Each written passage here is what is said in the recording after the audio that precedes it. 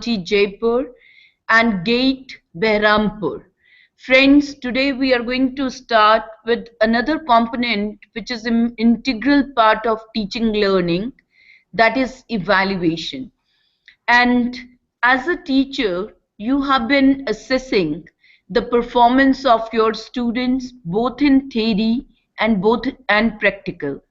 And as far as theory is concerned, you adopt different techniques of evaluating student performance. But as far as the summative evaluation is concerned, you are organizing class tests. You are also having end-term examination. And for that, each one of us as teacher sets a question paper from the syllabus which has been covered during that term. So in this particular session, I'll be focusing on how to set a good quality question paper and achieve the objective of setting the question paper. Now, before I start, what is the process of setting a question paper? Let me ask, what do you think makes evaluation good? That is, what are the characteristics of good evaluation? So, over to Global Institute of Technology, GIT. Yes. What are the characteristics of good evaluation? Can I get a response? For good evaluation, there will be a technique that every student will get his type of question papers. For example, if a good student can able to solve all the questions, and students of a mediocre category can solve for his question. So Okay. So that means you want to say a good quality question paper is one which contains items which are easy, which are difficult, which are of moderate difficulty, also. so that different levels of students can attempt the question paper. Thank you so much. Any other answer? Any other answer? Any other answer? Go Our ahead. question should be justified. Yes? It should cover all the units. Okay. All, It covered the totality of the syllabus or covered the contents which have been covered till that point of time. Okay, adequate coverage of content matter. Thank you so much. Over to GNA University, if you would like to respond to this question, or Behrampur. Anybody from the gate would like to respond to the question?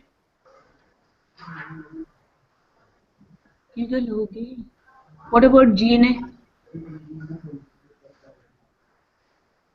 Okay, I think GIT and I have to interact again today. The other two institutions are not still online.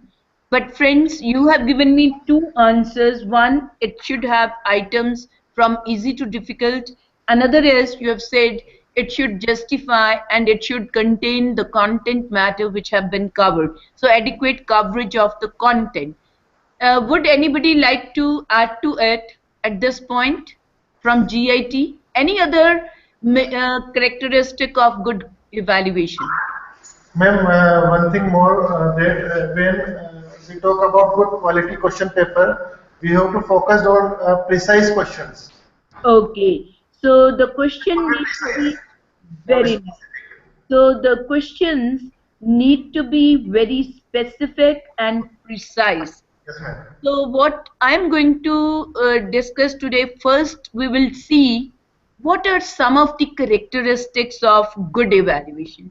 You might have come across two terms. Okay, Behrampur is there. Sir, would you like to answer this question? What are the characteristics of good evaluation? Or what is it that makes the evaluation good?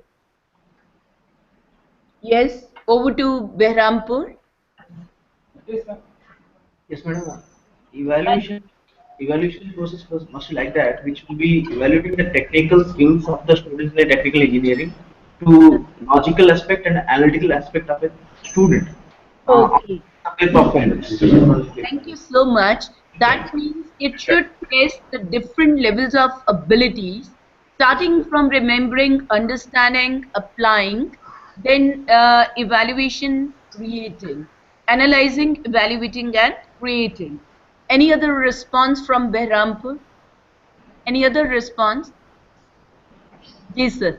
Yes, ma'am. We have to check whether the objective, all the objectives are being satisfied by the project or Fine. not. Fine, I've got your point that all the objectives or the learning outcomes which have been there for a particular set of content matter, whether those have been tested or the objective for which the evaluation is carried out, whether those are fulfilled or not. Fine. So let's see quickly in technical terms, how do we explain these characteristics? The very first characteristic of good evaluation is validity. When I say validity, it refers to whether the test measures what it intends to measure. That means if I am going to have a test which is measuring the database management knowledge of the student, then all the questions are likely to be related to database management. Or say, if I am teaching the networking or network theory and so on, then all questions in the test must be from the networking theory. Or if I am teaching soil engineering, all the questions are to be from the soil engineering. It cannot contain items from any other content of civil engineering. And coverage of content, as you rightly said, the GIT people, that any test, when it is said to be valid, when it gives adequate coverage to the content matter which has been covered.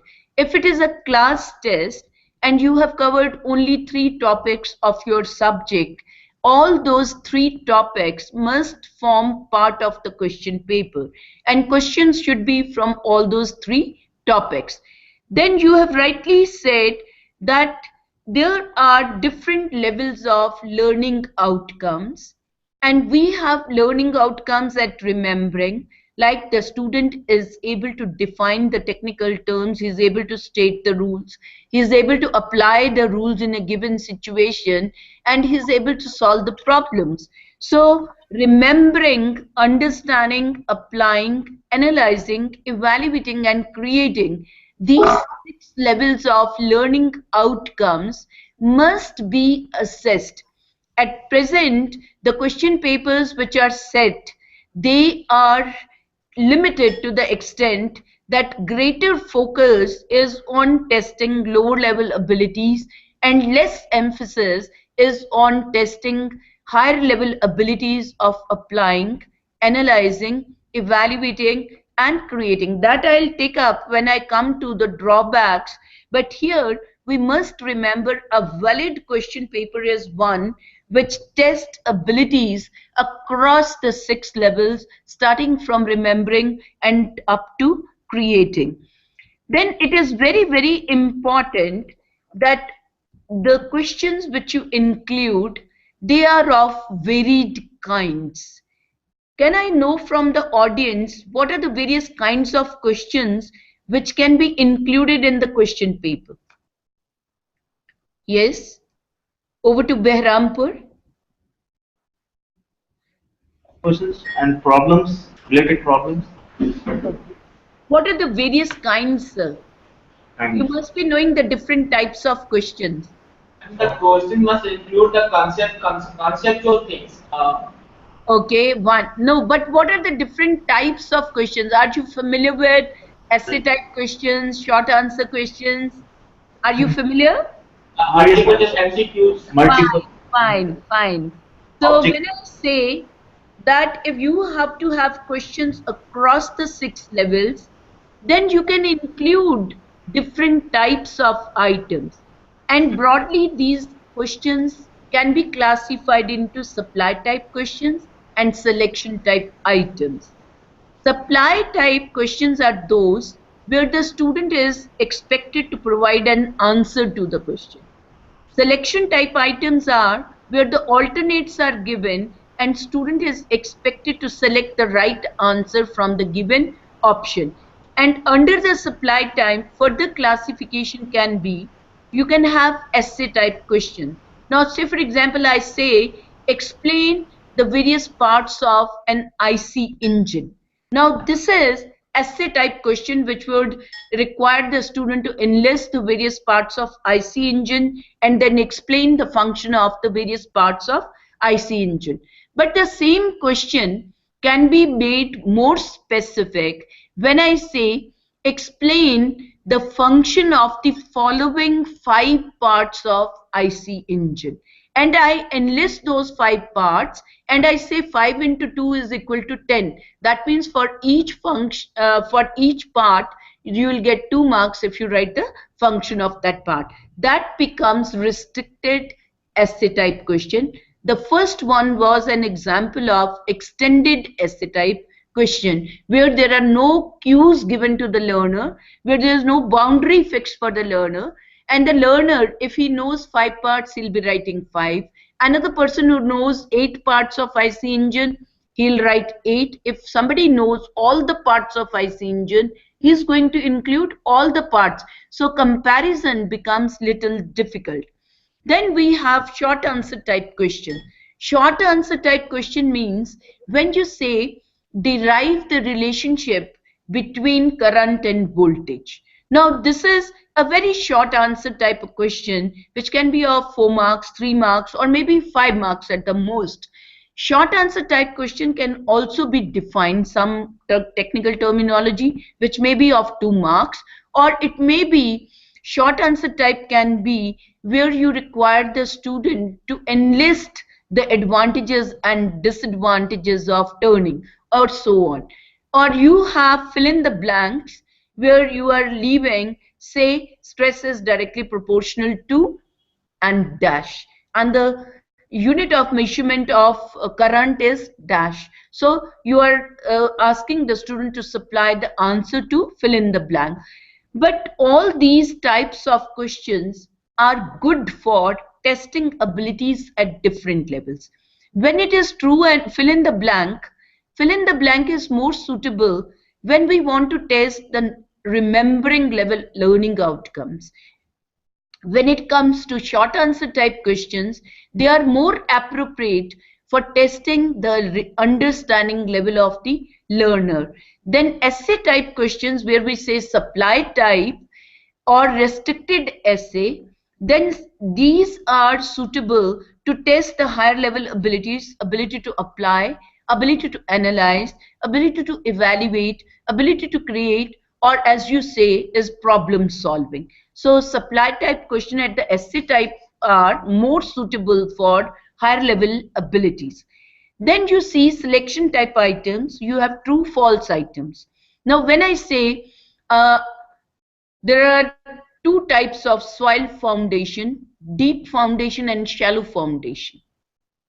Is it true or false? So the person has to say whether the item is true or false.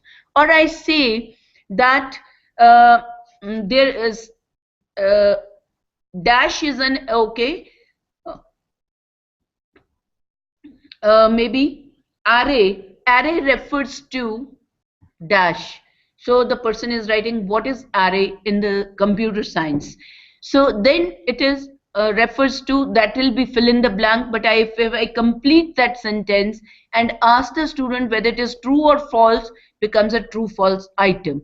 Matching type items require the person to match the premise with the response. So you have 2 columns. Say I'm writing the names of the scientists and then I write the name of the theories they have propounded. So the person is required to match these. So matching type items. Then you have multiple choice items. Multiple choice item means where you have a statement and there are 4 alternatives given. Out of those 4 alternatives, one is the right answer. Say the area of circle can be calculated by the formula. So you give different options to the learner, and the learner has to select which is the right formula for calculating the area of a circle. So multiple choice type item. Now true false items, they again are restricted to remembering and understanding. Matching type items can go up to application, or you can also think of writing an item at analysis level. Multiple choice type items can be written at different levels, but it is very difficult to frame items at the higher application level. When it comes to problem solving, it is not multiple choice. You need to prefer essay type question, which is open-ended essay type of questions. So problem solving comes under uh, extended essay type question. So a teacher, when has in view all the learning outcomes which need to be tested, then he is in a best position to select appropriate item or question which should be included in the test paper to assess the student performance with respect to that learning outcomes. Another very important parameter of good evaluation is convey an intention of the paper setter. So when you frame a question, it should convey what exactly is expected of the student. Now when I write what is say diode, what is diode? A person knows the definition of a diode, he writes a definition of a diode. Another person knows the function of diode, he writes the function of diode. Would you consider it right or wrong? Because in your mind, when you have posed a question, what is diode, you are expecting the definition of the, and why don't you correct it and say define diode? And everybody is on a understanding that a definition is to be written. So, or we write short note on. Now, when I say write short note on, or I say write short note on sustainable development. Now, in what context that sustainable development I am talking about? And sustainable development is such a vast area. Student may pick up one of the things and write about the sustainable development. Another person may take up another aspect and write on sustainable. So where do I compare? So convey intentions of the paper setter. Very rightly somebody pointed out that the questions which are included, they need to be precise, they need to be specific, so that the respondent understands what is actually expected of him by the paper setter. Another important is that when you include items, they should cater to individual differences. So you have easy items, you have moderately difficult items, then you have high difficulty items included in the test.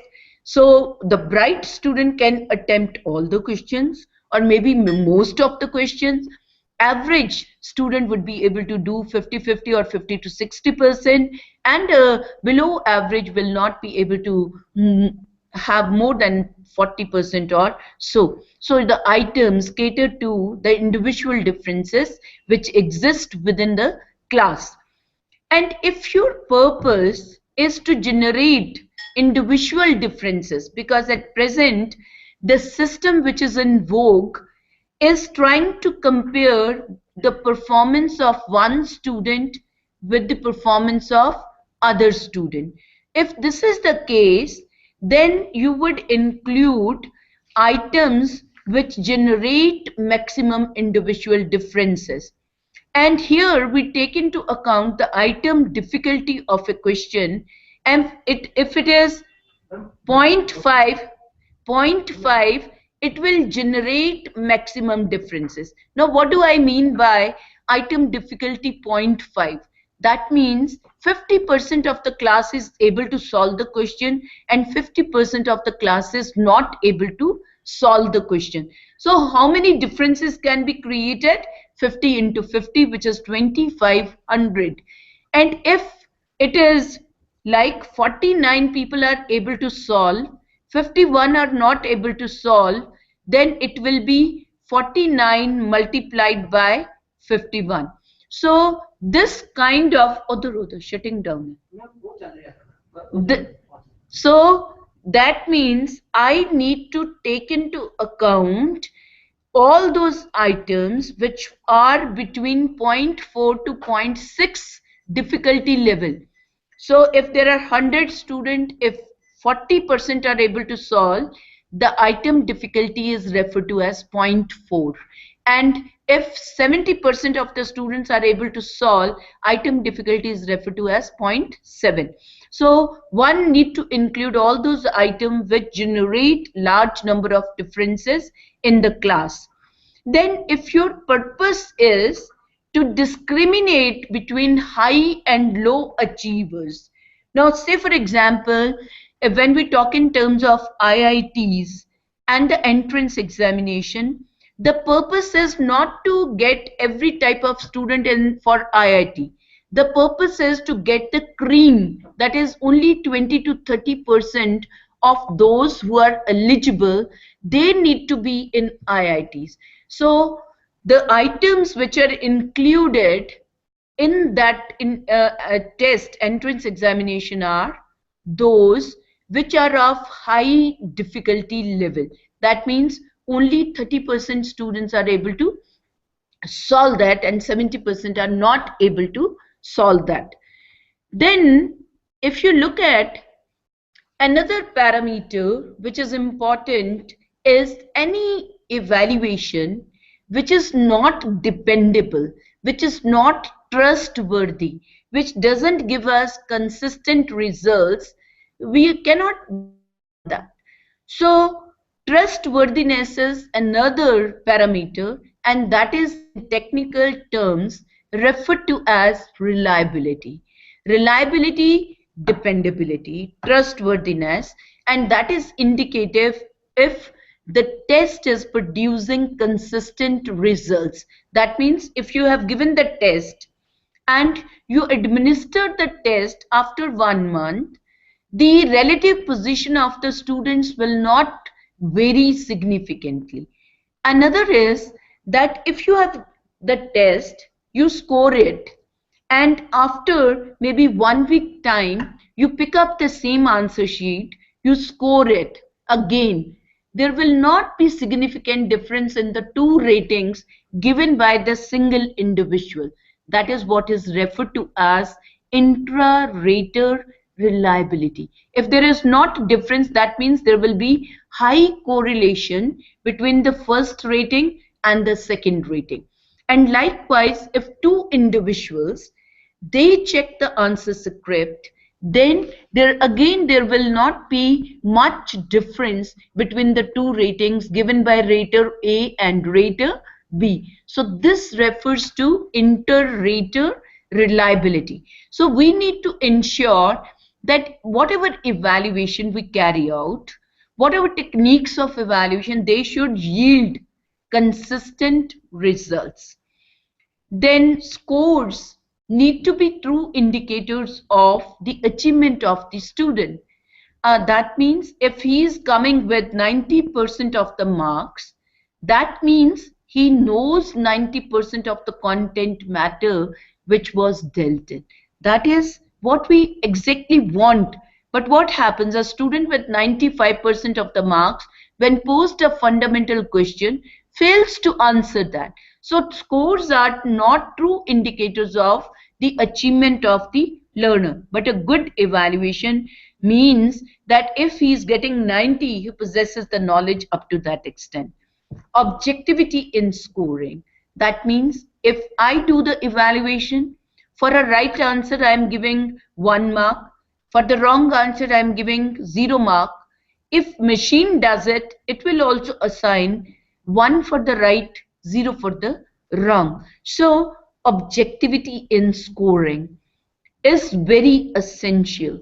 And when we do the mark distribution in essay type questions or restricted essay or short answer, we need to be very, very objective, keeping in view what answer is expected, whether the marks are justified for that. So it is always, if you have specific questions, you have parts, you have restricted essay kind of a question, you can always have division of marks. So you bring more objectivity in the scoring. So these are some of the characteristics of good evaluation. Another you can add to is that whatever evaluation you plan should be practicable. That means you should be able to implement what you intend to assess. If I have planned, so I make observation of my students and I have 80 students in my class, it becomes rather difficult to have observations of 80 students and record those observations of their behavior. But if I say I have, say, used rubric and I say they are going to participate in the group discussion and every individual is going to evaluate the performance of other member. So you go in for peer assessment, that becomes practicable and people will be able to give you the rating on the basis of that. Another one is any evaluation has to have utility. Utility for the student, utility for the teacher, utility for the institution. So what is the utility when you evaluate your student on the basis of class test?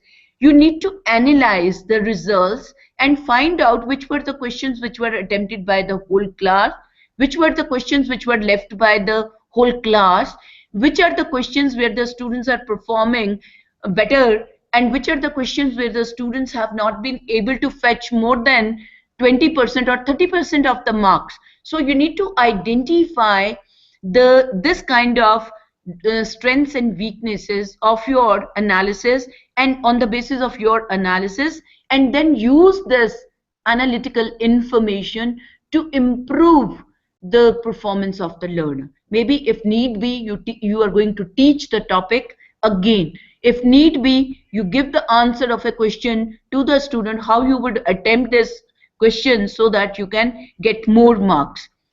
So at present, when I try to compare the existing system, it has number of flaws. What are those flaws?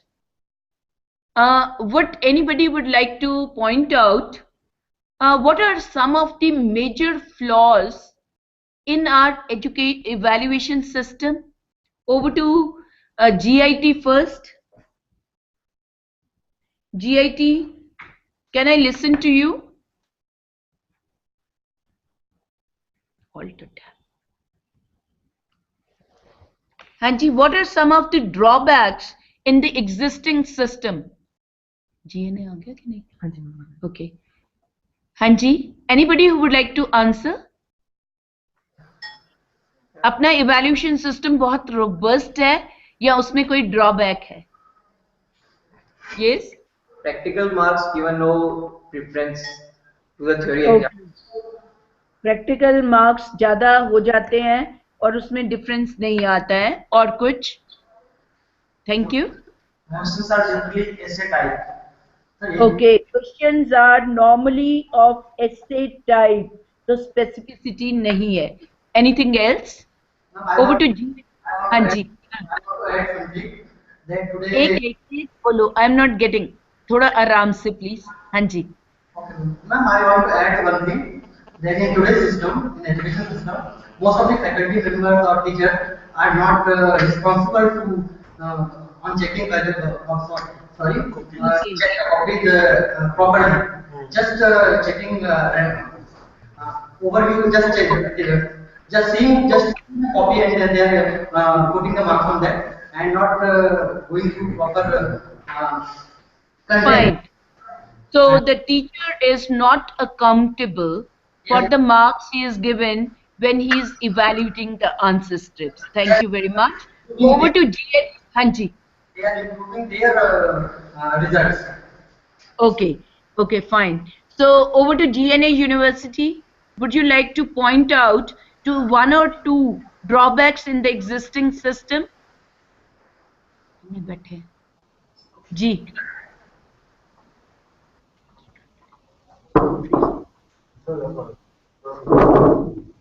Ma'am सबसे पहला है subjectivity. Okay, subjectivity is there. Fine. Ma'am ma'am students जैसे फालतू लिख देते हैं, मतलब कुछ गलत लिख देते हैं, तो वो एक्सपेक्ट करते हैं कि उन्हें एक्स्ट्रा मार्क्स मिले. Okay, so students give lengthy answers which are irrelevant, but they expect more marks on writing more number of pages. Okay. Yes, ma'am. Second is Okay, ma'am. thank you so much. Hanji. May I know your name, please? Ma'am, Kalpana Dora. Kalpana, thank you so much. Over to Behrampur.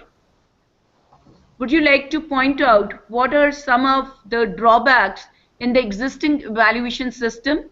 Over to Behrampur. Ji. Can I get one or two responses from your side? Are they there? Hello. Yes, madam. Hello. Hanji, Hanji. Morning, madam. Ma'am, at present evaluation system, we lacks the creativity. We are not looking for the creative answers. We are just looking for the definition what is written on the book. So the Very right. So it is more at the level rather than at the higher level.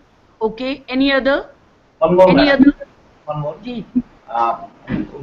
In the current examination pattern, you are much concerned about memory, what you are exactly remembering the things and writing the facts in the exam. You are not at all concerned about logical understanding and conceptual understanding. Fine. So we are not looking for the analytical reasoning ability, but it is more at the lower level of this. Fine. Thank you so much. Let's quickly go through. Let's go through the drawbacks that exist, which are on the basis of some of the studies which we have carried out at NITTTRCHD level, and we find that emphasis as far as our evaluation system is concerned is on written test. But students come with different capabilities. Some are good writers, some are good orators, some are good doers. That means they can take up a project, give you an excellent result. Some people are good at practical skills and some are good at writing. At present, the system favors only those who have very good writing skills. Another one is the quality of our question papers is a major concern. Why do I say the quality of question paper is a major concern? I received question paper, I have written to all the centers, but I have received question paper only from GNA University. So I'll be picking some of the examples from their papers also. So here we see that inadequate coverage of content matter is there. That means, I just give you, there are external choices given in the question paper. I have just found out that, say for example, in one of the universities, it is written attempt any 5 of the given 8. So if there are 8 topics in the subject, a student is expected to attempt any 5. You are giving a leverage, giving a flexibility to the learner to leave 3 topics outrightly. And a person who has learned 50 to 60% of the syllabus is able to achieve as high as 80 to 85% of the marks. So he doesn't have the knowledge of the full subject, but he has the knowledge of 50 to 60% of the syllabus. I picked up GNA University. I found it has been divided into sections. The first section is compulsory. Attempt any 3 out of the given 5 is section B. Attempt any 1 and you have, oh sorry, it is 2 and 3, I think 3. So, or 1, attempt any 1, it should be reversed, that is 1 upon 2. So this is section C. I took up another, question number 1 is compulsory. Answer any 5 from the remaining. This is DTE Rajasthan, which is giving this kind of information that question number 1 is compulsory, but from the remaining 7 you can pick up 5. So you can see here I had another university IMS, and they have written attempt any 10 questions from section A, 10 to be attempted of 12. Attempt any 5 questions, section B 7. These were from the 7. Then attempt any 2 questions, section C. 4 questions are given and the person is required to attempt 2. In all cases, you will see, if I have taken another JSS Academy, it was attempt all question part A, attempt any 1 question out of the given 2, attempt any 3 questions out of the given 4. Seeker group, attempt any 5 questions, selecting 1 question from each unit. 3 units where 2 questions have been framed. So all these papers provide for external choice. So student can learn limited syllabus and he can get very high marks in the examination. And very rightly, you have pointed out that majority of the questions, they test lower level abilities of remembering and understanding. And they ask trivial things. Now see here, the questions which I have picked up from the various question papers. Write down the governing equation for the determination of bending deflection of beam. The person has to reproduce the equation. Differentiate between statically determinate and indeterminate problems, DNA, and again this is at the understanding level. Then define specific heats of gases. Then explain the first law of thermodynamics. Define is at the remembering level, explain is at the understanding level. Then see, define rolling pairs. List 4 types of followers. Then define turning. Then differentiate between count and count distinct. Now, if all these questions I try to see which appear in the examination, all these questions are testing the lower level abilities of remembering and understanding, and major emphasis is on testing such types of abilities. Then I came across that there are, when we frame question, there are mistakes which we commit. Here, the question starts with, what are the steps to design a good database? So my question to you, to the audience is the student sitting in front of me that I am posing an oral question, what are the steps to design a good database? He is appearing in a written test. So why can't I write the steps to design a good database? Or I say, describe the steps involved in designing a good database. Or what is semiconductor? Now, this question has come, what is semiconductor? Again, I can write its uses, I can write its definition, I can say how semiconductors have developed over a period of time. So it is left to the student. So it is incorrect framing of a question. Likewise, what is trigger? Explain with syntax. Can't I simply write, explain the concept of trigger with its syntax?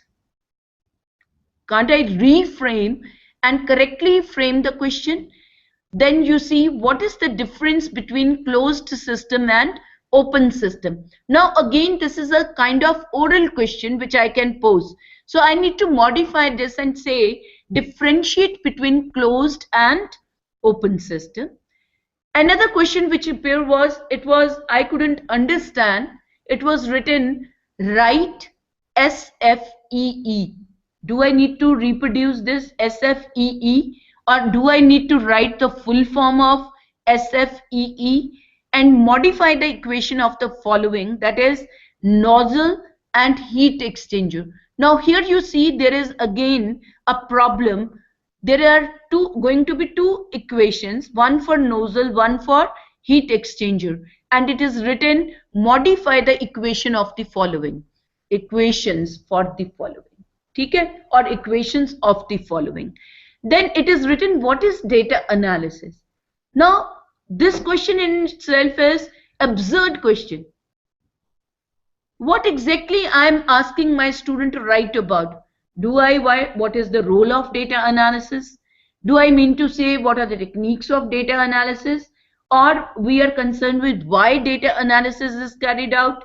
I am not clear. So again, it is incorrect framing of a question. as likewise you see what is computer. भाई what is computer? मैं बोलती हूँ computer does so many functions, computer can be used for networking, तो गलत नहीं है, but मुझे लग रहा है the paper setter wanted the definition of a computer. Then write the advantages of distributed database. And पीछे क्या question mark है? Again this is wrong. It is a statement. So why a question mark appears at the end and only 2 marks are given? I'll come to that also. Then you see write short note on. Many of the paper setters, when they are not able to design a specific question, they include write short note on, which is not correct, because students will be viewing that from different angles and they'll be including what they know. So you are not able to compare the responses of 2 students, and at present our system is norm reference testing. Now here I have come across papers with a lot of repetition of question. The same paper, there is repetition of question. I was just looking at and I found GNA, you have sent me the paper, and it is define rolling pair. This appears in one question. Another question is define turning and rolling pair with examples. Now see, a question is appearing part 1 and somewhere else, then in another question the same question is repeated. I came across one question in another set of papers where the same question was repeated thrice. Same question repeated thrice, 3 times in one question paper. Over the years तो हम सुनते ही हैं कि पिछले 3 सालों से ये paper question आ रहा है, but it is something surprising. The same question paper includes the same question. Then there are grammatical mistakes, I have already said. Then here you see a person is expected to differentiate among the 3 things: count, count distinct and count star in SQL. और उसमें लिखा क्या है? Differentiate between. ये 3 जो terms है इनको differentiate करना है, ना कि 2 को करना है. Then we ask, sometimes students have problem when there are questions from out of the syllabus. So asking irrelevant questions is also when the paper setter is not familiar with the syllabus which has been covered, or there is no breadth and scope of the syllabus indicated, even that this kind of a problem creeps in. Then mark distribution is not proper. आप question को 3 भागों में divide कर देते हो, but marks आप 10 ही रखते हो, 20 ही रखते हो. Who will know how many marks are to be given to first part, second part, third part? Can I have 6, 7, 7 as distribution? Can I have 7, 6 and 7 distribution? Can I have 7, 7 and 6 distribution? So these are issues which are existing in our question paper, and you have rightly said scores are not true indicators. Even the bright, high achiever is unable to give me the definition of basic concepts involved in the subjects. We come across cases where we find mass copying. Then you have leakage of question paper. On the very first day you have leakage of question papers can also be there. Subjectivity in scoring is there, very rightly somebody said there's a lot of subjectivity. It is more in case of practical component and more in case of essay type examinations. Then lack of transparency. Our students do not have an idea how they are going to be evaluated, what criteria you are going to use when you are assessing their abilities like communication, their abilities to work in teams, their abilities to be creative. So you have not designed rubrics which specify that criteria. Then in internal assessment, my colleague was very right when he said practical marks are very high, and there is no actual reality that students deserve always the same amount of marks or same scores. Pressures from management, pressures from colleagues, pressure from the relatives, pressure from friends, etc., etc. They keep on uh, inflating the scores of the students as far as internal assessment. And we have taken up a study where we didn't find any correlation between the internal assessment marks and the external examination marks. So there is no correlation. A student may be getting very high marks, but he is not getting those marks in external examination. So what is the point giving inflated scores to the students? Then lack of uniformity in assessment of practical work. It varies from teacher to teacher. Now let's come quickly to, if we have to, there are flaws in question papers, how we should actually proceed. And at present, many of us would take hardly any time to design a question paper. But it is both an art and a science. You need to be thorough with the principles of setting question paper. You should be thorough with the content which you have dealt with, or you want to assess the student performance. And then you should be very, use your ingenuity or use your creativity in framing the question. So you can see here, I'm just showing you the steps which needs to be taken. Then I'll explain. The very first step in setting a question paper is you must list down the topics which need to be covered, or you must have the copy of the syllabus before you, so that you know exactly what has been dealt with, from which domain you are going to assess the performance of the learner. The second important step is, if you are covered 3 topics, what is it a student is able to do at the end of unit of instruction? So you need to have a clear-cut idea of the learning outcomes for those 3 topics. Most of my colleagues have not sent me the learning outcomes, which I requested that you please write learning outcomes. I only received from 2 members, one from GNA, another from Behrampur, and I have sent my feedback to both of them. You can see this, and then you can attempt writing learning outcomes. Sometimes in the syllabus, it is written the learning outcomes, if specified, you can retain the same, but otherwise, as a teacher, you need to write down. Then you need to determine the weightages to be given to each topic. Now at present, what we are doing, if I have covered 3 topics and I have to set a question paper of 60 marks, so I say give 20 marks to each topic. Why equal weightage is being given when equal instructional time is not given? Maybe one topic takes only 4 hours, another topic takes 6 hours, another topic takes 5 hours. So in total, if I have covered 3 topics, first topic is covered in 4 hours, another is covered in 6 hours, another is covered in 5 hours. So if this is the kind of distribution, I have spent 6 hours on topic number 2, and again topic number 2 is getting the equal weightage which is given to topic 1 and 3. So do I need to take into account the instructional time which has been spent on teaching a particular topic? How do I do? I'll come to that. Preparing a table of specification.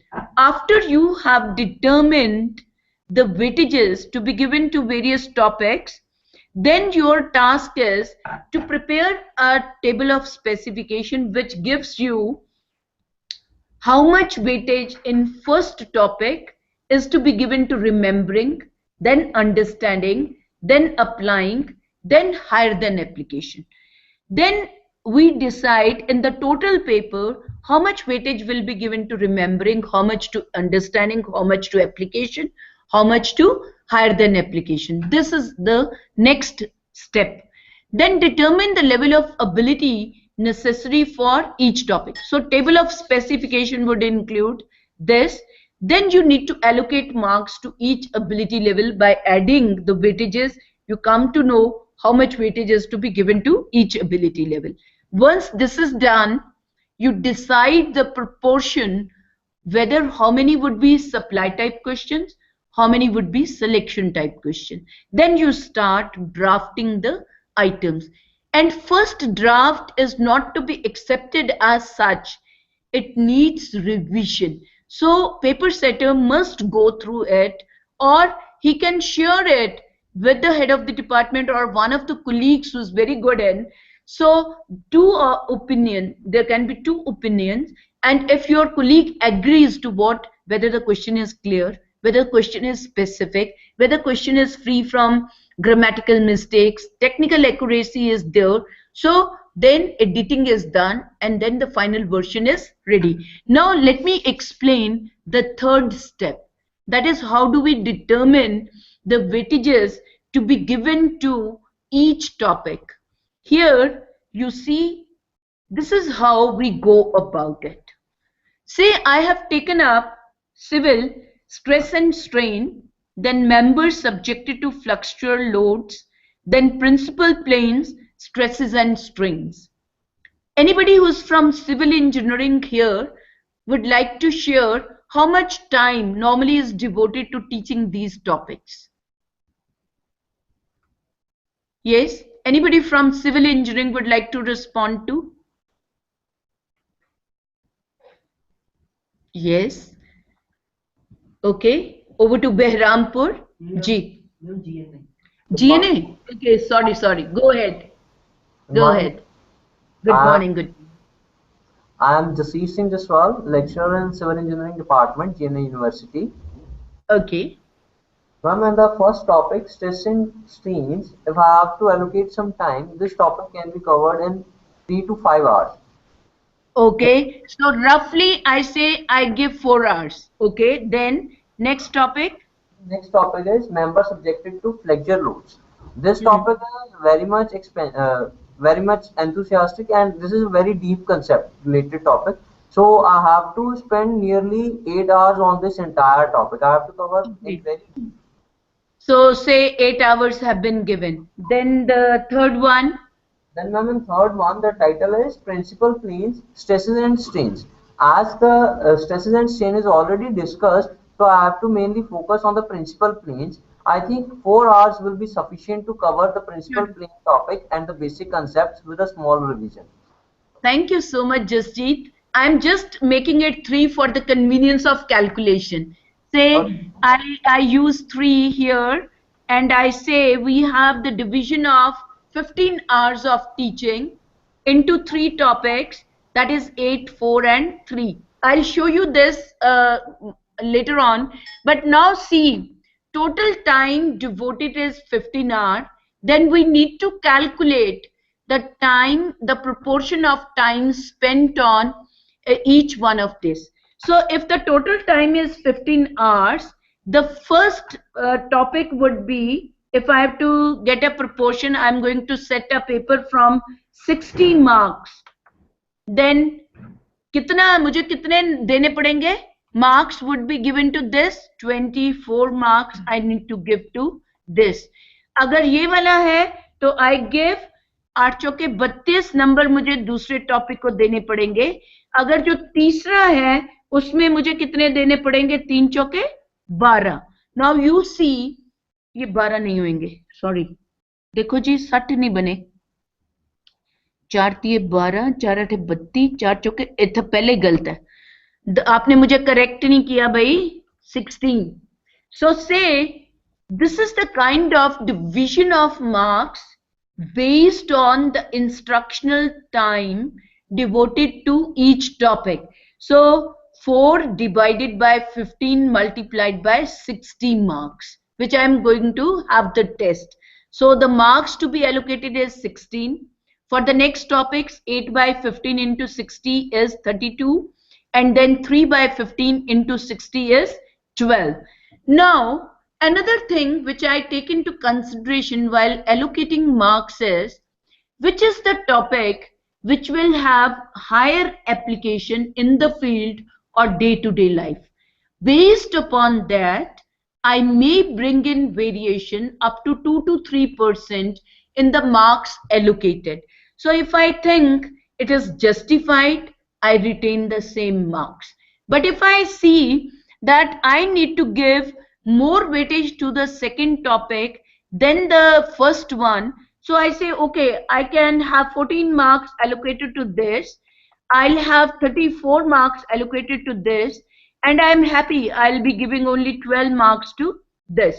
So 14, 34 or 12 depending upon what is the application of the learned topic into day-to-day life or the world of work. So I can modify. F punch kar dena ji. Ule. So you can modify the weightages based upon the relevance of the learned material, its application in the day-to-day life. So you can see here, this is how we have tried to work out the first topic I have enlisted, then I have enlisted the instructional time, then I have calculated the weightage to be given to each topic into the marks to be allocated, so proportion into the marks, then final weightage based upon its relevance in the field. The next thing which we need to do is, we need to prepare a small table of specification. Table of specification would help the teacher to ensure that you assess the ability levels at various levels. That is, you are including items which are testing, remembering, understanding. Then you ensure having items at the application level. Then you also writing item at the higher application level. Now here, when we say we'll go by this, and I said I am going to allocate 10 marks here, not here, but I am going to have 10 marks here. I'm not able to take it. चलता नहीं भाई, total marks ही shift ही नहीं हो रहा ना ना, क्यों भी क्यों नहीं हो रहा, नहीं हो रहा say ना say for example, I think I'm not able to take my pointer to that column, but you have already seen in the previous slide, you have already seen that to the very first topic we have given 10 marks. Now you looking at the content which has been covered and looking to the learning outcomes, you decide how much weightage you would like to give to छोड़ दे F5 पे जा, F5 पे जा. Excuse me, ma'am. हाँ जी. Ma'am, I have a little doubt that in the third part, the title considered was principal planes on the base of stress and strain. So, ma'am, principal plane is more relevant topic as the stress strain topic is already covered. Shouldn't it? मैं समझ गई, तभी उसके number कम कर दिए ना. Okay, आप उसको और भी रिड्यूस कर सकते हैं. This is hypothetically which I have given, right? Okay, ma'am. Thank you. You can always because you are the. अच्छा कोई गली होने नो लगा ना. Because you are the subject matter expert, this is not something rigid. Now this is for the subject matter specialist to decide how much weightage is to be given to these three topics. I have taken a hypothetical case, right? So Okay. as a teacher, you can modify. Thank you, ma'am. Anji. So then you will analyze the learning outcomes, and if we have said we'll give 10 marks to stress and strain, then out of the 10, am I going to give 4 marks to remembering, 4 marks to understanding, or 2 marks, 2 marks for remembering, 4 marks for understanding? Is there any application? If you think there is any application, you can give those marks here, or you need to decide how much you are going to give to remembering, how much you are going to give understanding. Jasjeet, can you help me out? If I have 10 marks to be allocated, how many marks would I allocate to remembering, then to understanding, then to application? First topic जो था, sir को मत देखो. Yes, go on. I'm ji, looking at the screen. This is okay. from the sideways. Oh, that's right. हाँ Actually, ma'am, ji, according to me, I think remembering should be awarded only 2 marks. Then okay. next topic is should be awarded 4 marks, and the rest 4 marks should be given to the application of the topic. So, Okay, understanding and fine. application are the equal part, because if one understands, he can apply. Whereas if one remembers, is not as well as able to apply it, unless otherwise one has already. I'm fully impressed what you have said. Go to the second topic, which is members subjected to fluctual load. Yes, ma'am. In this case, as We have 34 marks. 34 marks की क्या distribution होनी चाहिए? ma'am, in this part, if you have to remember things, so I have to again divide it in the similar ratio. To make it in similar ratio, I will give nearly 8 marks to the remembrance, and then I will be left with the 26 marks. These can be divided as 15 parts for understanding. I am giving some additional marks for understanding because the topic goes more difficult to understand rather than application. If you understand it once, you can apply it easily. So the rest of marks will be awarded for the application of the topic. Higher application पे problem solving पे कोई marks नहीं देने. Ma'am जो marks रह जाएंगे, that is I am left with 9 marks more, that will be awarded. 19 आपके 16 और 9 तो 24 होते 25 होते हैं ना, आपके तो 34 नंबर है. Yes ma'am, the rest of the marks I have already awarded for the remembrance of the topic. 8 आपने कहा रिमेम्बरिंग, 8 आपने कहा अंडरस्टैंडिंग, 16 नंबर हुए. 9 आपने कहा, 19 मार्क्स आपने इसको दे दिए. अच्छा 19 आप इसको दे रहे हो. But I have said 8 marks for remembrance, then I am left with total of 26 marks. Out of 26 marks, 15 marks are for understanding, and the rest of the 11 marks are for the application. I don't agree here. आपका जो remembering understanding है, फिर तो वही बात हो रही है, आपके चाहिए क्या? What is exactly? अगर मैंने अंडरस्टैंड कर लिया, मैं चाहूंगा क्या कि he should be able to apply. So और आप ये कह रहे हो कि अंडरस्टैंडिंग हो गया तो तभी अप्लाई करेगा, right? So when you test application ability, the understanding ability is already tested, right? So Okay. in this case, if you have 6 marks for the remembering, you give 6 marks for the understanding, 12 number यहाँ पे निकल गए. Application के आपके 34 में से अब कितने रह गए हैं? You have 22.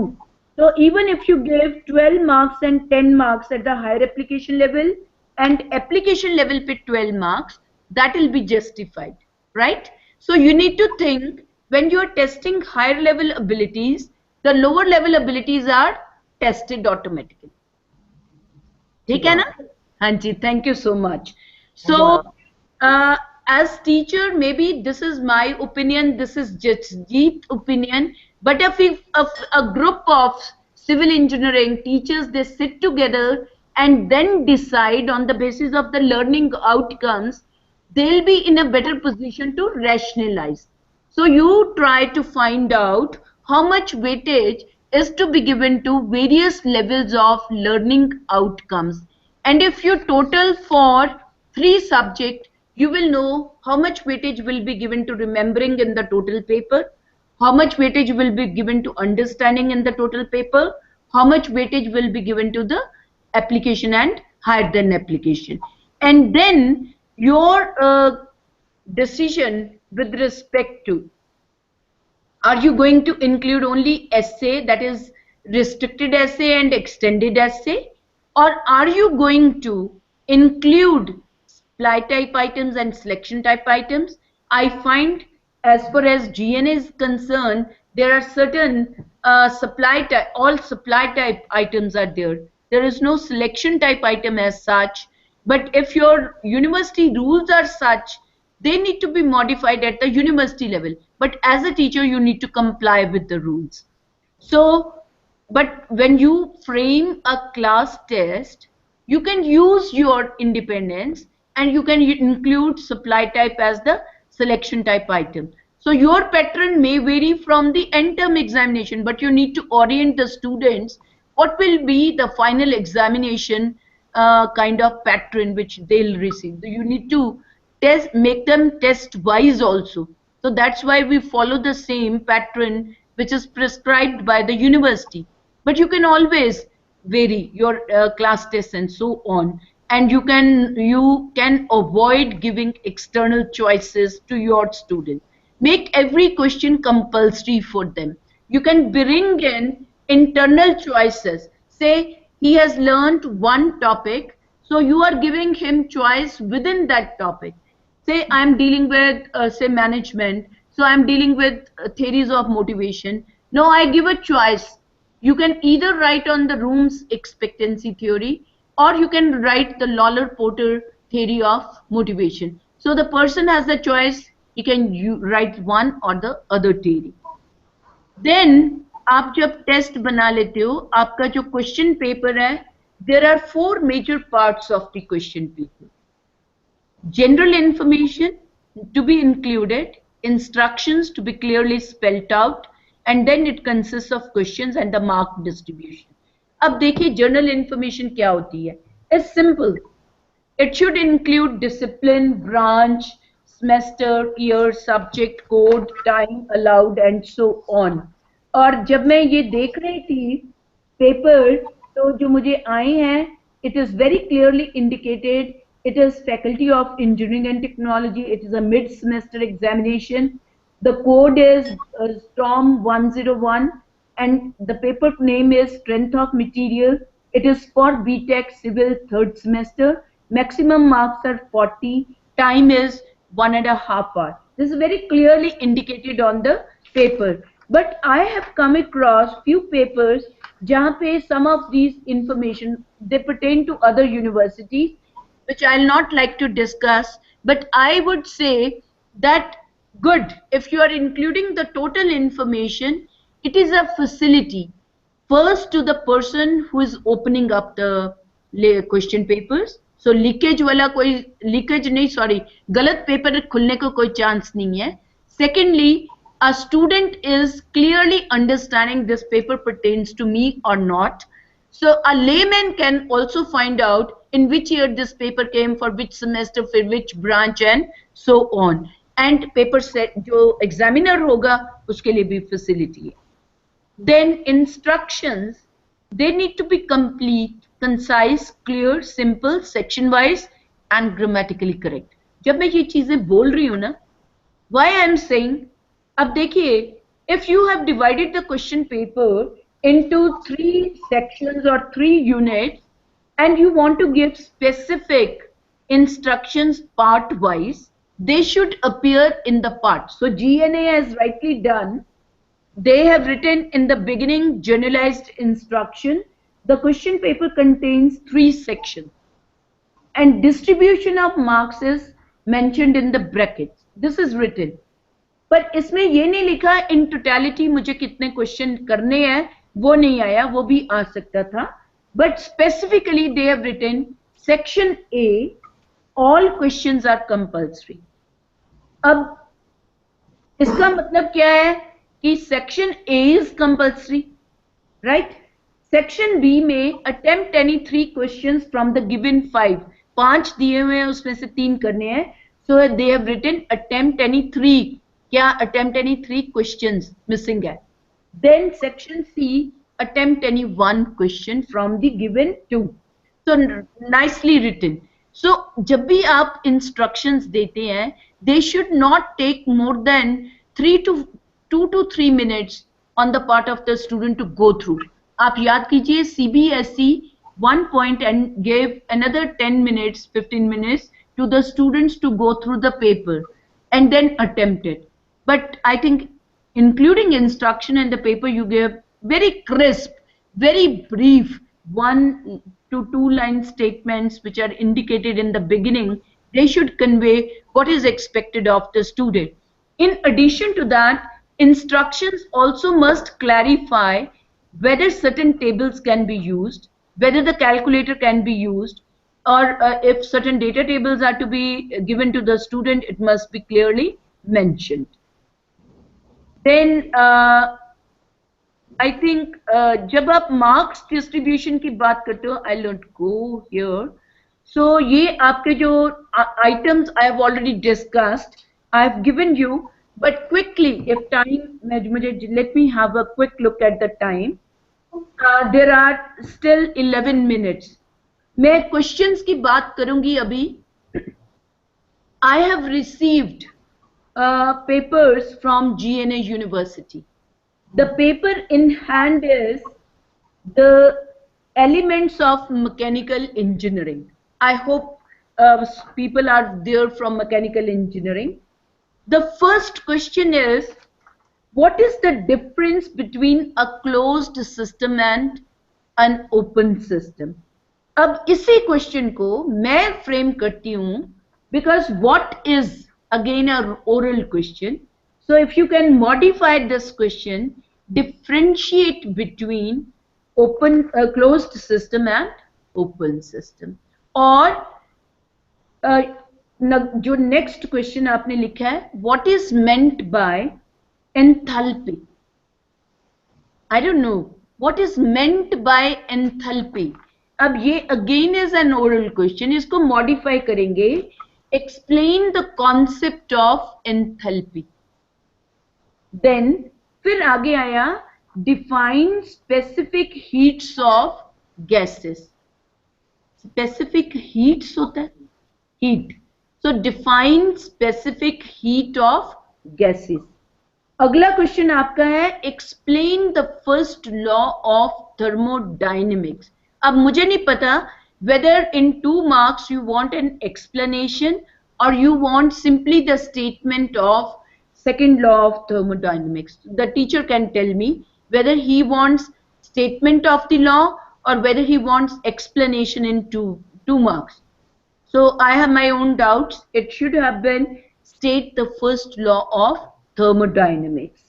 Then अगला है क्वेश्चन आपका write SFEE. मैंने इसी को लिखना है, ये मुझे क्लियर नहीं हुआ. क्वेश्चन में बड़ी भारी गलती है. Right the full form of SFEE and modify the equation for the following. या तो nozzles and heat exchanger. But this question is of 2 marks and there are 3 parts involved here.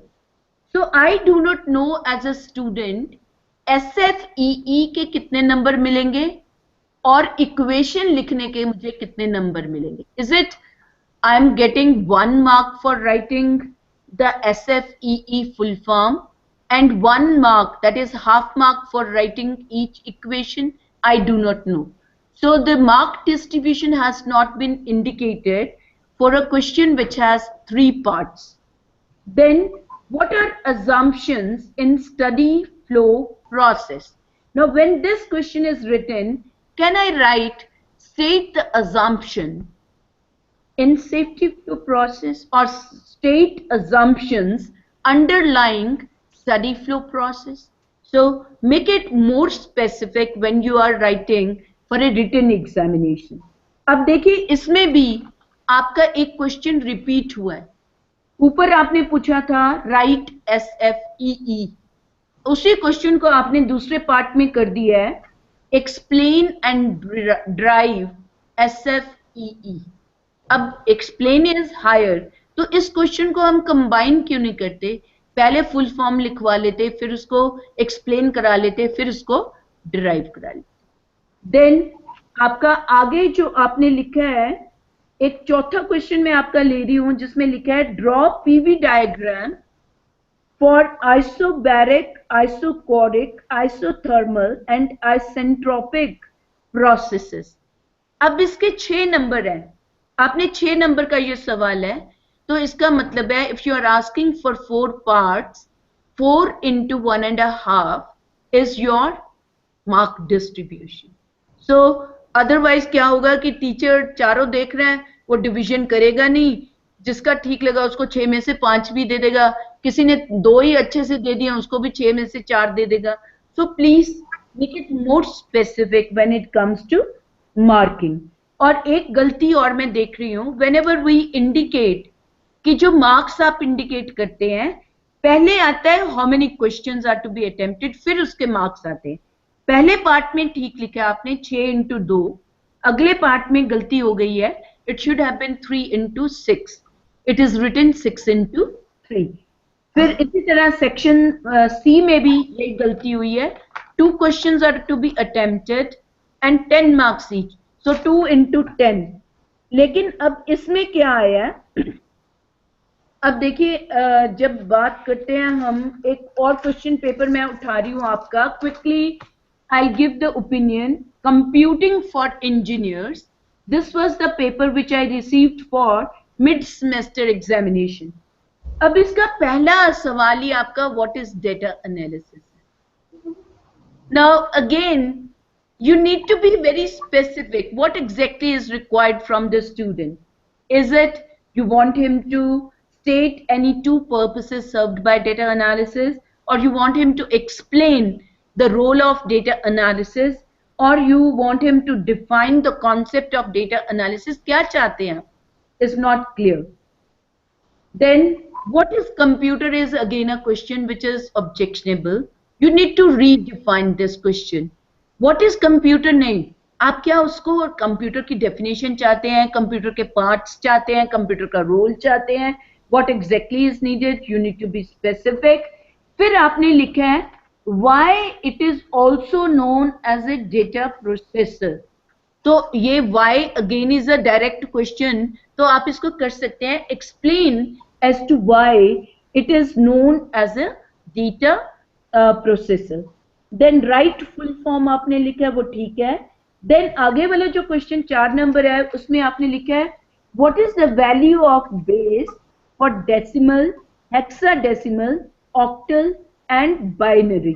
अब व्हाट इज द वैल्यू वो तो मैं बोल के नहीं बता रही हूं, तो simply change what by write the base value for this. Then अगला आपका जो सवाल था वो फिर व्हाट से स्टार्ट हो रहा है, I could not understand bit and byte, परम जी, in computer bit and byte, byte नु की कहंदे हो byte. So you have asked for what is byte in computer terminology. अब आप सीधा कहिए explain the concept of byte in computers, field of computer ना, वो तो उसी में ही आ रहा है। And then you say differentiate between bit and byte, more specific. Then आपने लिखा name the technologies used in constructing computers of first second, वो ठीक है। Then आपने लिखा how computers are being used in online transaction, मैं one word answer दे सकती हूँ, online transaction में कंप्यूटर का क्या रोल है, तो इसको आप ये क्यों नहीं कहते explain the role of computers in online transaction, इसको modify कीजिए। Then it was another question which was written, why were first and second generation computers are difficult and costlier to produce commercially than the computer of subsequent generations. अब इसमें सीधा ही आपका आना चाहिए, पहले तो क्वेश्चन ग्रामेटिकली गलत है, तो इसमें आप चाहते यही है कि बच्चा एक्सप्लेन करे कि जो first and second generation computer थे why they were more difficult and costlier. So explain as to why computers of first and second generations were more costlier to produce commercially than the computers of other generation. Simple, सीधा सवाल है, direct उसको समझ आ रही है। Then आगे आपने लिखा है draw block diagram of computer with brief description of each unit. क्या मुझे डायग्राम में डिस्क्रिप्शन देनी है? नहीं, आप इस क्वेश्चन को मॉडिफाई करिए, ड्रॉ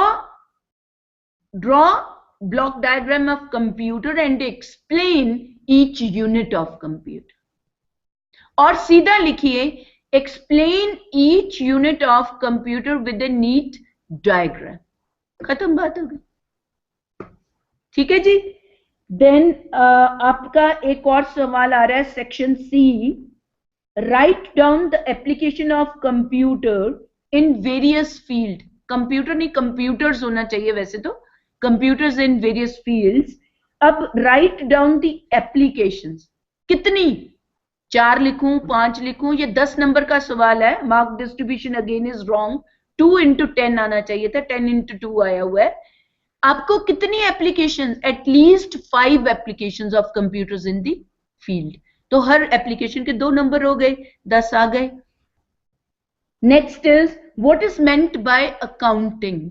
इसको भी आप चेंज करेंगे. Explain the concept of accounting.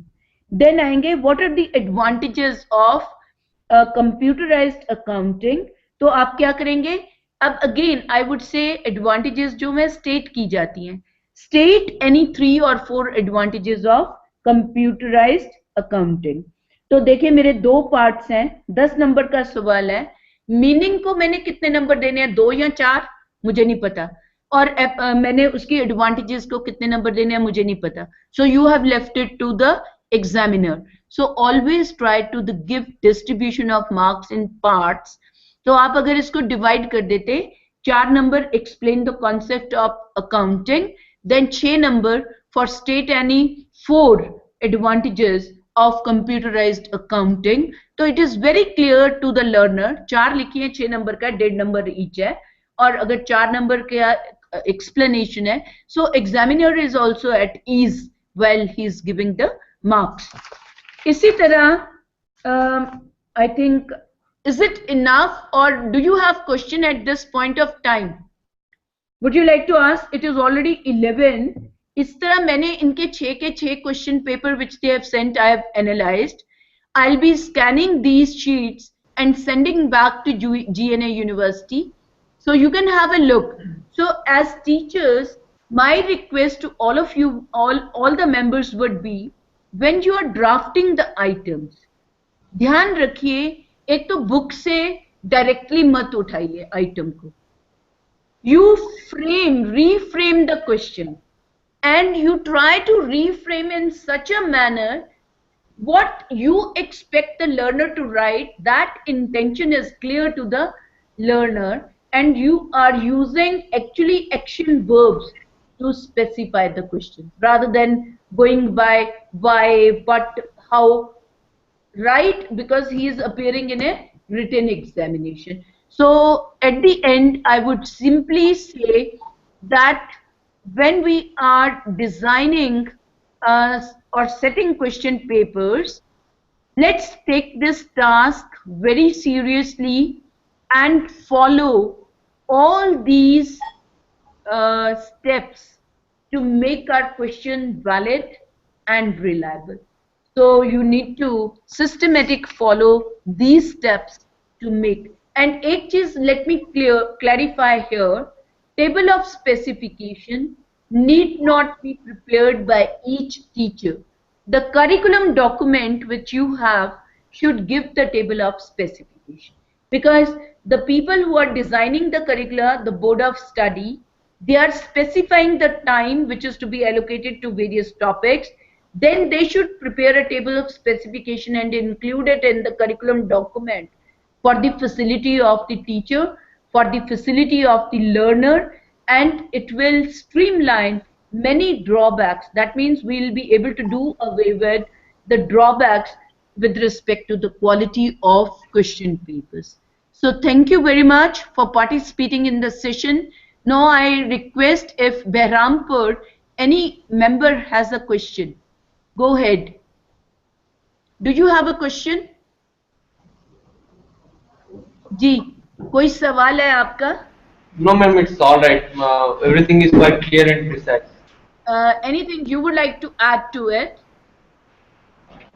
May I know your name, sir? आपका नाम? Samat Kumar Patra, ma'am. Thank you, Mr. Pawan. So, no question from your center. Over to GNA University. Madam, I take the privilege to thank you very much for very illustratively explaining. Thank you so much, sir. It's my heartiest desire to say that. Thank you so much. He's very efficient in giving responses to the questions. You reviewed them very well. analyzed it so meticulously and took all the minutes to give us the feedback. And the best part is that you have mentored the things very well. Thank you very much. Thank you so much, sir. But sir, request to you, sir. Participant बहुत थोड़े हैं अपने. Madam, the first 2 days, a lot of teachers are away to Jammu and to Hoshiarpur. So, the total number is only this much, 10 or 12? It's about 20 people and they are taking their classes. We have not allowed them to leave the class. So please, how do I certify them? They are coming, they are sitting here. I'm requesting them again. Like, थोड़ा जा free कर दो, please, teaching तो. Thank you. Okay, I'm not going to certify them. Okay. So, friends, if there is no question, over to GIT, Global Institute of Technology. Already the people have left for tea. जी, कोई सवाल है sir आपका? One question I want to ask. हाँ जी. As we all know that in nowadays faculty member or examiner is already in huge load. If they want to check the copies, they are not having much time to go to all the points that you have said. They are not able to heed all the concept or all the content the examiner is written in the copy. So can you tell me, because there is time constraint. I fully agree to you that teachers are overburdened with other duties than teaching. Teaching is relegated to the past, which is not correct, one thing. But as a teacher, if I have 80 papers, copies to be examined, then I need sufficient time, because each paper, if is having 5 questions, at least I require 15 to 20 minutes to go through one answer sheet. I know the subject, so I can go through, and as you keep on doing it, the speed also increases, right? But you require at least 15 to 20 minutes. Now the procedures which can be used, I can share some of my experience. One, that many institutions have started table marking and people are taking it too easy. पैसे बनाने के लिए 25 तो क्या 50 भी देखेंगे, which is not correct. तो उसमें how to avoid this kind of, आप क्या करते हैं कि अगर आपका एक सब्जेक्ट ऐसे आपने DBMS पढ़ा दिया, अब DBMS के पेपर हैं, आपके 4 एग्जामिनर और से 5 क्वेश्चंस टू बी अटेम्प्टेड, 5 बैठे हैं लोग, तो 5 लोगों ने आपस में डिवाइड कर लेना है कि पहला क्वेश्चन किसने मार्क करना है, दूसरा किसने करना है, तीसरा किसने करना है, चौथा किसने करना है, पांचवा किसने करना है. So one person is taking the answer scripts and all those answers for question number 5 are checked by one, 4 by another, third by another, 2 by another and first by another. So इससे फायदा क्या होता है, क्योंकि एक examiner सिर्फ एक question के आंसर के ऊपर फोकस कर रहा है and his speed becomes to fast and second third fourth, तो एक जो टेंडेंसी होती है ना कि 40 चेक कर लूंगा, वो तो कर्व हो जाएगी, बिकॉज उसके पास उतने ही आएंगे जितने आप देखोगे सारे मिलके. अनदर इज, आप अगर अकेले कर रहे हैं, आप मेक इट अ पॉइंट कि पहला क्वेश्चन सारे बच्चों का आप पहले देखिए, फिर दूसरा क्वेश्चन देखिए, फिर तीसरा क्वेश्चन देखिए, फिर चौथा देखिए, फिर पांचवा देखिए. आपको इनिशियली लगेगा ये तो मुसीबत है, पहले एक पेपर खोलूं फिर उसका पहला देखूं, फिर दूसरा खोलूं फिर उसका पहला, but this will give you.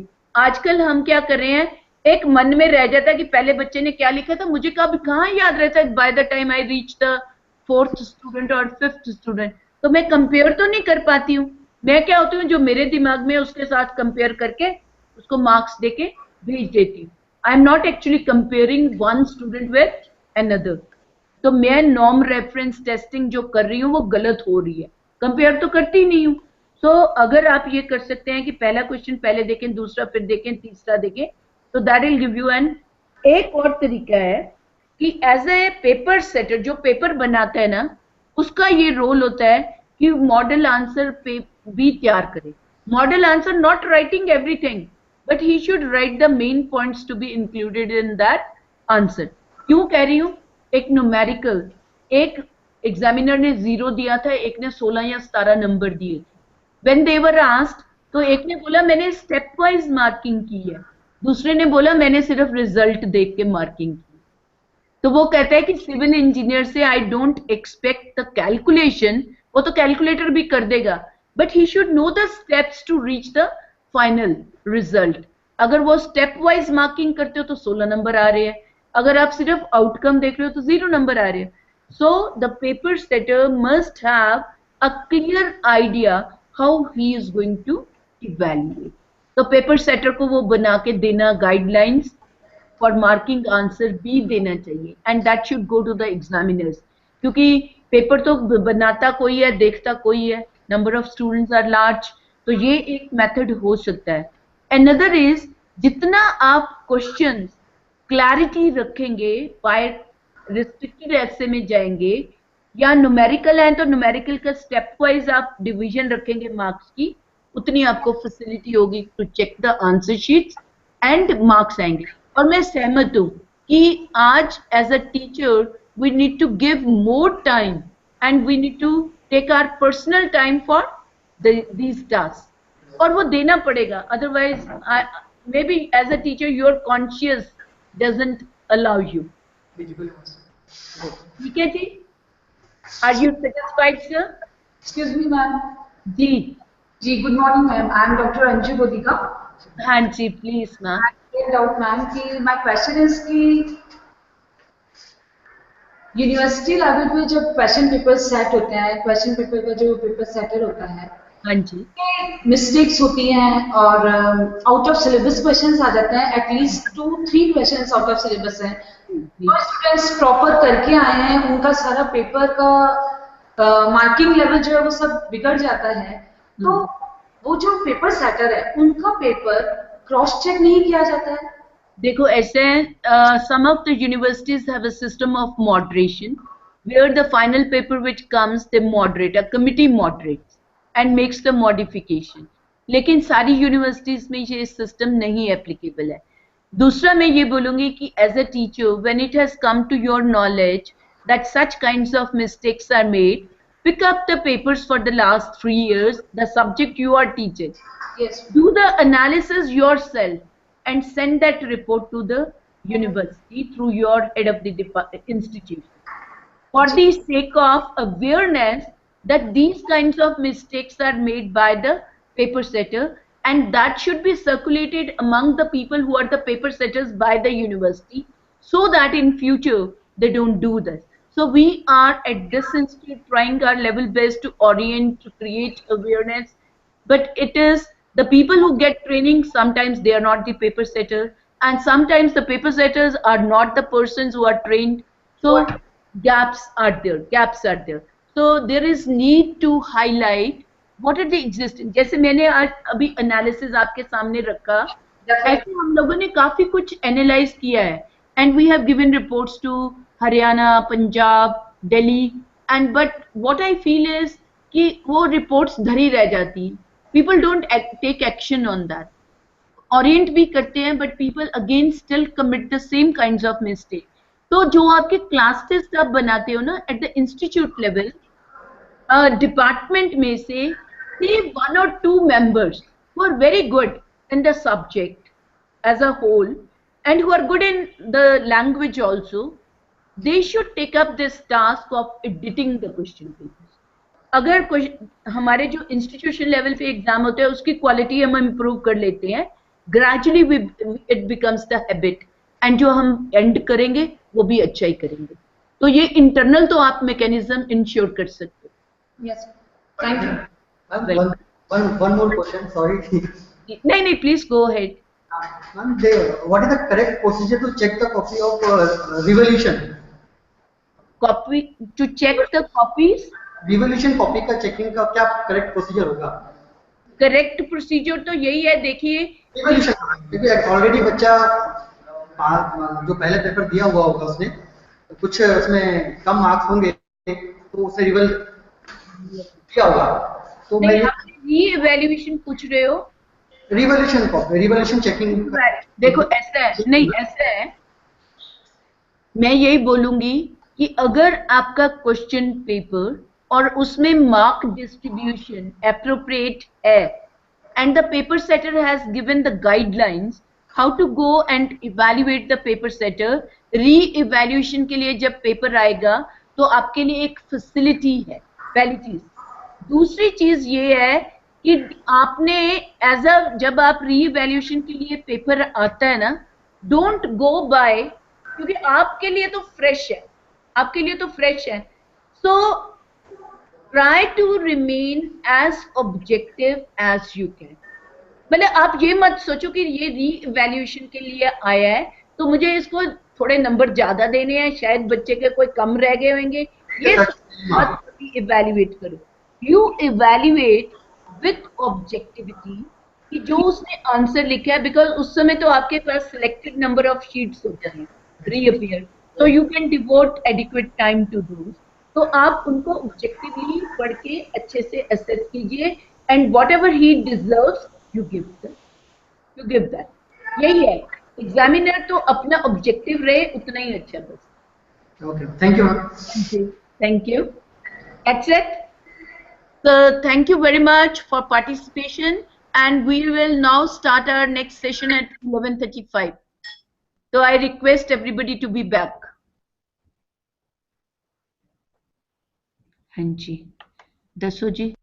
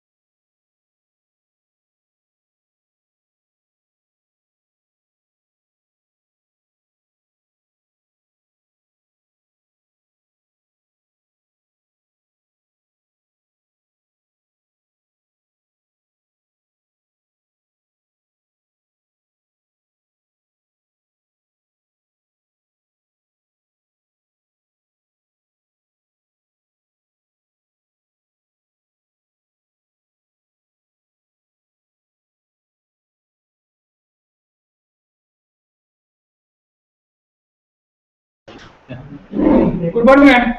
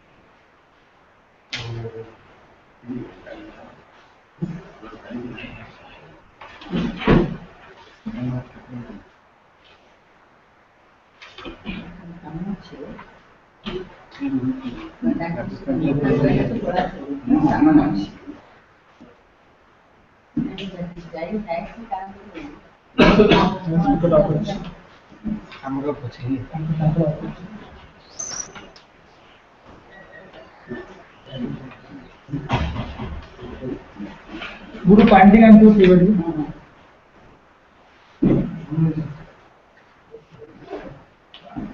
Very good afternoon to all the sessions. Good morning, ma'am. Good morning, sir. All the participants, can we start our next? Yes, ma'am. You're from which center, sir? Behrampur. GNA university connected नहीं, GIT को cancel नहीं कर दिया था ma'am, वो हो गया मतलब, okay. So our next session is on planning, organizing and assessment of practical work. So developing countries to being developed, its workforce has to be well equipped with the two different kind of the skills.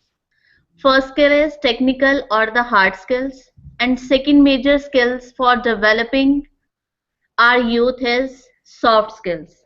In order to ensure that the education system need to adapt different kind of challenges that can emerge into the working environment. The demand of the industry, or when we said the skill development, it always starts with the development of our youth generation, or we can say young generation. So an education system must need to adopt these kind of challenges so that these two different skills can be developed among our students. The industry need different kind of graduate who are independent in their work environment, who are able to think critically, who possesses different kind of intellectual skills and effective and efficient in their performance when they are working in a team or they are working in a group environment. The role of practical component, which cover major portion in our syllabus, is to develop different kind of the skills among our student. So what actually the practical work is? In the technical institution, 60% of the time is allotted to the component that is known as practical component. For technical institutions, different practical components can be lab work, can be drawing work, workshops, industrial visits, field visits. These kind of categories are come under practical component when we are involving a student for minor and major projects. In those activities also different kind of skills are developed among our students. In actual practice, the practical work is basically a teacher demonstration, class practical with all the learners on a similar task, working in a small group, a circus of experiments with small group engaged into different activities, rotating in a carousels, investigating, organized in one of the above two ways, and problem solving activities. In simple terms, when we said practical work, Practical work is consist of the task which involve the direct experience of the learner with different kind of materials and equipments that are available at hand, and it also help in acquisition of the knowledge and development of an attitude. This is the simple definition of practical work. But in actual practice, what we are doing in our institutions or what we are doing in our lab is the practical work is basically the recipe that is cooked by our teacher. The demonstration is 100% demonstrations are given by the faculty to the students, and students are simply involved into trivial kind of activities to performing those tasks that are being decided by the faculty, that is being demonstrated by the faculty. Means students are simply following our recipes that we have cooked for them. So in real practice, practical work is so impersonal, and there is a lack of opportunity for the personal judgment to the student, and there is a lack of opportunity in terms of creativity for the student. So in actual practices, the practical work has reduced to a small number of series of small activities that are basically deliver a simple piece of the knowledge to the student, and those kind of practical activities are basically unrelated to the actual working environment in which the student will work after he or she will formally completed his or her education. So there is no development in a personality of attitude, there is no change in the personality of a student, and there is no aspiration that is being present in the student after they are being graduated or they completed their formal education. So, and by another definition, the practical work is a learning experience in which the students interact with the material or with secondary sources of the data to observe and understand the natural world. And yes, there are number of the terms that is being used in the literature for different kind of a practical activities. Some of the literature said that practical and inquiry kind of a skill, practical and investigative type of the skill. There can be independent inquiry and experimental work related to the development of different kind of practical activity. The basic purpose of education is to change the behavior of the learner. When we said the behavior of the learner, the change in behavior can be in terms of knowledge component part of the learner. The change in behavior can be in terms of the development of a positive attitude among our learner, or the change in behavior in terms of to handle different kind of the situations which comes in the way of the learner when he is performing different kind of the activities. So education tells us why things happen. In our theory classes we cover almost all the concepts related to the theoretical component. So when we said education deal with the component that why things happen. And when we said practical work actually when we are performing certain kind of activities. So practical component always deal with the phenomena that how things happen. So the basic purpose of the education is the development of the skill among the learner and to change the behavior, or we can say attitude component part of the learner. And practical work play a major role for the development of different kind of attitude among our learner. Now I pose question to my participant that what is the best suitable term that can be used for different kind of a practical activity? Yes, any center? I request JIT.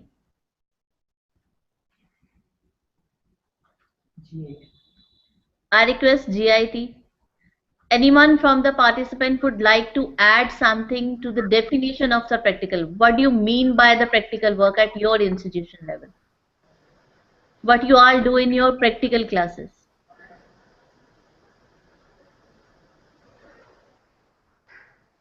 Am I audible to GIT?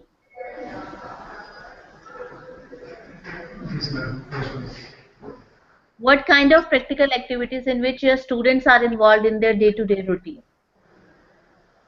What they are actually doing in their practical classes?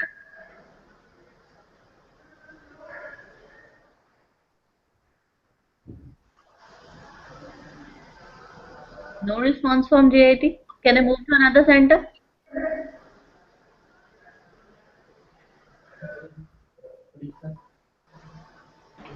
Now I request Orissa Behrampur to kindly enlighten us that what your students are actually performing in different practical classes. Ma'am, practical work means it's a application of theoretical concepts in machinery or in and logically whether this concept will be clear is clear or proper or not to check those things by doing practical works. What kind of practical activities? Sir, is it related to the inquiry skill? Is it related to the investigation skill? No, Or some kind of independent inquiry that you are going to give to your students? Ma'am, it's just a realizing of the concept what they are taught in the theory classes. It may be not in a large scale, but they can realize that how the theory concepts can be implemented in a physical world. How the theory component is to be implemented in the Physical world. physical world. So, thank you very much, sir. As sir rightly added that there is a different kind of the domains when we said educational object, or we can say different kind of educational objective. First one is the cognitive domain. Cognitive domain basically involves the knowledge component of the learner. Means there is a development of different kind of intellectual skills among the learner. The theory part that they have covered in their lecture classes, the student are actually gaining different knowledge, pieces of the knowledge into their mind. They remember the things, they know how to apply those things into real practices, they analyze and synthesizes different kind of the information. Then they are involving into physical activities. As sir rightly added that they are involving into different kind of physical activities. When we said physical activity means we are dealing with the psychomotor domain of our different educational objective. Psychomotor domain is basically include the physical movement, coordination and use of different kind of the motor skills. And last domain is affective domain. Affective domain means the response of the student to that particular set of the information they have given into their lecture classes, and they are actually performing into their practical classes. How they respond to the different situation and how they respond to the different activities when they are actually working on those parameters. So according to the literature, practical work is the right term that can be used for the skill development among our learners. When we said laboratory work means the place is not an critical component for the development of the skill. It's actually the activities that play a major role for the development of different kind of the skills. And we cannot add experimental work as a general label for all kind of practical activities. According to the nature of the activity, the limit or the term is to be described against that particular activity. Experimental work is basically a prior hypothesis has been built, and according to that we are performing that particular activity. So practical work is the best word used when we are defining different kind of the skill development for our student. This is all about the definition of the practical work. Now, what are the different kind of or what are the different types of the practical activities? First one is an activity that are related to the experience. When I said experiences related practical activity, these kind of practical activities intended to give the students to feel for the observable fact, or they are taking experiences from different kind of the phenomena. For example, when my students are involved into different laboratory experiments, they are experiences certain concepts, certain theories that they have already covered in their theory classes. So laboratory kind of activities, when the faculty is demonstrating the whole activity to the student and the students are performing that activity, those kind of practical activities are considered as experience type of practical activity, in which we are giving experience to our student for different kind of the phenomena that they have already learned in their classes. Next kind of practical activity is different kind of exercises. Exercises means they to design or to develop different kind of the skills and techniques among our students. For example, when the students are involved into different kind of workshop activities, in workshop practices they are designing different kind of jobs, they are developing different kind of the skills and learn different kind of the techniques that how they can produce new jobs, or quality products. These kind of activities are considered as exercises given to the students. Next type of practical activity is investigation type of the practical activity. Investigation practical type activity means when the student are able to handle open-ended task or open-ended problem that is given by the faculty, or the student itself identified number of the problems. Investigating type of activity means, for example, minor project works, major project work. These kind of practical activities are covered under investigative type of practical activity. And last definition is last type of practical activity is demonstration type of a practical activity. Demonstration type of practical activity is to reinforce a theoretical understanding among our learner. For example, they have learned certain set of theory in their lab classes. When they're actually performing those activities and applying those concepts in their practical classes, there is a reinforcement of the material they have learned in their classes. And other than that, number of the activities are also covered under practical activity. For example, when the students are going for an industrial visit or for a field visit, there is a development of observational skills among my student. Means there is a development of different kind of the observation, development of the transferable things. So there is again a skill development among my student. Another example is when I'm showing a YouTube video related to the particular theoretical concept to my student. The student are again busy into watching those different parameters. So they are involved in the development of different kind of the skills. Next is what is the scenario of technical institution. As I have earlier discussed that in technical institution at diploma level, 60% of the time is allotted to practical component, and at graduation level only 40% of the time is allotted for the development of different kind of the skills. And these components are drawing work, lab work, workshop, and internship project. Next is what is the basic purpose of a practical work. Now I first move to Odisha.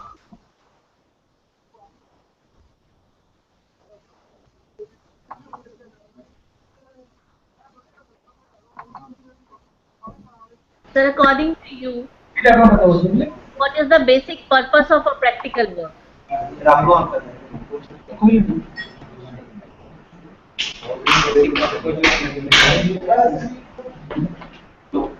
Any participant from this center, what is the basic purpose of a practical work? Rampur, Odisha. Ma'am, it's an application oriented thing, whether and we have to apply our theoretical knowledge. And to clarify the students clearly so that the students can understand it in a clear manner, the theoretical things. Yes, any other purpose? Ma'am, demonstrating the theoretical concept, how they are related in our day-to-day life. Real life application. Real life, yeah. And mostly the theory portion they have covered because of the new technology they have to implement in their future life. So that may be help for them whenever they will go for any other future concern with the factory or any industry. That will be more effective if they know the detail about the practical knowledge, even though that theory. That is the helpful for the future. Thank you very much. So now I move to JNA University.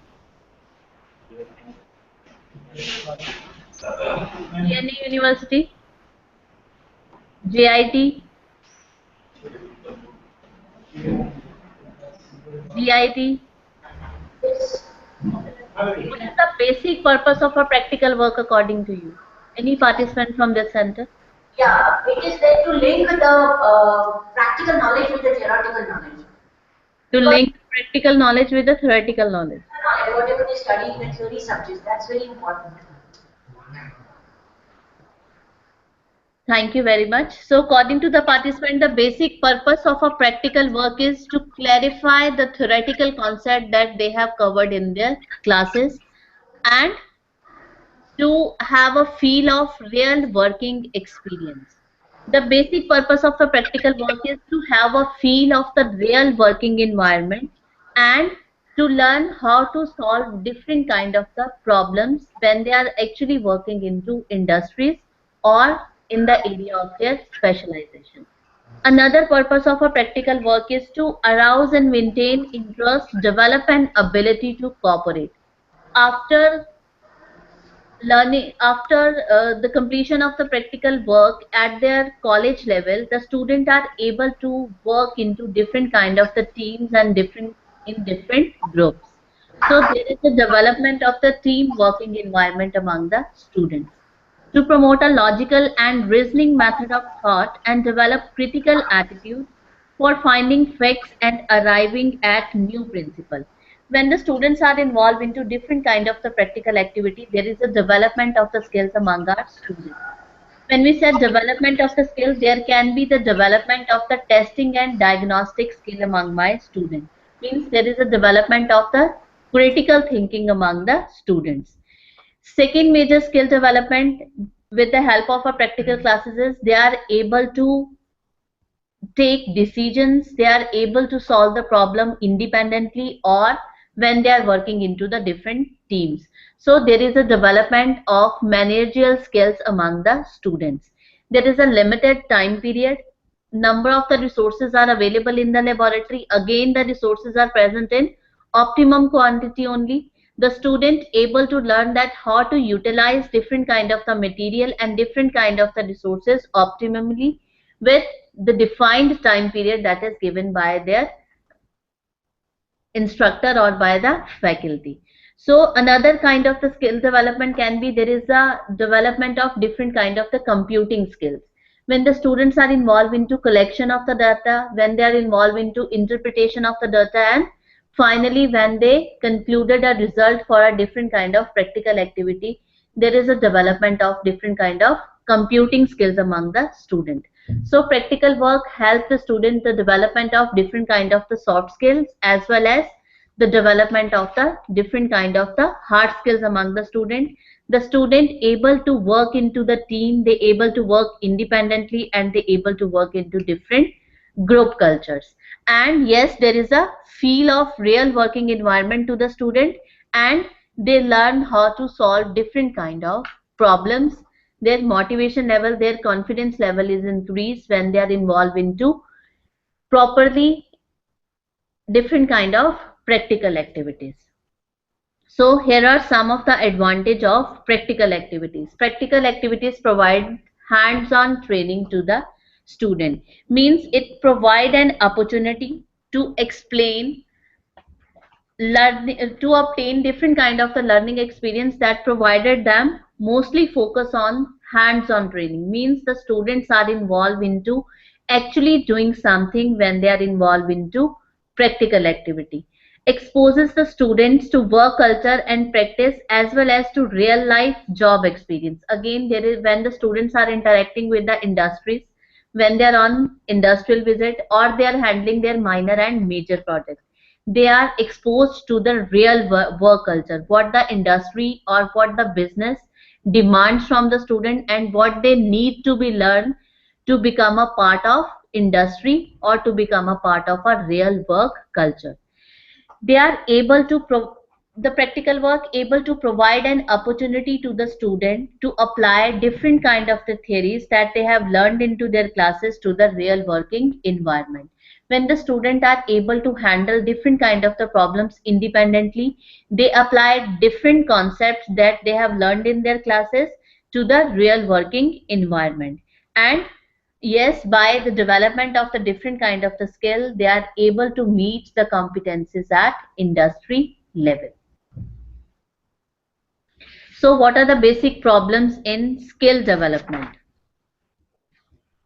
First one is there are lack of appropriate resources available for the development of the skill. There can be lack of equipment at college level. There can be the lack of different kind of the materials that are available into the laboratories for the development of different kind of the skills. Next is the time available for the skill development is very less. According to our time schedule, or we can say according to our timetable, we have fixed the time slot for the laboratories, and some kind of laboratory activities actually require more time that is to be prescribed into their syllabus. For example, if I am taking an example from a civil engineering background, for concrete lab, the time requirement for the completion of experimentation work is can be up to 1 day also, but according to the time availability, the laboratory component will give only 2 hours for lab work for that concrete laboratory. Accordingly, the time for for mechanical engineering, there are certain set of experimental work that require more time as compared to the time fixed and their time schedule. So the major factor that inhibit the development of the skill among the student is the time factor.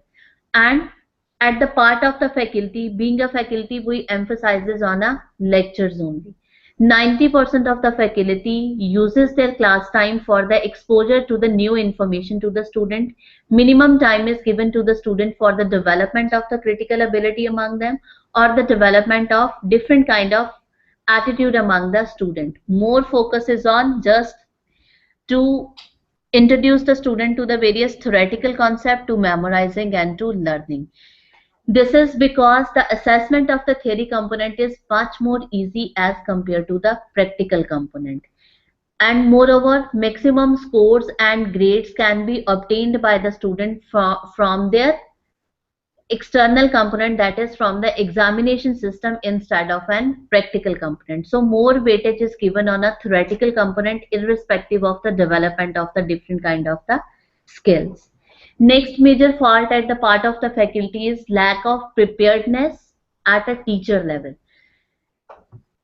In real practices, 99% of the lab work is to be completed by the instructor only, or the faculty only give demonstration to the various kind of the practical activity, and students are just following those demonstration that is given by the faculty. There is no in-house and out-house training for the faculty for the updation of their knowledge, or for the knowledge of the new application that is being used at an industrial level. Our syllabus is not being revised from at least 15 to 20 years, and accordingly the practical activities are designed for the student. There is no new addition into the syllabus of the student related to the advancement that is the need of the industry, or that is the need of the business. And there is a lack of training at the part of the faculty too. And last one is absence of the feedback and follow-up of the student performance. Now again I pose a question to my participant that how they assess the student in the practical classes. First I move to GNA University.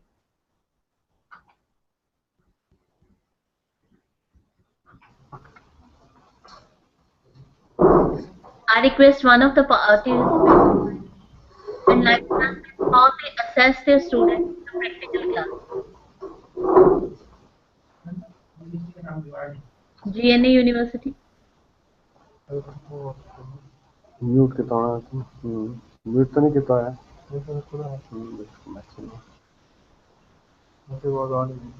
Now I move to GIT.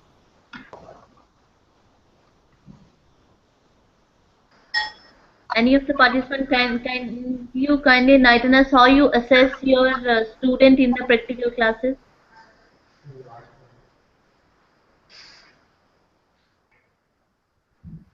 What kind of assessment strategies is being used by you when you are assessing different kind of practical activities for your students? Is there any problem faced by you when you are assessing for different kind of skills among the students? Yeah, there is one more method. We can just change the setup a little bit. Originally, what was explained, change it a little bit, and then find out the result. At present, how you are assessing your student for practical classes? Yes, pardon. What is the criteria to be followed at your institution level for the assessment of different practical components? Examination is the only way. We take internal examinations. Examination are being scheduled for practical activities at the end of the semester only, or there are midterm examinations for practical activities too? There are two levels in the between the session also. Between the session learner. Thank you very much, ma'am. Now I move to Orissa.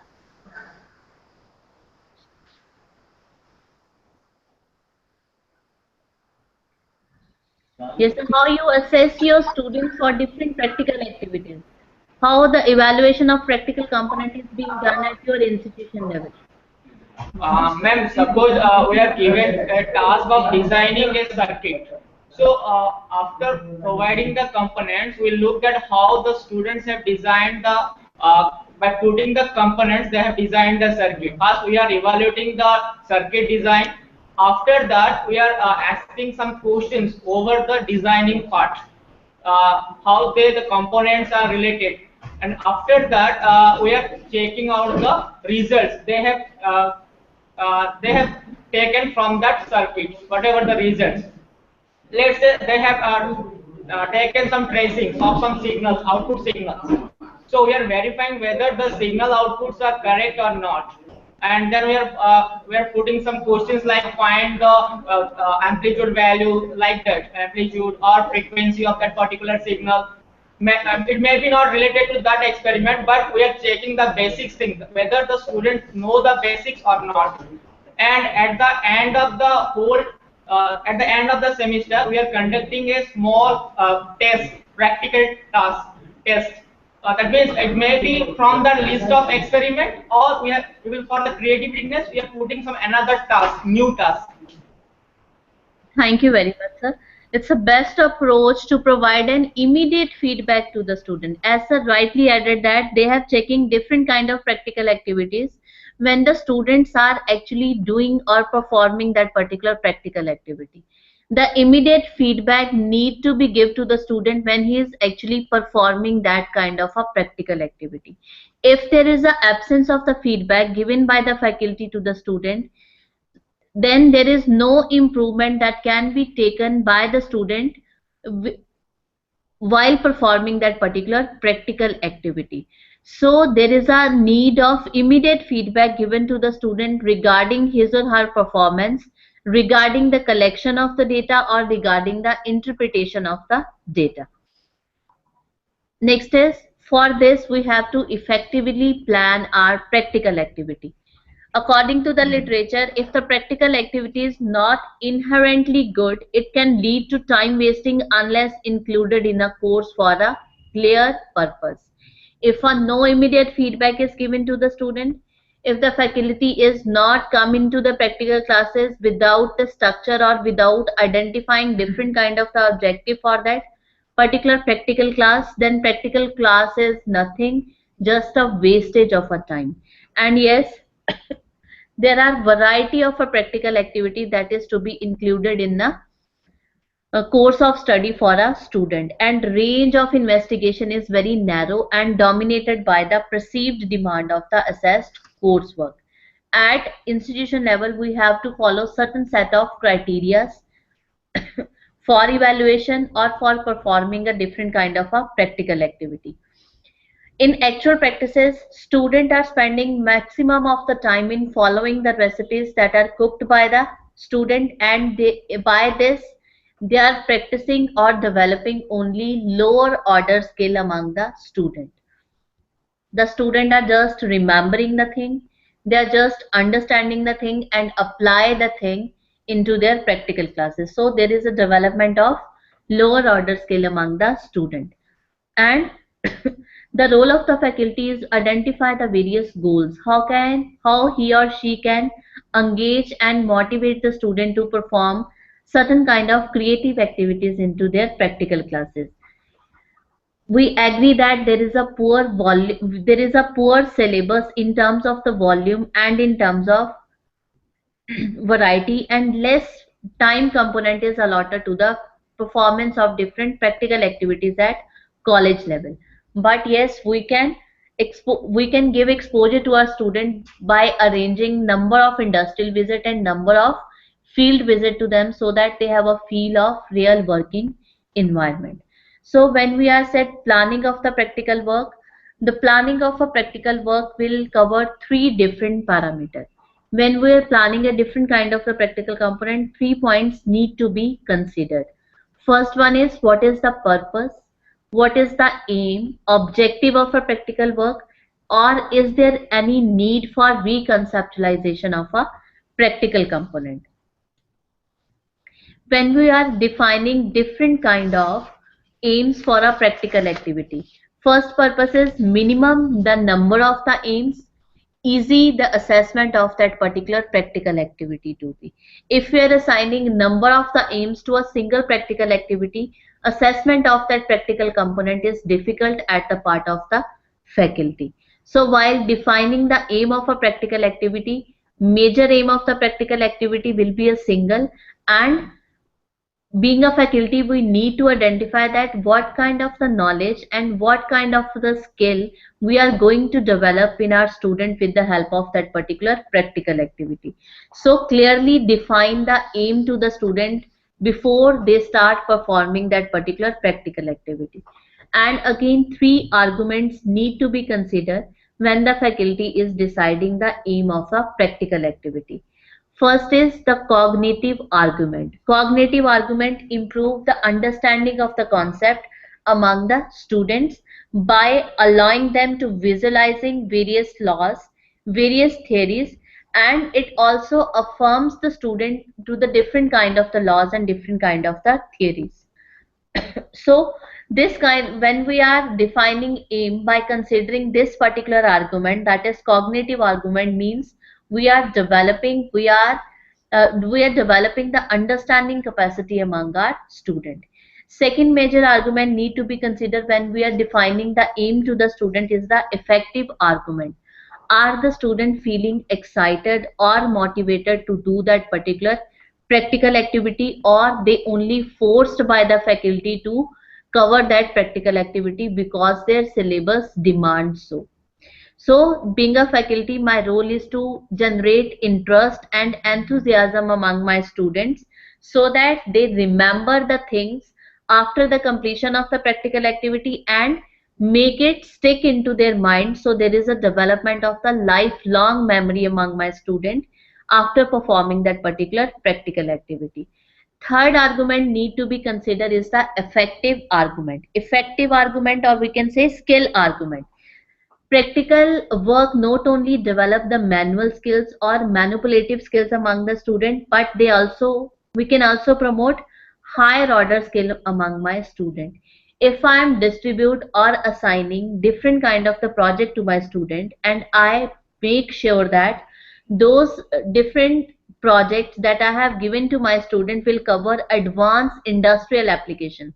By this, there is a development of the critical ability or critical thinking among my students. There is a development of different kind of the transferable skills among my students. They will able to observe the industries, they will able to predict number of the thing, and they are able to inference number of the data by their own. So there is a development of different kind of the skills when keep in your mind when you are defining different aims and objectives for practical activity. Next is the place of the practical work within the curriculum. As we have earlier discussed that there is a poor syllabus in terms of variety and volume that is given by the board or by the university level, and limited time period is allotted for the performance of different practical activity. But being a teacher, we also following that book learning is more manageable as compared to the skill development among the student. By this, student feel low, they feel low motivated, and there are behavior related problems too. And according to the literature, it is proven that the gender is also play a major role for the performance of different kind of practical activity. There are certain set of the practical activity in which girl students are not feeling comfortable for performing that practical activity. So being a faculty, my role is to identify those weak points of the student and to handle those parameters related to the attitude of the student so that my student will feel engaged and feel honored with that particular practical. Another major issues related to the student and teachers are related to the place of the practical work within the curriculum is there is a gap between the teacher intended role and gap between the learning outcomes that is given by the student. In the initiation of the semester, when we are deciding different kind of the objective for a particular subject, by considering the number of the practical activity that is given into their syllabus, the role of the faculty is identify 2 or 3 more practicals that are going to deal with the advanced industrial application. And if there is lack of resources within the institute, the role of the faculty is to identify various institutions that will help the student to perform that particular practical activity. So nobody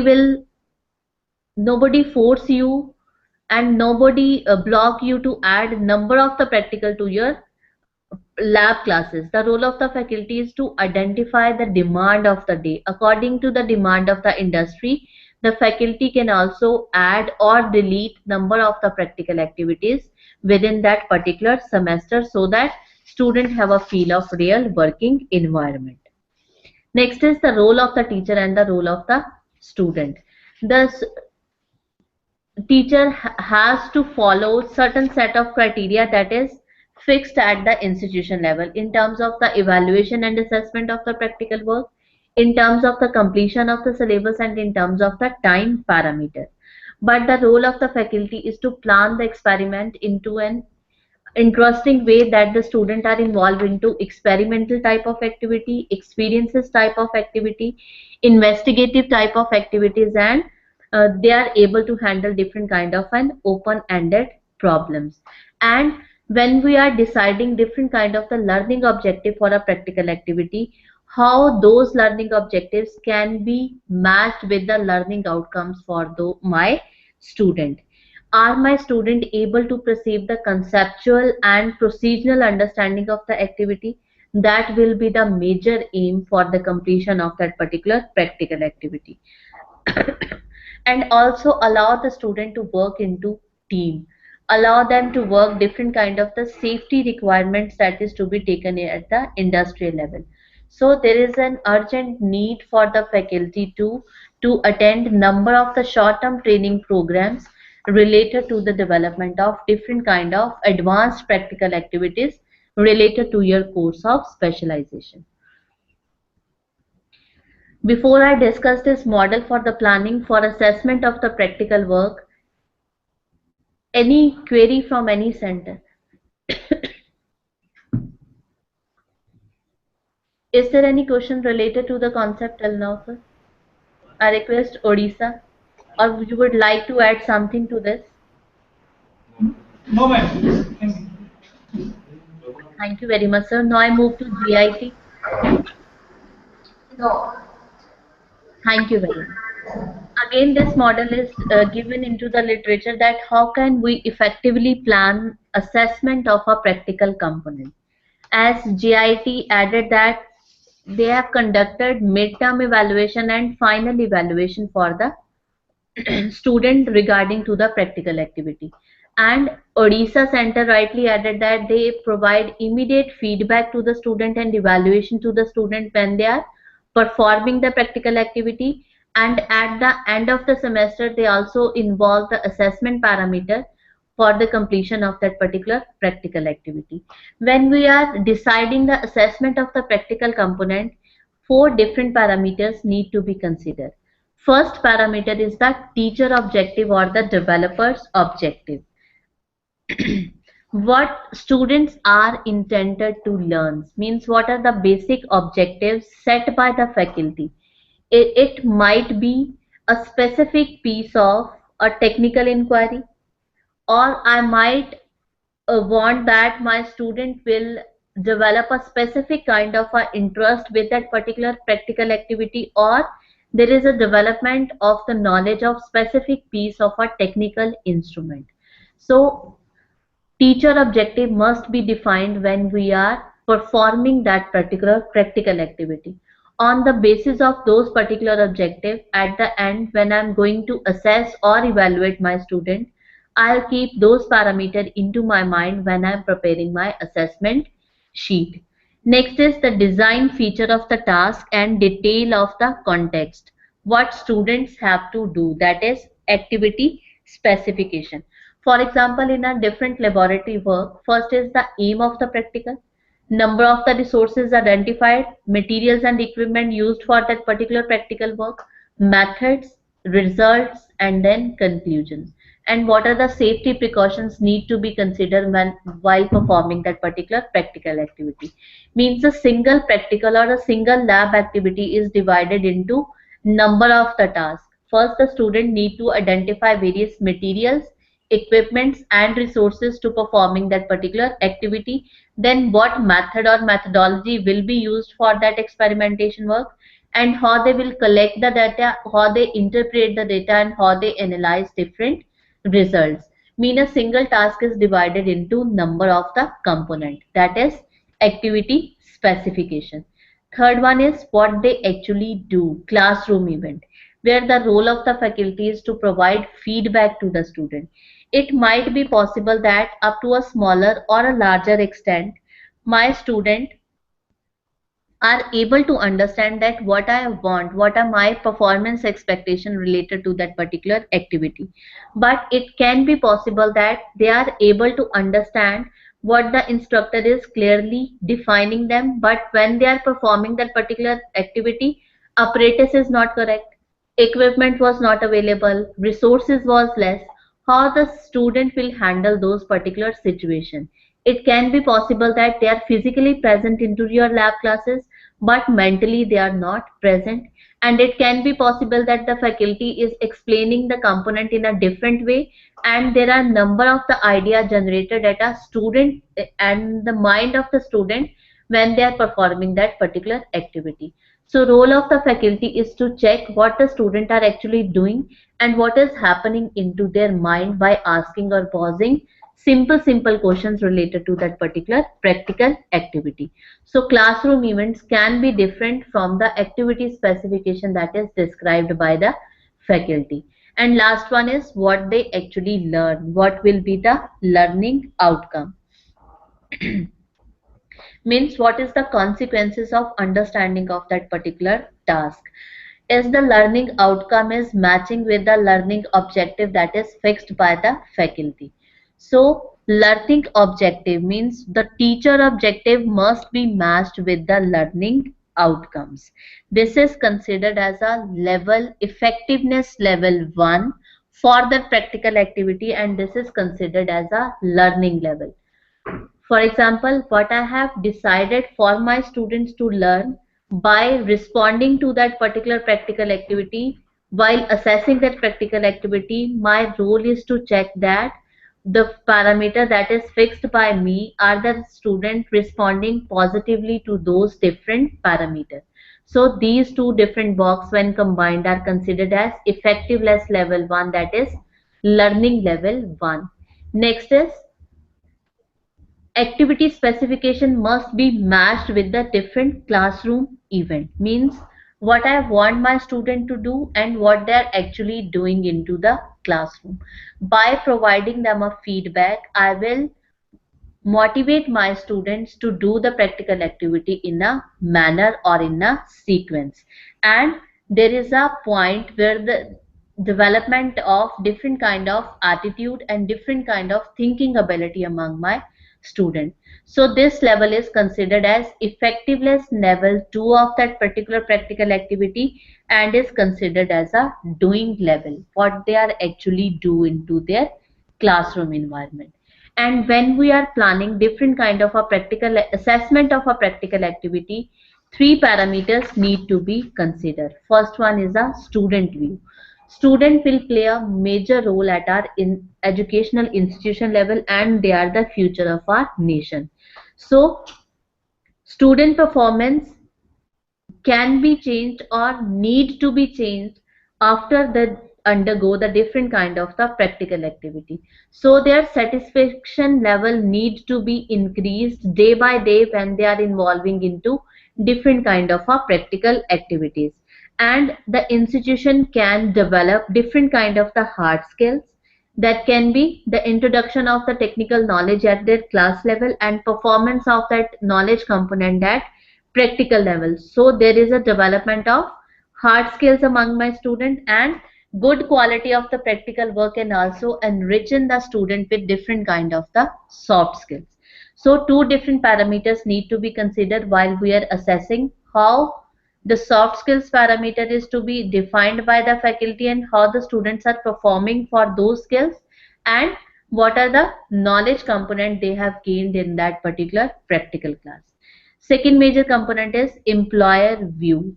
Business environment consider that hard skills and soft skills are equally important for a work culture. The candidate who come to the industry need to be equipped with two different skills. They consider that hard skills or the technical skills they have learned at their institution level, or 90% of the skills they have already learned in their classes. And soft skills can be developed if the student was involved in a planned practical work in an effective manner, and at an institution level there is a need for the close collaboration with the industry. So there is a development of a work culture, there is a development of a positive exposure for the student, or there is a development of different kind of the soft skills when they are dealing with the industry's person, when they are working in the teams, or when they are working into different groups. So employer consider both skills equally important for the student. And last one is the academician view. Academician means how I am going to check the performance of my student. The criteria is again fixed by the faculty, fixed by the board or by the university, that these are the different evaluation performance on the basis of which we are going to evaluate our student. But being a faculty is my role is to check whole semester. My role is to check whether their performance is up to the expectation level by set by the faculty or set by the work culture, or what they have actually gained, how their communication level is to be developed, what is their confidence level, and what is their commitment level, and whether their performance is up to the criteria that is fixed by the board or by the university. So being a faculty, my assessment sheet will involve two different parameters, that hard skill parameter and soft skills parameter. And assessment of the student performance can be made into two different parameters, that is the personal attitude of the student.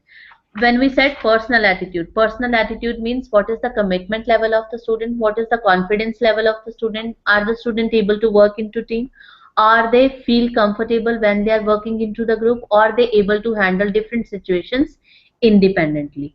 And second is the work attitude is how they solve different kind of the problems, how their decision making abilities can be developed, how empathetic they are, and how motivated they are while performing that particular practical activity. So two major components, personal attitude and work attitude, need to be added into your evaluation sheet. And assessment of the practical component will involve four different parameters. First one is performance on the task or on the job when they are actually performing that particular practical activity. Product evaluation means what quality of the product that they are going to generate after the end of the practical activity.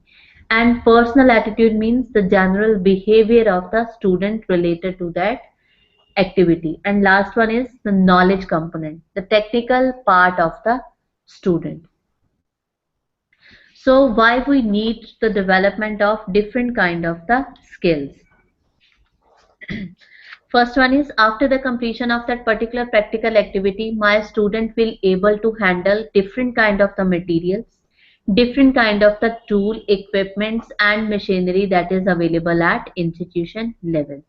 Next is being an engineer, he is able to at least read and interpret different kind of engineering drawings. There is a development of different kind of the testing and diagnostic skills. Means they are able to collect data, they are able to analyze and interpret data, and they are able to come to the conclusion of that particular data. There is a development of different kind of measurement skills, designing and problem solving, and computer operating skill, and they are able to I am able to develop different kind of the group dynamics and managerial skills among my student. Before the discussion of different kind of the practical components that is being dealt at in technical institution level, I request all the center that is there any query related to the practical part, planning and related to the assessment strategies. First I ask Odisha.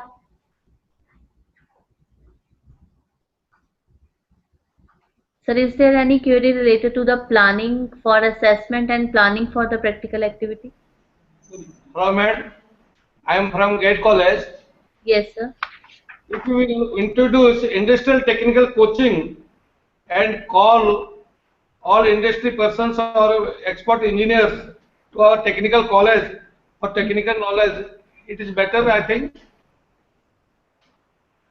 You are saying that you are calling industrial expert for lectures or for performing practical activities? No, no. For practical, it is better for the before getting their job. It is for their better use. Yes, sir. So for third year, not for the first and second year student, because the technical component part is very low at that level. We can engage first year and second year student some kind of an industrial visit and field visit so that they have a feel of the real working environment. But of course, for the third and fourth year student, we can invite some of the industrial expert for giving demonstrations for the practical activity, and we can also send the team of our student to the various industries so that they have a exposure to the work culture and they know the advanced industrial application or their area of specialization. This is the best approach that can be used for the students. And yes, guest lecture from the industrial person can also play a major role for the introduction of various practical activities to the students. Another thing, if you will send students, senior students, for information regarding and learning industry or plant, if you will visit studies too, then it is better, or what, madam? Yes, for third year and fourth year student, it's always good to have exposure to the industrial environment. You can send the team of the student at industrial level for minor or for major project, or you can request the industry to introduce them with the advanced parameter that are being used at an industrial level for their specialization. Ma'am, actually, in our BPT syllabus, earlier we're having an industry tour in our program, like in third semester and in fifth semester, it was there. But currently, it is not available in our syllabus curriculum. But irrespective of that, we are sending our students, that is final students, for visit study tour and industrial visits. So, which parameter, on which view it will come, ma'am? Whether it will come in student view or employer view or academics and views. By sending our students for yes, sir. Yes, sir. We are sending our students for industrial tour or visits. Which view it will come under? So first it will motivate to perform different kind of the practical activity when they come to know the demand of the industry. So it will firstly it will cover the student views, that the student will feel engaged and student will feel motivated. At an institution level, the role of the faculty is to introduce the student with the advanced strategies. So being a faculty in an evaluation assessment, while performing the assessment of that particular practical activity for which you are sending your student at an industrial level, when you are evaluating the student for the general behavior parameter, if you are sending your student for the industrial visit or the field visit and after the student are reporting to you, so the role of the faculty is to add certain marks weightage for the student, because marks is the single motivation factor for the student to perform certain set of the activity. So in the behavioral component of the student, the role of the faculty is to give certain weightage for that parameter too. And at employer level, the employer will cater only those students who will give them profit. If the student have an advanced knowledge, only then the industry will going to absorb them. So it will cover under student and at uh, academician view at educational level. And yes, when they are go for a work environment, it will be covered under employer level. Yes, that particular student having certain set of knowledge compared to other students. Am I clear, sir?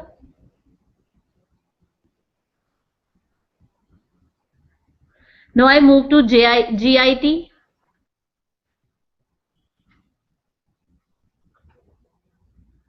Yes, ma'am. Is there any question related till now to the topic? No question right now.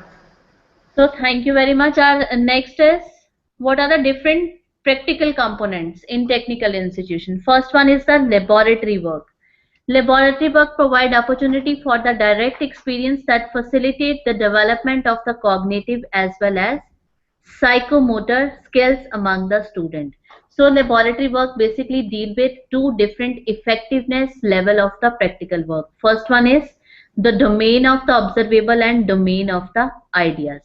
For example, if I am involving my class for the investigation of the electrical current in parallel circuit, at the domain of observable, what my student will do, the student will set up a parallel circuit correctly from a given diagram. The second thing they actually do is they insert an ammeter correctly to that parallel circuit with the help of a diagram that is displayed into the lab. Then they read the sufficient accuracy to obtain the pattern of reading that is intended by the teacher. First, what they will do, they will saw that diagram. With the help of that particular diagram, they will set up an parallel circuit correctly, and then they insert an ammeter to have final reading of that particular current. At idea level, next time when I'm said to perform that particular activity independently, it can be possible that the student will able to set up that circuit without having any help from the faculty or without seeing that particular circuit diagram, and they come to know that why in parallel circuit what will be the current reading, what will be the actual reading that is given at that with the help of that particular. So there is a generation of different kind of the ideas into their student when they are performing that particular practical activity.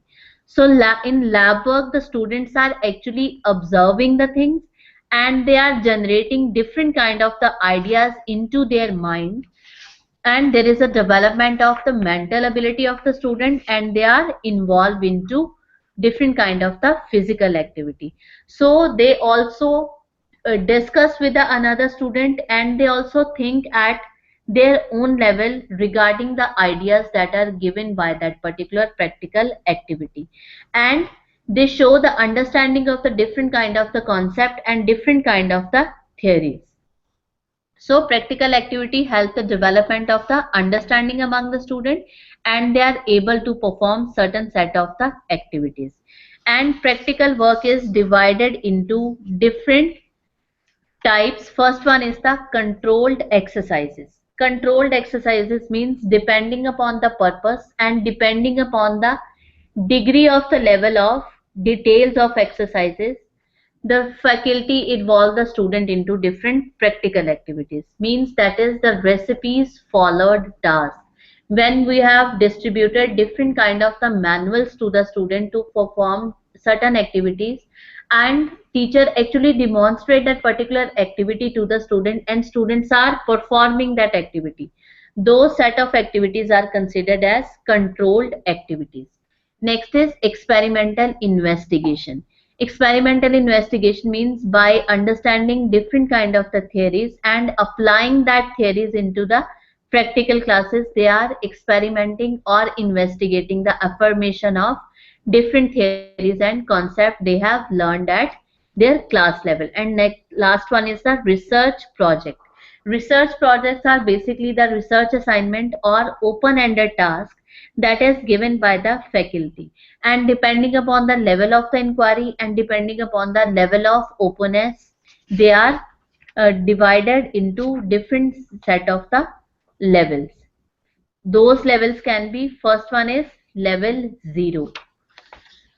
Now, according to you, what kind of practical activities are covered under level 0 type of lab activities? As we have earlier discussed that experience type of the practical activities. Experience type of practical activities are actually level 0 type of the practical activity in which the aim, material, equipment, method and conclusions are already decided. The student actually have to perform that particular practical activity for their experience only. Second one is level 1 type of activity. Level 1 type of activity is the exercises that are given to the student in which the techniques and procedures are already given. The students provide an opportunity to learn the accuracy in the process of trying or to generate replicate problem. For example, when the student are generating different jobs at their workshop level, those kind of when they are generating new material in concrete lab, when they are producing different slabs, are in fluid mechanics when they come to know the head of the water level, what is the relation between the head and the pressure of the water level. These kind of the practical activity able to learn the student the different accuracies and different level of the understanding among the learner. Those kind of activities are covered under level 1 type of lab activities. Next is level 2 type of lab activities. Level 2 type of activities are in which the problems and procedures are given to the students. The students have to collect the data and to reach to the final conclusions by their own, in which only the problem is given to the student and student have to involve into investigative type of the activity, that by using this particular procedure or this particular technique, what will be the probable result of that particular practical activity. And last one is level 3 type of the practical activity. All kind of minor and major projects are covered under level 3 type of a practical activity, in which the problem, procedure and conclusions is identified by the student, formulated by the student and concluded by the student.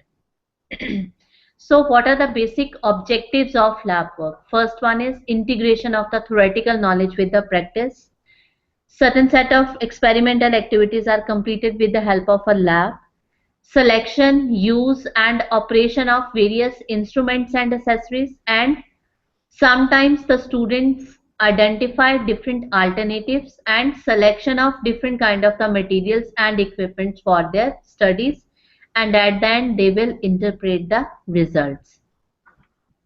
And there are some suggestions for the teacher when they are going to perform that conduct certain lab activity. First role of the faculty is to identify the aim of that particular practical activity. If the aim is already described, the role of the faculty is to identify and differentiate the different knowledge parameter and different skill development that is going to be attained by the student after the completion of that particular practical activity. Next is develop and use of the lab manual. It is recommended that always printed manual is to be distributed at laboratory level, so that the student will devote maximum of the time to performing that particular practical activity instead of writing that theory again and again. So printed manuals are always given to the student. The student will read that manual in detail and perform that practical activity within that limited time period. If there are lack of resources and lack of equipments available within their at institution level, the role of the faculty is to identify various institutions, or you can seek help from the different industries to performing that particular practical activity. The teacher should first demonstrate all the experiment, and then the student should be asked to perform the experiment, record the observation and interpret the test results individually or for group. So the first role of the faculty is to identify or differentiate certain set of the practical activity in which the student having some previous knowledge. For those kind of the practical activity, allow your student to independently handle that kind of a practical activity. By this, there is a development of an critical ability among the student, and there is a upgradation at their confidence level and motivation level of the student. Certain set of the practical activity that is given by the syllabus, in which the faculty need to explain each and every step to the student for the performance of that particular activity. Here the role of the faculty is to provide the feedback and to have a check to the student when they are actually performing that particular practical activity. So divide your syllabus or practical syllabus into two different parameters, in which the student able to handle the practical activity independently with the help of the faculty, and the role of the faculty is to, for complex type of a practical activity, the faculty need to explain step-by-step procedure to the student and provide immediate feedback to the student, so that the student can feel motivated, they can feel confident while performing that particular practical activity by their own at the end of the semester. Next is preparation of the schedule and record progress for each student. Divide your semester into number of the weeks, and according to the number of the week, divide your set of practical activities, so that there is a proper completion of all the syllabus that is given into your schedule. Readiness of the equipment beforehand, and divide the student into number of the groups, preferably not more than 2 or 3 students. Check lab report and provide the feedback immediately, so that the student can improve at that point only while performing that practical activity.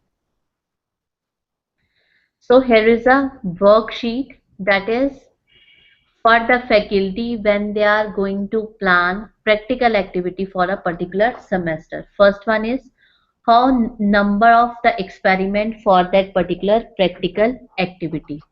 Number of experimental planned at the mid of the semester, how much experiments covered, and number of the experiments covered at the end of the semester. According to the demand of the industry and according to the advancement at subject level, is there any new experiment added by the faculty at the initiation of the semester, at the end of mid of the semester, and is there a completion of that particular experiment at the end of the semester with the help of the industry or with the help of any other advanced institute in your premises.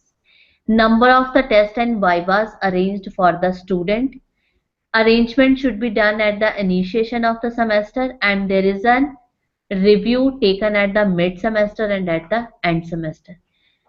Before the initiation of the semester, the role of the faculty is to identify number of the equipment that is required for the completion of the particular activity. If yes, mention the details in your planning sheet. Availability of the updated lab manual at the beginning of the semester, and suggestions and recommendation must be taken from the students of that particular semester, so that in the coming semesters the practical work must be covered with proper implementation and with proper effectiveness.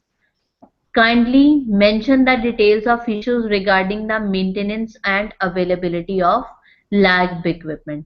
Consumable and non-consumable record of the lab must be updated and available at the faculty level within the semester.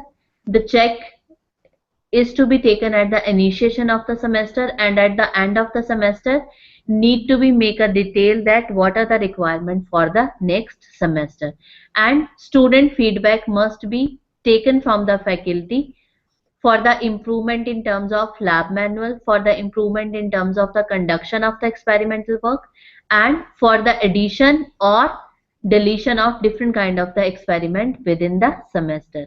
And at the last, identification of the weaker student and correction action taken for that particular student.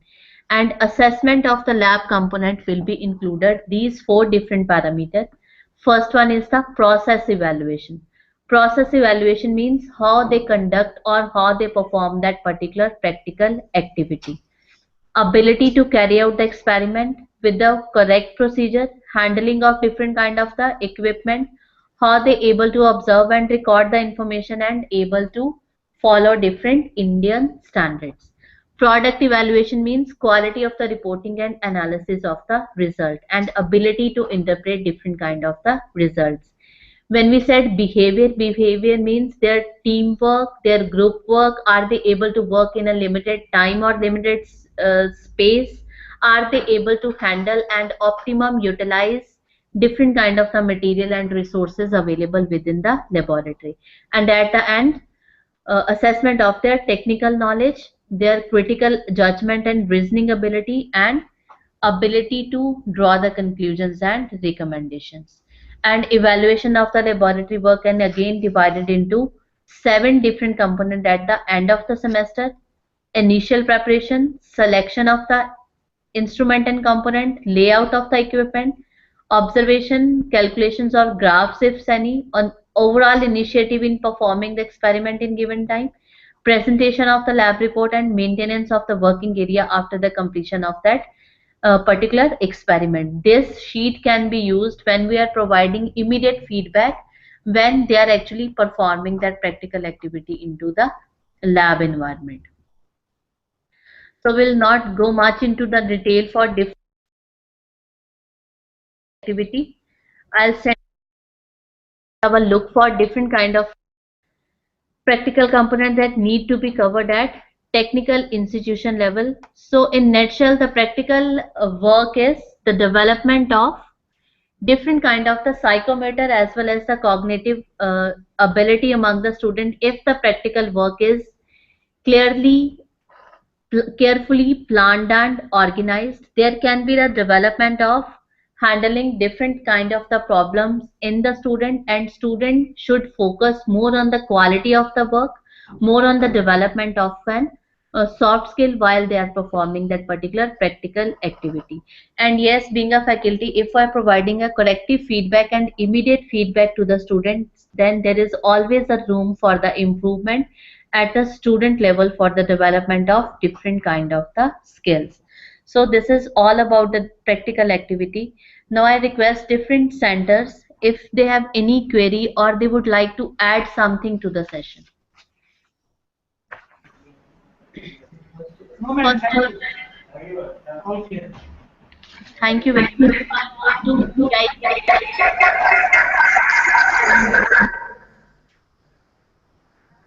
GI. Yes, I think that one or two experiments that was said that we should add from our own side, like beyond the syllabus, which is of the interest of the student, depending upon what the interest of the students is, and accordingly add the experiment into that, beyond the curriculum. Beyond that. Thank you very much for the suggestion. Ma'am, I have already discussed that while the faculty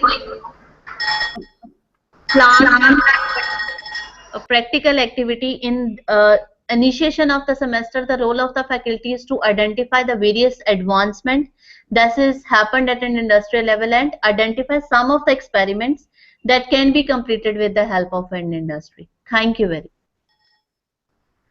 So we will meet for the next session, that is on designing of the rubrics at 2 o'clock. There is a minor change in the timetable. After lunch, there will be a session that is again delivered by me on designing of rubrics. So thank you very much to all the participants.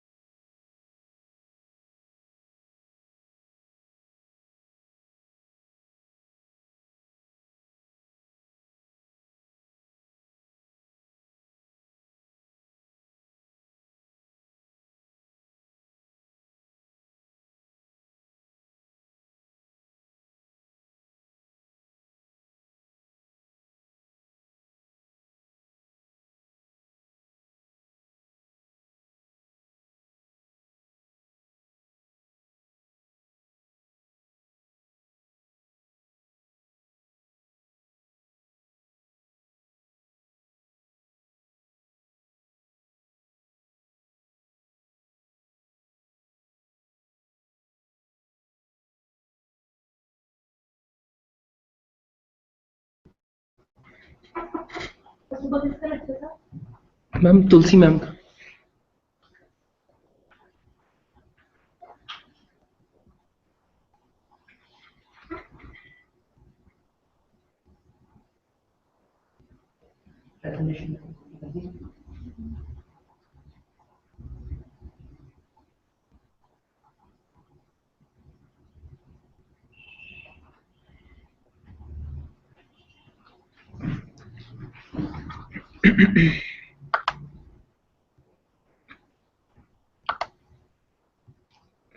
आ रहे हैं अभी।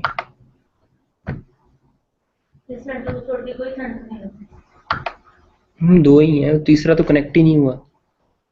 क्या है, वो चल भी पहले गए थे। मैम जीएनए वाला नहीं कनेक्ट है।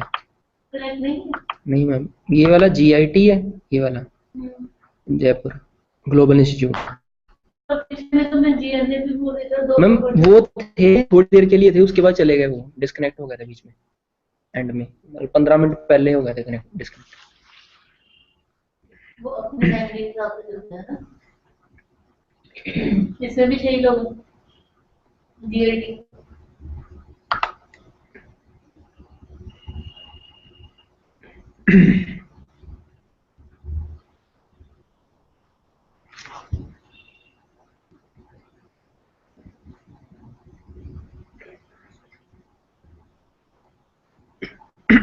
ये कहाँ का है जीआईटी? हम Jaipur global institute of technology.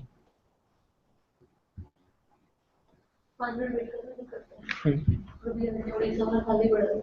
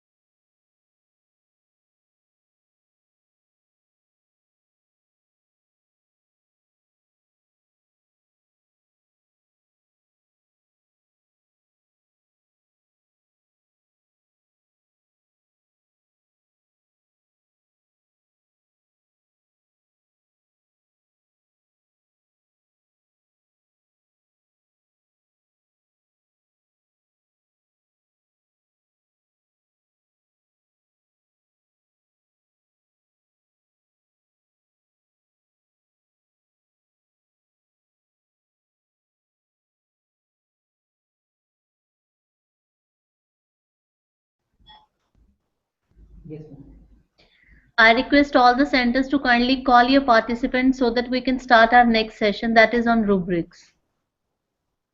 Am I audible to all the centers?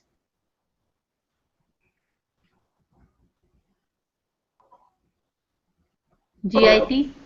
Yes, ma'am.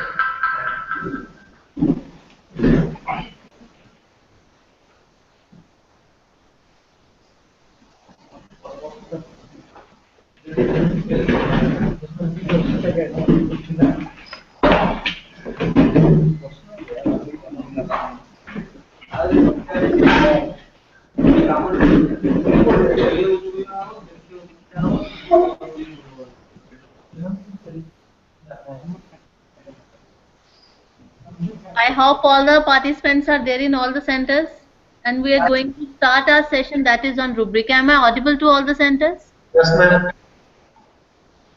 Thank you very much, sir. Our next topic is on designing or development of an rubric process.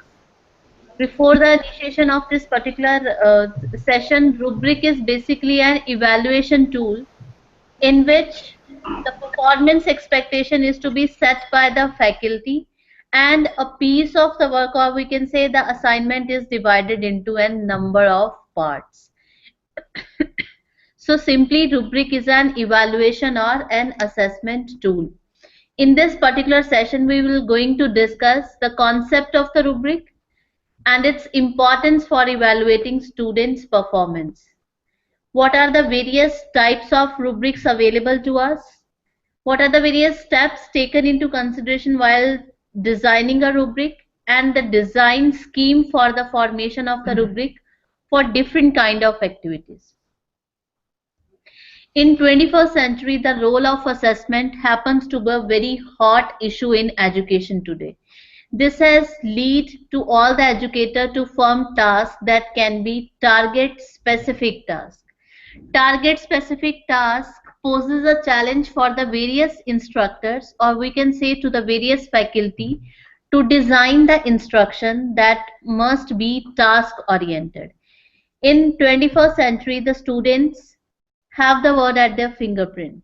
They are exposed to the vast amount of information by variety of the modes. For learning tasks to be relevant for our student and for the task in which the students feel motivated, the role of the faculty is to design performance related tasks or target related tasks.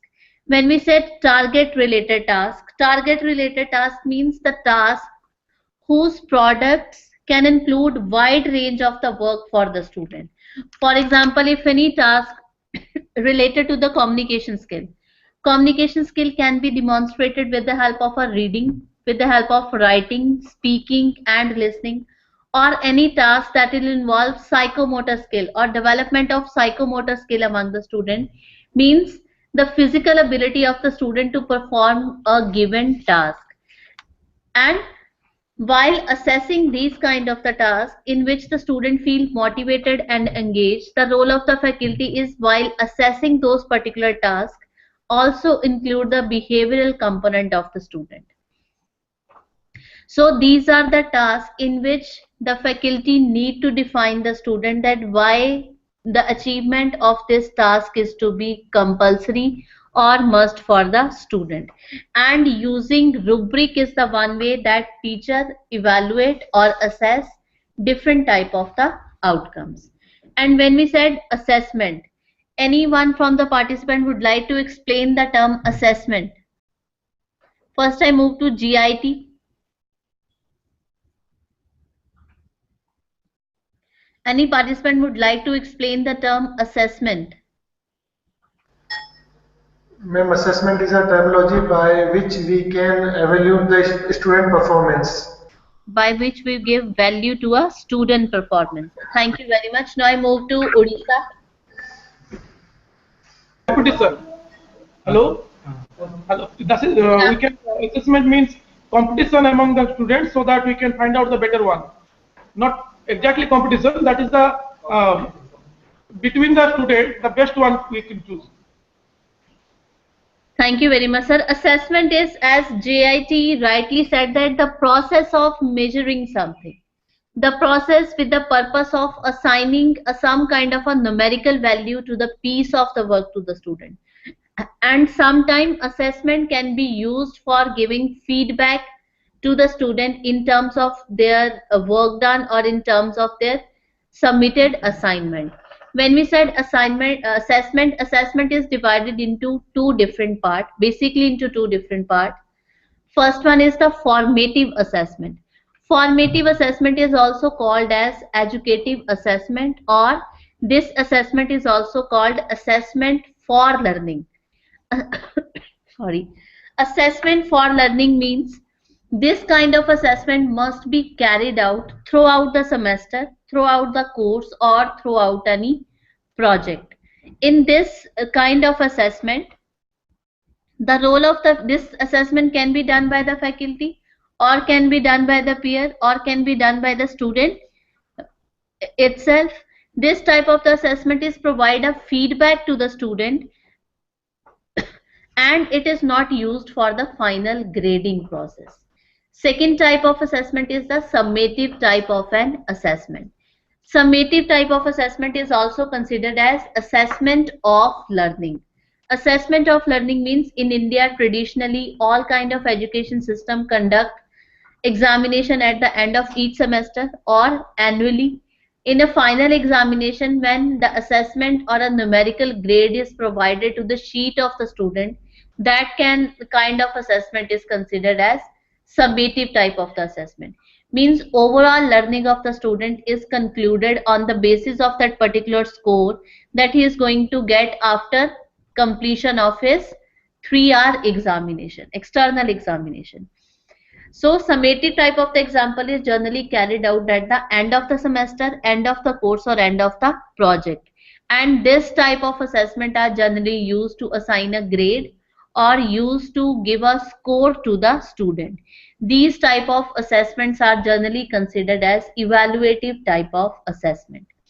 Another example related to assessment are, for example, if I'm given assignment to my student, if that particular assignment is used for providing an immediate feedback to the student on their learning outcome, in that case I'm not giving a score or a grade to the student, only providing immediate feedback about their learning outcome.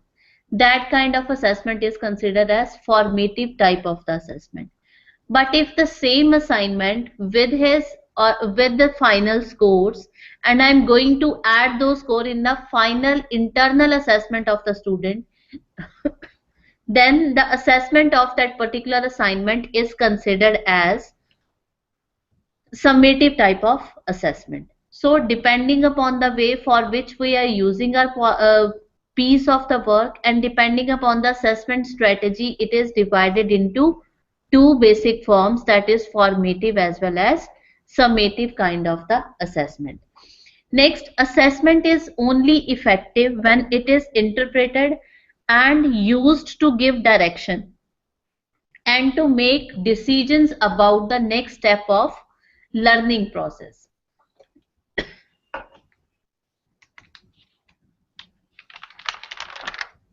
Next step of learning process means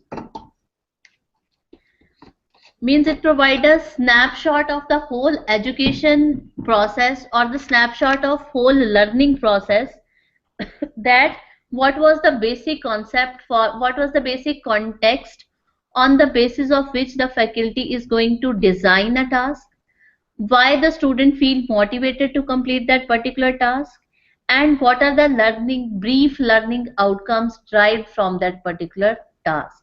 So assessment is only effective if it is to be shared with the student.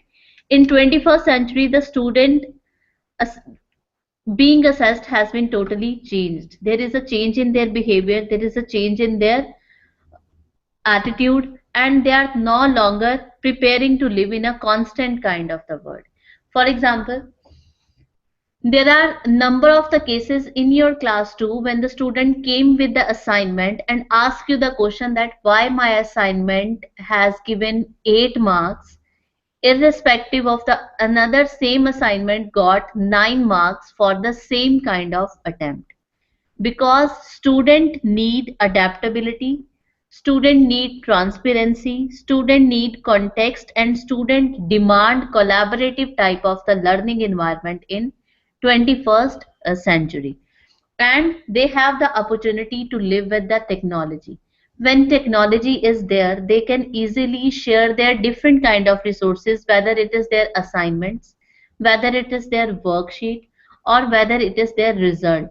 They share these different parameters with a single click of a minute. When sharing is maximum, knowledge is maximum, the role of the faculty is to provide a transparent picture of the whole evaluation system. Because the single motivation force for the student to learn any subject or to achieve different learning outcome that is fixed by the faculty is the final scores and final grade that they are going to get at the end of the semester. And rubric is an evaluation tool that will provide a clear, a transparent, and a positive picture to the student regarding the evaluation system that is fixed by the faculty as well as by the student. Another advantage of using rubric is, for example, if I divided my class into 3 different steps. First step is exposure. What we generally do into our classes. I move to GIT.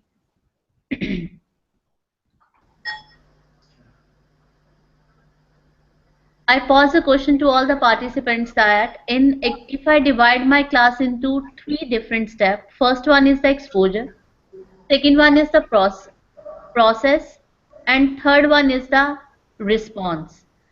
What the faculty actually do into these three different steps? What you do in your classes?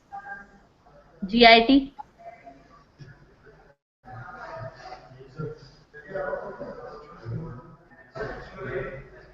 The faculty is always engaged in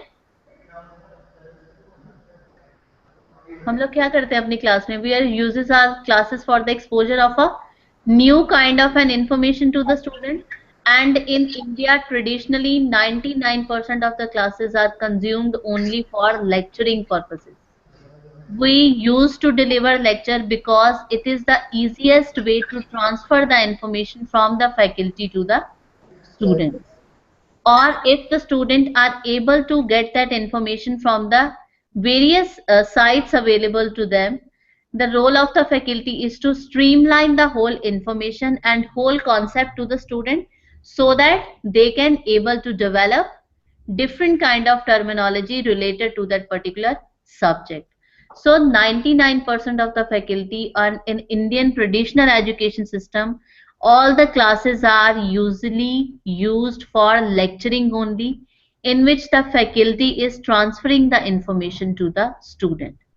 So 90% input is again given by the faculty. For lecturing, we have to prepare our lectures. We have to prepare notes so that we can distribute the same notes into our class. And we are busy always in delivering lectures only.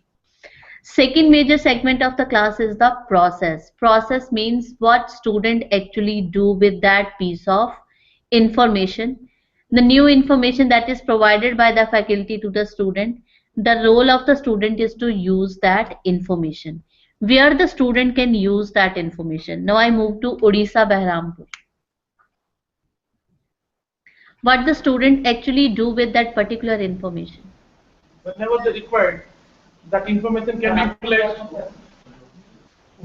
That information, whatever information is given to the student, when they required in the use of practically or some sort of requirement, they can use it, or meantime of examination or higher studies, they can use the information.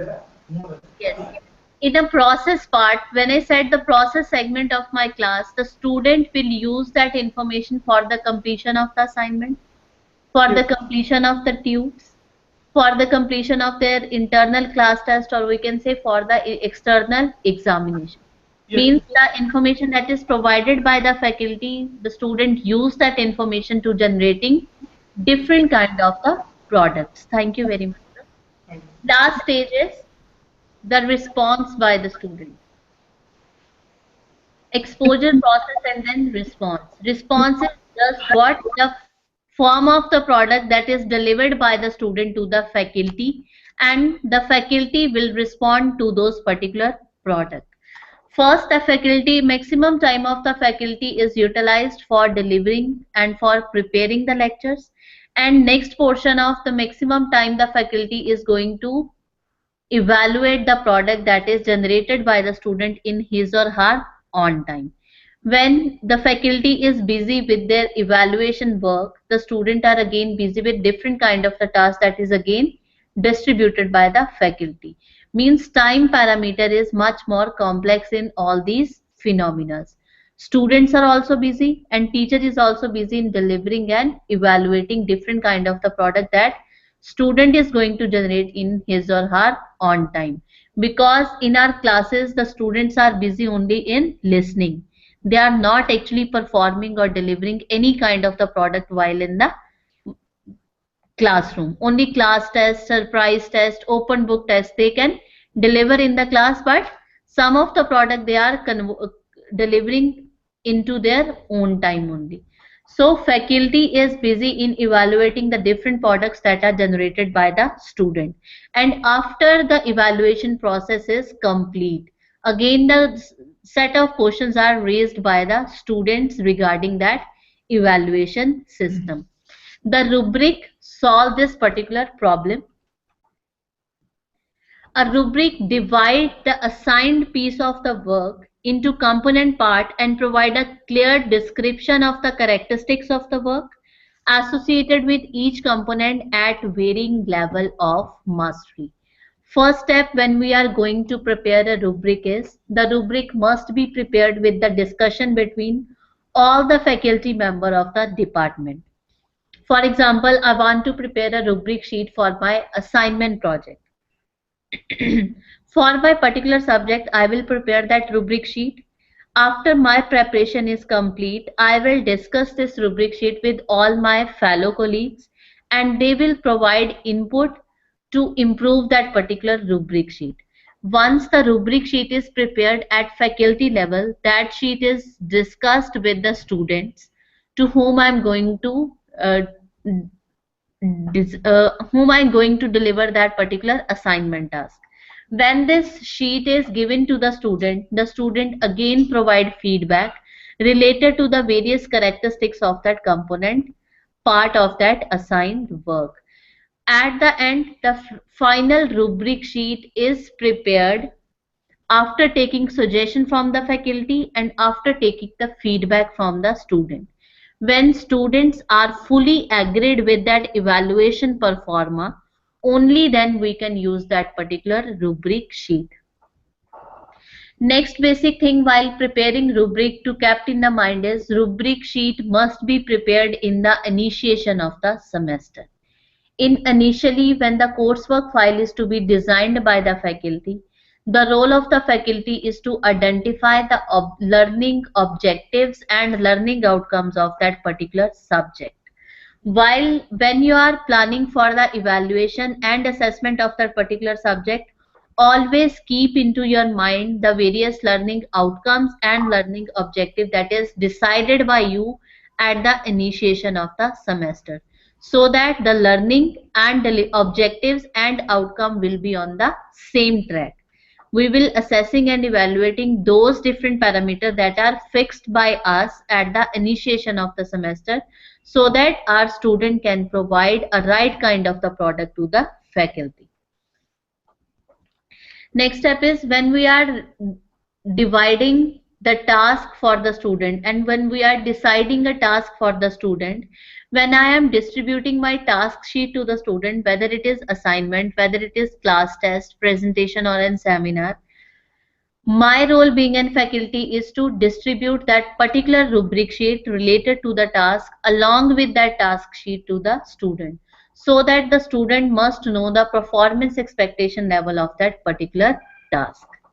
These are some key points kept into mind while we are using rubric as an evaluation tool. Now there are certain advantages of the rubric.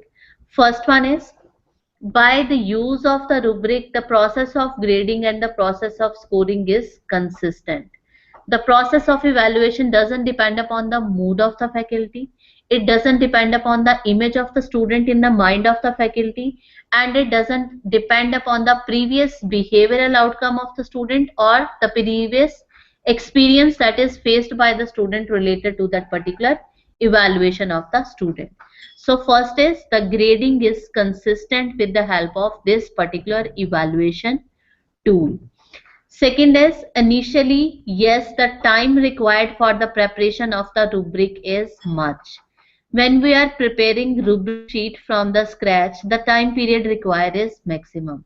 But once we prepared a rubric sheet for a task decided by all the faculty of the department, the evaluation process will require minimum of the time, because I will know my criteria of the evaluation and I'll know the marks weightage that I have given to the various criteria. And next is, a single rubric sheet can be used for a multiple kind of the grade. For example, let's take an example of an assignment work. Assignment work is given in all kind of the subject, whether they are design related subject, they are theory related subject, they are application based subject. All kind of subjects will involve assignment work. For example, for all kind of the theoretical subject, the department will prepare a single rubric sheet, and that rubric sheet will be provided for all the theory subject. For all design related subject, again a single rubric sheet is to be prepared and used by all the semesters.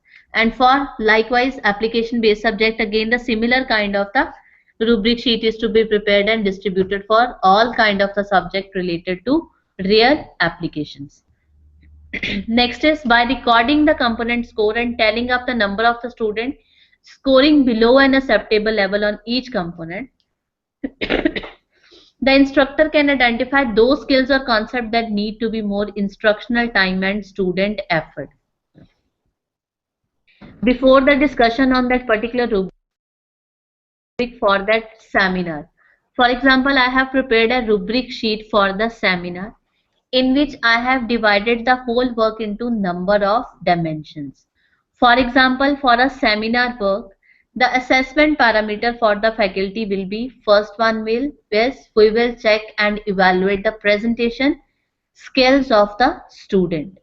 Second major dimension is how the student collected the information for presenting that particular information. Then how he utilized number of the techniques available to the student. And last one, what will be the class participation when the questions are posed by the faculty or by the student, what will be the response and what weightage will be given to these different dimensions. And likewise, the scale for various dimension is discussed from excellent to poor. Means a single task that was seminar is divided into number of component part, and for each component part again the marks are given according to the performance given by the student. So task is to be divided into number of component, and or by when we are dividing the task into number of component and each component is described into the detail in a rubric sheet, the faculty need aware of the different knowledge parameter need to be discussed into the class again, and what are the various skill parameter need to be developed among the student related to that particular task. Means the faculty come to know the strength and weaknesses of his or her teaching system into the class. And when the student at home preparing for that particular task, they come to know that these are the performance parameters fixed by my faculty for the highest marks and for the low marks, and the student have clearly indicated goal by which he or she can get maximum marks and by which he or she will able to get the average or the minimum marks. So student also come to know the strength and weaknesses of their work. So these are some of the advantages of rubric. Now I request the centers, all they are aware of the concept of the rubric and why we are using rubric as an evaluation tool. First I move to Odisha.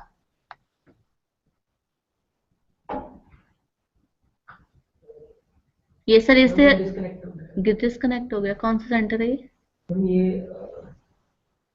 GNA University. GNA. No, I move to JNA University. GNA University. Sorry. Is there any question related to the concept of the rubric? Why the rubric is to be used as an evaluation tool? Is there any question or it's all clear? All clear, ma'am. No, ma'am. Good afternoon, sir. Good afternoon. Good afternoon. No doubt. Thank you very much, sir. I move to GIT. We have no doubt. Sir, is it all clear regarding the concept and why we are using rubric as an evaluation tool? Yes, ma'am. It is very much clear. Thank you very much, sir. Now, next part of this session is what are the basic types of rubrics. First one is the holistic type of a rubric. This type of a rubric is provide a single score based on an overall impression of a student performance on a particular task. When we said it provide a single score based on an overall impression of an student performance related to an particular task. For example, if I am going to design a rubric sheet for various quizzes, in case of quiz is always a time bound practice by the student. The team who will give maximum answer will get a highest score. For those kind of an assignment, the rubric sheet, holistic type of the rubric sheet are to be used. Another example of the holistic type rubric sheet is, in these type of the rubric sheet, a single score is provided based on the performance given by the student. For example, for mathematical type of assignment, in which the student can score highest mark depending upon the number of the steps he or she covered while solving that particular problem. If he or she able to cover maximum of the steps of that particular mathematical problem, he will get highest marks, and minimum attempt will score minimum marks. So there is a step by step procedure for the evaluation of the whole assignment. In this case only, single score is to be provided to the student depending upon whether he is able to complete the assignment or he is not able to complete the assignment fully. Depending upon the nature of the work, a score is to be provided to the student with the help of the rubric sheet. Disadvantages are, this type of rubric doesn't provide a detailed information. For example, for solving that particular numerical problem, one student have clearly mentioned the numerical formula used for that particular numerical, and another student uses that formula but didn't mention that formula in his or her sheet, but solve that numerical with the help of that particular formula easily. In that case, the student will get similar marks as compared to the student who has also written the formula and completed the whole assignment. No extra mark is to be given by the faculty for the expression of that particular formula in that given sheet. So depending upon the performance and depending upon the nature of the sheet, the detail of the work is to be given. Next type of the rubric sheet is the description type of the rubric. The seminar sheet which I have shown you, the rubric sheet for the seminar which I have shown you, is the descriptive type of the rubric sheet. It provides a specific feedback along several dimensions. When we said provide a specific feedback along the several dimensions, first step is divide your task into number of component part, and each component part must be described into the detail. For example, if my student will get highest marks into the presentation skill, what will be the criteria for assigning highest marks? And if he is attaining minimum marks for that particular presentation skill, what will be the minimum criteria that is covered by the student while delivering that particular lecture? So each dimension of the task is clearly defined by the faculty. So these type of the rubric in which each and every component is discussed into the detail, so more detailed feedback is to be given to the student, and each component is to be separated, so there is a separate evaluation for the each factor of the task. And there can also be a division of the different marks depending upon the weightage of that particular dimension given by the faculty. This type of the rubric is very time consuming to score. All kind of the rubric sheet that is used for assignment process, that can be used for the presentation of the student, for example for seminar work, these kind of the rubrics are covered under description type of rubric sheet. Next is journal type of the rubric. Journal type of the rubric means same type of the rubric can be used for different type of the task. For example, some of the faculty is always in a habit to use a written statement or written remarks on the sheet of the paper, and against those written remarks we have marks, assign a numerical value to that particular task. For written type of the statement, written type of the remarks, and written type of the comments given by the faculty to the student, the rubrics are covered under general type of the rubric. Means the work is done sincerely by the student. By this remark, I will give 9 marks to the student. The work is not appropriately submitted to the student on time. For this statement, I will give 7 marks to the student. Means a rubric sheet with score with a written statement distributed to the student. These type of the rubric sheet can be used as to provide immediate feedback to the student related to the work. For example, if I'm going to give a surprise test to the student, Along with that surprise test, I will give a journal type of the rubric sheet that these are the various performance standard fixed by me. According to you, that will be the your score. Next is task specific rubric. It contains criteria that are general across the task. Task specific rubric means for the assignment that will of longer duration. For example, for a project work. For a project work, when the project work is to be completed within the whole semester, then what will be the criteria? What will be the various performance evaluation standards fixed by the faculty so that the student will get immediate feedback while performing that particular activity in their lab or at industries or at home, to provide a feedback by the faculty at the home or at the level where the students are practicing that particular task. In this particular type of the rubric sheet, all kind of knowledge parameter and all kind of the skills need to be described clearly by the faculty, and weightage of those parameters must be given to the student along with that particular type of rubric sheet. For example, if I am using evaluation of the project work with the help of the rubric sheet, so I have to provide a task specific rubric sheet to the student that for problem identification, these are the performance parameters fixed by me. For midterm evaluation, these are the various performance standards need to be covered by the student, and for end term evaluation, these must be the steps covered by the student to get higher score. So these are basically 4 types of the rubric sheet. Next is, what is the format of a rubric? Format of a rubric is, earlier we have discussed that first one is the description of the task. The description of the task can be assignment for a particular subject, tude for a particular subject, practical activity for a particular subject. Means simply the task that you are going to give to your student. Next is scale level. When we said scale level, what is the level of the scale that is fixed by the faculty?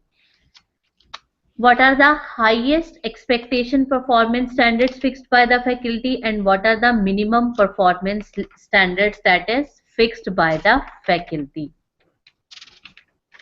When we said highest performance standards fixed by the faculty, and I am dividing the scale from excellent to poor. So is it possible for my student to achieve or gain excellence at each and every point when they are performing that particular task? Is it possible for the student to always attain excellence so that they can get a higher score? Any center?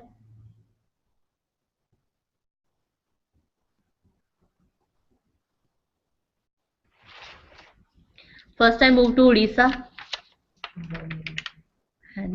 GNA University. No. It is not possible to the student to achieve excellence when I am dividing my scale from, say, excellent, very good standard, acceptable standard, and poor standard. So the role of the faculty is to clearly define what does excellent mean and what does poor mean. If for say poor standard, I am going to assign 0 mark for that particular assignment. 0 mark is for the no submission of the assignment to the faculty. For that I am going to give them 0 marks, or there is a minimum standard to be fixed by the faculty that up to this level I am going to give them a 0 mark. So highest and minimum standard must be fixed by the faculty, and these parameters are again discussed with the students. Excellence mean a high standard. Even for the faculty member, it is impossible to achieve each and every time while performing that particular task to attain perfection. So excellent standard must be fixed by keeping in your mind the age of the learner, the maturity level of the learner, the previous knowledge the learner have, and the amount of the knowledge that you are delivered in your classroom environment. According to your learning objective, according to the desired learning outcome, excellent, minimum, and poor, or we can say very good standard need to be fixed by the faculty. And in this particular format, dimension means if I divided my seminar work into content collected by the student, presentation skills by the student, participation of the student in the class, these are the various dimension of that particular seminar related task. And at the end of the rubric sheet, the final score is the addition of all the marks against each dimension scored by the student. So what are the different components of a rubric sheet? First component is task description. Task description is involve a performance of some sort by the student. For example, the task can take the form of a specific kind of an assignment. When we said specific kind of an assignment, specific type of an assignment means what are the basic objective of that particular task. While defining the basic objective of the task, the role of the faculty is to identify what are the various knowledge parameters and what are the various skill parameter is going to be developed among my student after the completion of that particular task. This will be the basic objective of the task. Second is what kind of presentation I need my student deliver me after the completion of that particular task. For example, if you are going to give an assignment to the student, is that assignment is based on the presentation given by the student at the completion of the assignment in front of the whole class, or the assignment is just a written statements given by the student to the faculty, or the assignment is an open discussion at the end of the lecture or in any dude. So assignment is a task, but how I want my student to present that particular task. Next is type of the performance. When we said type of the performance means, as I have earlier discussed, that in 21st century there is a need to design target specific task, and target specific task will include behavioral related issues of the student. So what is the participation of the student in the completion of that particular task? Is that the student identify a simple book and complete that whole assignment from that book only, or the student search the total content from different websites, or by using different kind of the research paper? So what will be the participation the student is going to deliver with that particular task? And what is the development of the various kind of the skills? For example, if I have given design related problem to my student, what is the level of his or her thinking while completing that or while working on that particular design? On what parameter the faculty need to focus more when I am next time teaching to my class?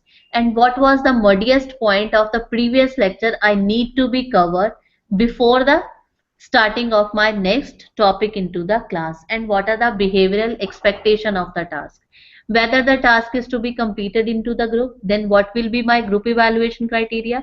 Whether the task is to be completed individually, then what will be my evaluation criteria? So task description will involve the type of the task, the objective of the task, and the overall behavior of the student while performing that particular task. Next major component is the scale of the rubric. Scale of the rubric can be numerical scale, that can be analytical scale, or that can be a qualitative scale. Qualitative scale is what? Simply a written statement that is to be fixed by the faculty with that particular task. If the written statement or written remark against the score is given to the student, that type of the scale is considered as a qualitative type of the scale. For example, if I am setting the scale as excellent, very good, good, and poor, and I am not going to give the score for those particular scales, in that case, that is only the qualitative nature of the assessment the faculty is going to give the student. Next type of the scale is non-judgmental and non-competitive type of the language, means high level, middle level, and beginning level.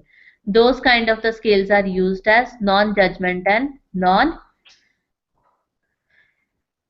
competitive type of the language. Another is the scale can be divided from 5 to 1 or 3 to 1, or it can be 1 to 3 or 1 to 5. These parameters and these standards need to be fixed at an department level, that same type of the scales must be used for each and every subject, so that the evaluation system will provide a clear picture to the student and there is a no confusion and complexes regarding the evaluation of different subjects.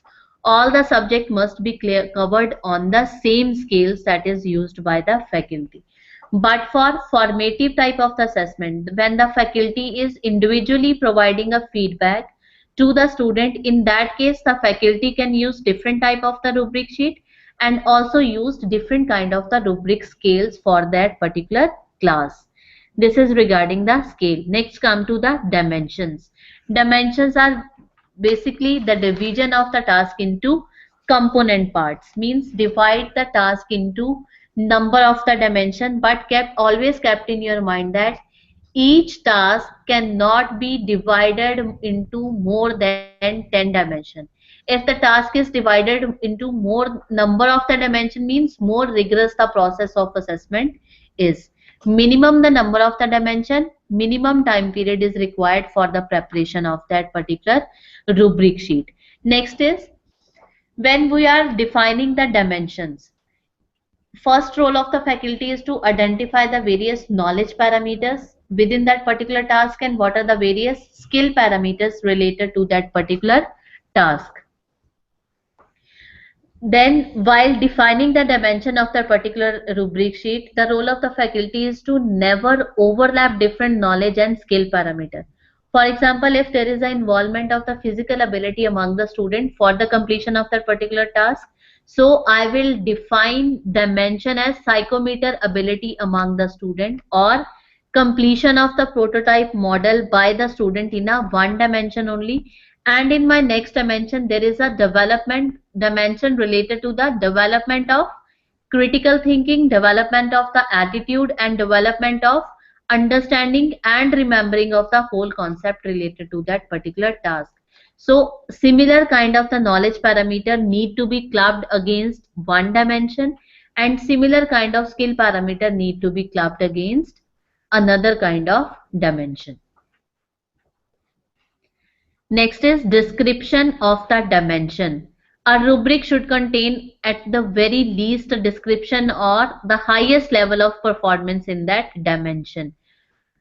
Means on the basis of what the scoring or grading need to be done. Each and every dimension need to be described into detail, as we have earlier discussed in our seminar based rubric sheet, that for 9 marks out of 10, the presentation skill will cover these different parameters, and for minimum and poor standard means my student come up with a presentation but they are not able to deliver that particular presentation in a class in effective manner. For that copy paste type of a presentation, I will give them a minimum marks, but for the presentation with effective delivery, I am going to give them an highest score. These are the different components of rubric sheet. Next is what are the various steps to create.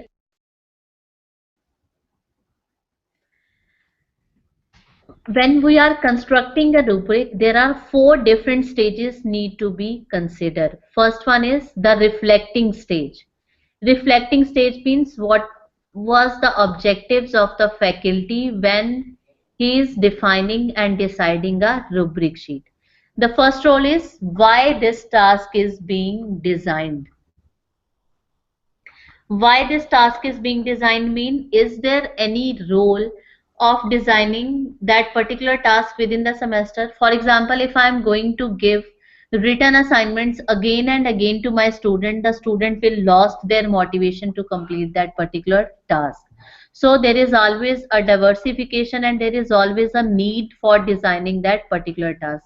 For example, if last time I have given them a written assignment, next time I will give presentation or seminar to my students, so that the student feel interested and motivated while performing different tasks.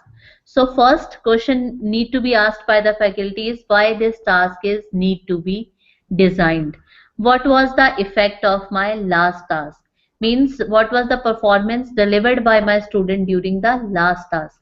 Is there any need to design similar kind of the task to check the performance expectation standards of the student? And what are the expectation? If I'm going to give them a seminar, what are my expectations from that particular students? Next stage is listing stage. Listing means learning outcome to the task. Within a single task, there can be a development of different kind of a knowledge parameter and different kind of the skills. So listing means what will be the probable outcomes of that particular task. There is a development of the communication related parameter among my student. There is a development related to the delivery of the student. There is a development among design related issues to the student. So what will be the probable outcome and what will be the learning outcome of that particular task? And are those learning outcomes are going to match with my learning objectives that I have decided in the initiation of for that particular subject?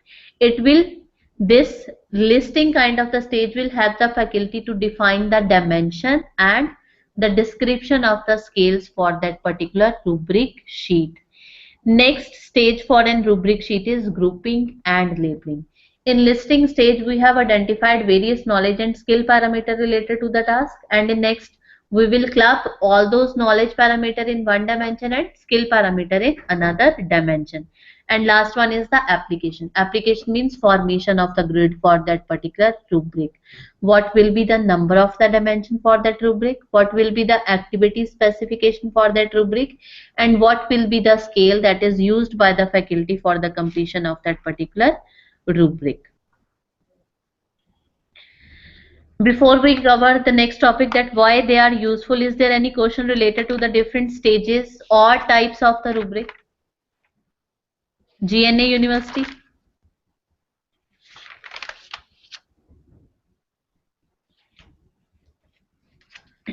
GNA University?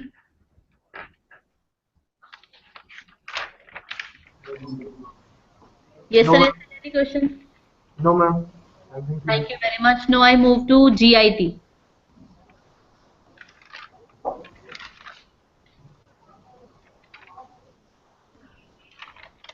GIT, is there any question related to the concept, sir? No question, ma'am. It is clear. Thank you very much. Next is why the rubrics are useful. First one is they are clear and transparent. When we said they are transparent, for example, would you go into a job interview and not ask that what is your role, how much I will be paid, what are my working hours, and how will my work be appraised by my senior? So this is the transparent picture that we always need when we are joining a new job. Same in the case of the evaluation and assessment strategy by the student. So there is always a need by the student to have a transparent picture of the evaluation system, that these are the different parameters on the basis of which my faculty is going to evaluate me. Next is clear.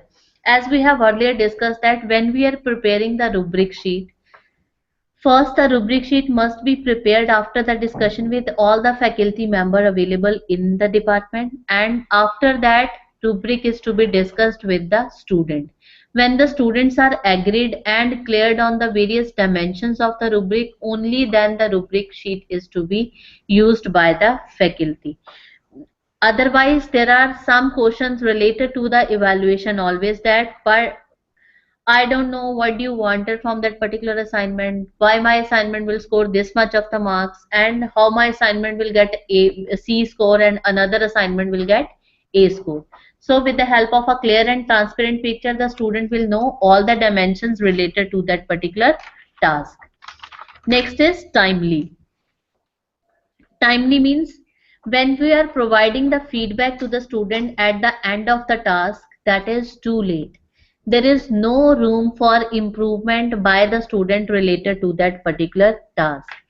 If with the help of the rubric sheet, the student come to know the various performance standard, and while performing that particular task, the student able to achieve or try to cover much of the performance expectation standards, By this, the learning of the student is improved and he or she also come to know the various negative points related to that particular concept. So, timely feedback is always necessary for the student. Next is rubric provide an appropriate and reflective picture. The feedback that is given by the faculty is always reflect the student ability, maturity and age. For example, the major project is always given in the fourth year, for always designed for fourth year student, and minor projects can also be designed for the third semester student. Means we are going to assigning tasks according to the age, according to the experience and maturity level of our student. Likewise, the process of evaluation, the evaluation parameter again is to be fixed according by considering these major parameters, so that it is easily understandable by the learner to achieve all those parameters. Next is honest and supportive. Being a faculty, our role is to nurture our student, not to punish them. So rubric always provide a honest and supportive feedback, and these kind of the feedback encourage the student to continue in the way of learning. So always provide a feedback in a positive manner with the help of an rubric. Rubric always focused on learning. Feedback must be linked with the purpose of the task.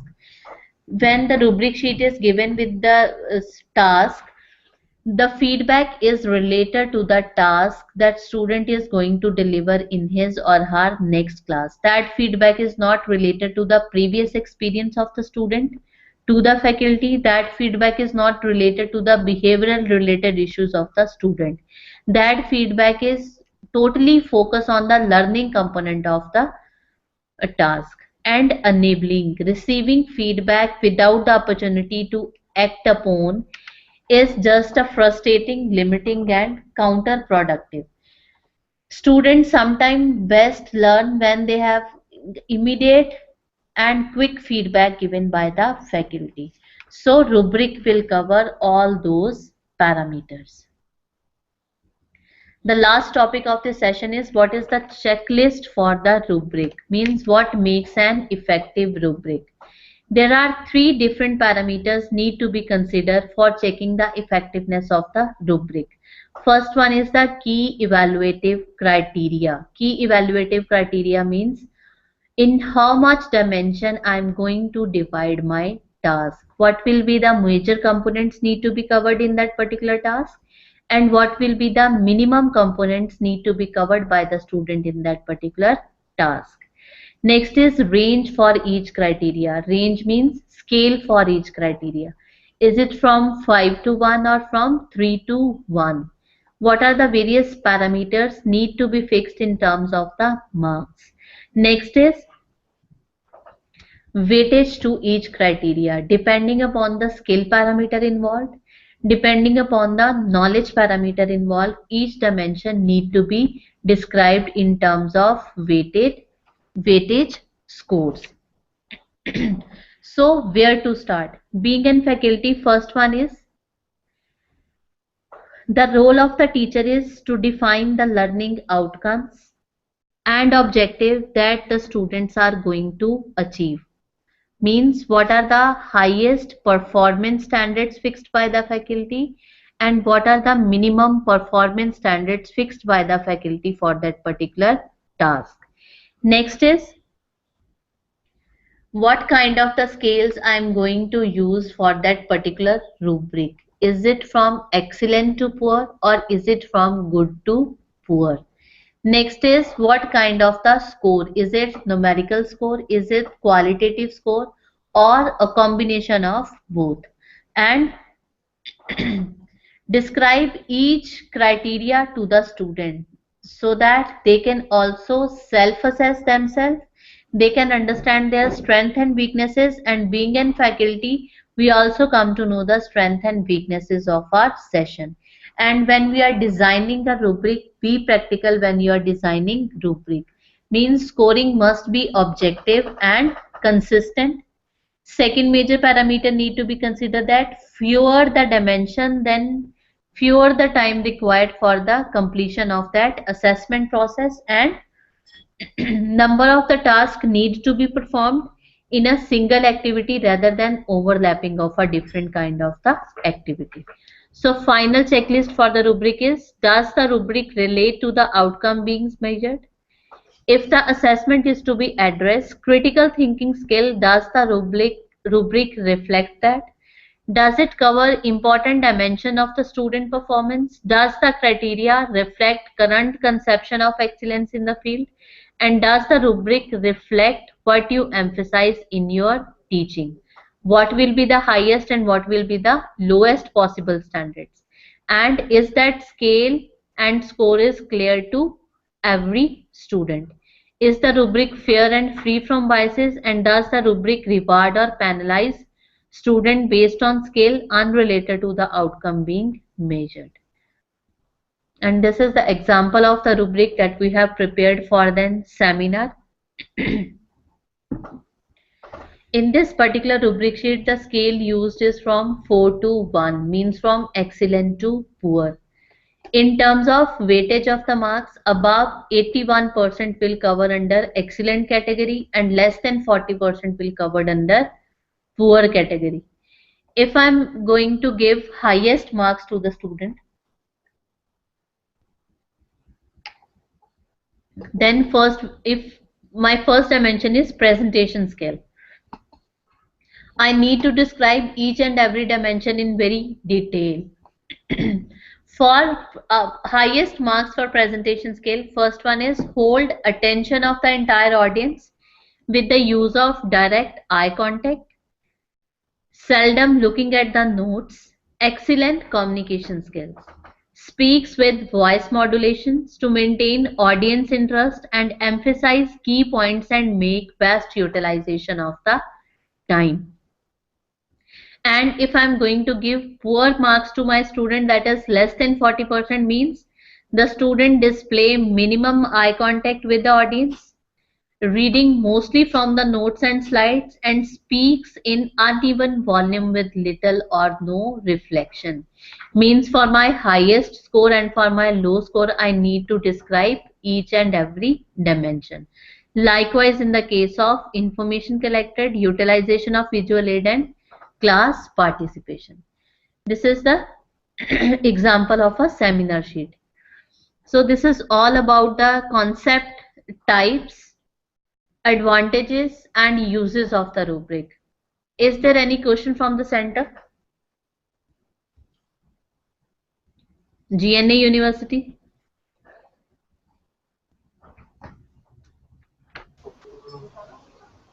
No, ma'am. No, GIT? Thank you very much, sir. GIT?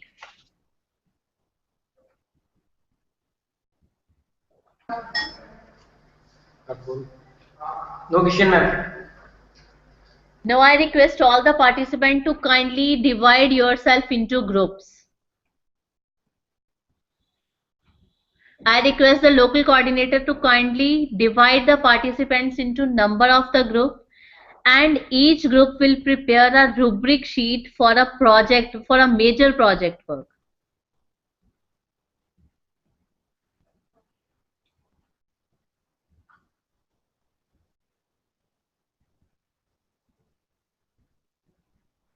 Am I clear to the centers? GIT? Yes, ma'am. ये उड़ीसा है ना? उड़ीसा उड़ीसा वाले कब connect हुए हैं? I request all the local coordinators to kindly divide the participants into number of the group, and each group will prepare a rubric for a major project work. Okay, ma'am.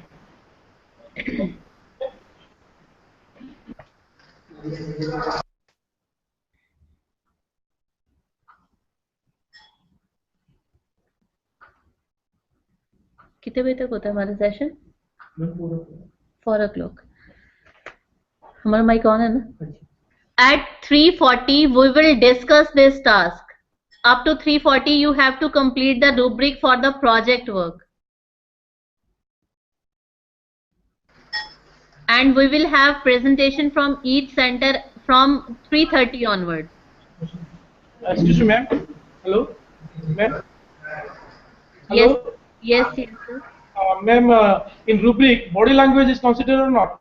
Means whenever presentation is going on, in seminar particularly, body language of the presenter is Yes, counted. Like eye contact is there, ma'am. the Means description of the dimensions. For example, if you are saying particularly about the presentation skills, when we are preparing the rubric, first step is the rubric is to be prepared with the discussion with all the departmental faculty. Next, the discussion with the student level. If both are agreed on particular dimension, then yes, the weightage must be given to that particular content. In case of presentation skill, body language will play a major role. thank you. Is there any doubt to any center?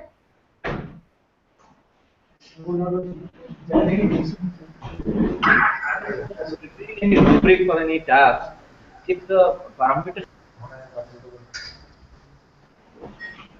Hello. Yes, sir. Excuse me, madam. Yes, sir. While preparing rubric, if you will make more number of parameters, it becomes very clumsy and very complicated process.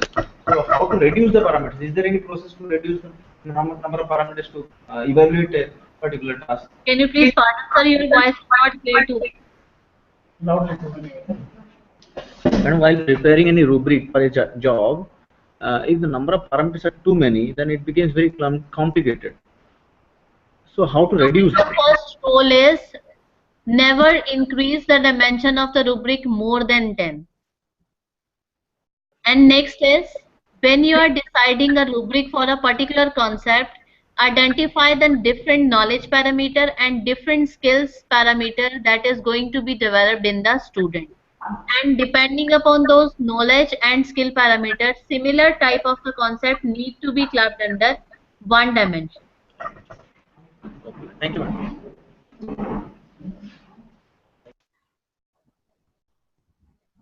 पर हम अपना mic off कर दें, अभी बैठ के काम करते हैं तब से सो ही जा रहे हैं।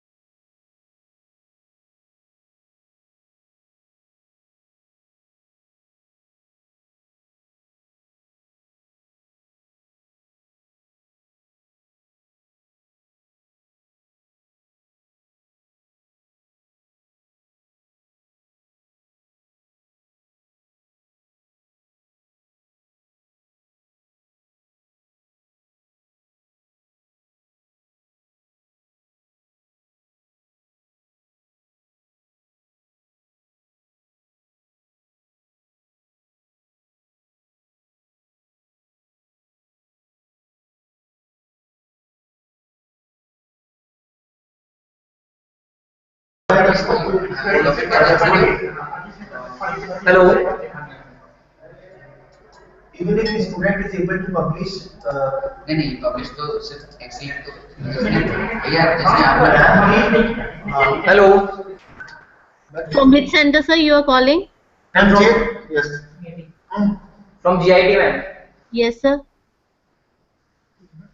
Ma'am, we are ready with the rubric sheets. So we will wait for another 5 minutes so that other centers also complete that task. Okay, okay. After that we will discuss. Okay, fine.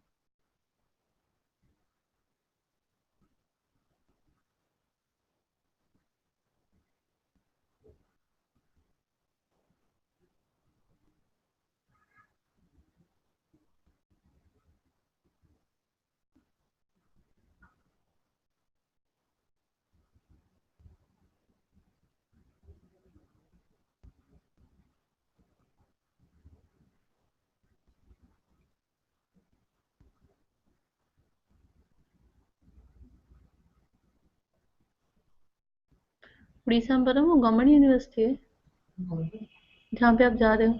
हाँ जी government? हाँ जी government state government state की है, अच्छा फिर तो ठीक है। Ma'am जैसे पीटीयू है ना पंजाब में ऐसे है बीपीयूटी उसमें मैम 150 कॉलेज हैं बीच में से 7-8 तो वहाँ किस पोस्ट के लिए सिलेक्शन हुई है? Information officer. इंफॉर्मेशन ऑफिसर, फिर यहाँ से तो बहुत बेटर है। हाँ जी उड़ीसा पहुँचने में कितना टाइम लगता है? यहाँ पे तो टैक्सी है वहाँ पे रेगुलर इनका तो हाल ही बुरा है। है सैलरी भी ज़्यादा है 46 मिनट वेट पे अरे वाह बढ़िया फिर तो 7 पे में ऑलमोस्ट 40,000 से ऊपर मिल जाएगा आराम से। ये 7th में कमीशन बैठा तो दिया है इन्होंने, जुलाई तक आ जाएगा, ये इम्प्लीमेंट हो जाएगा।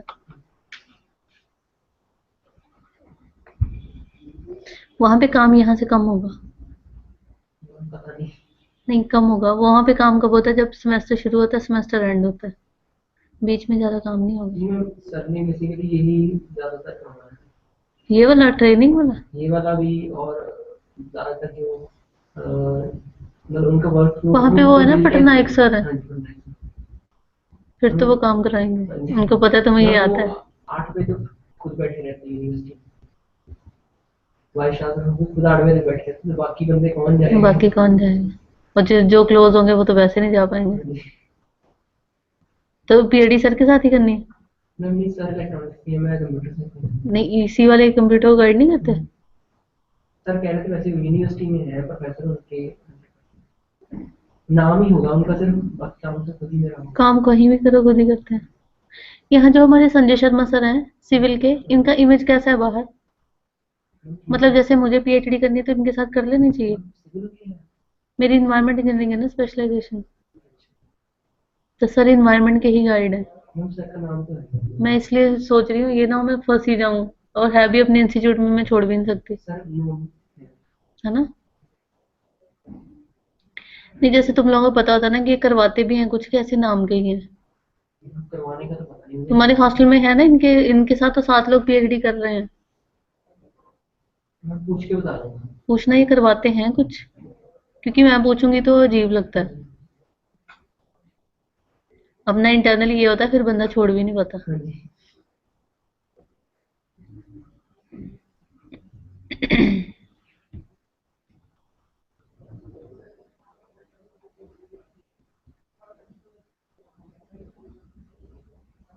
एक तो मुझे यही नहीं पता हमें इंडिया रहना भी है कि नहीं।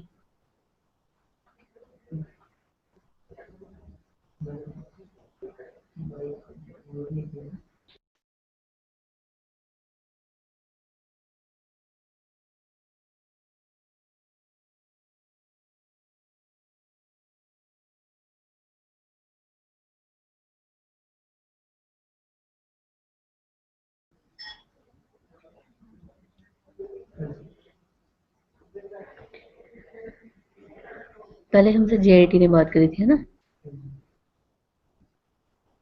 I request GNA University.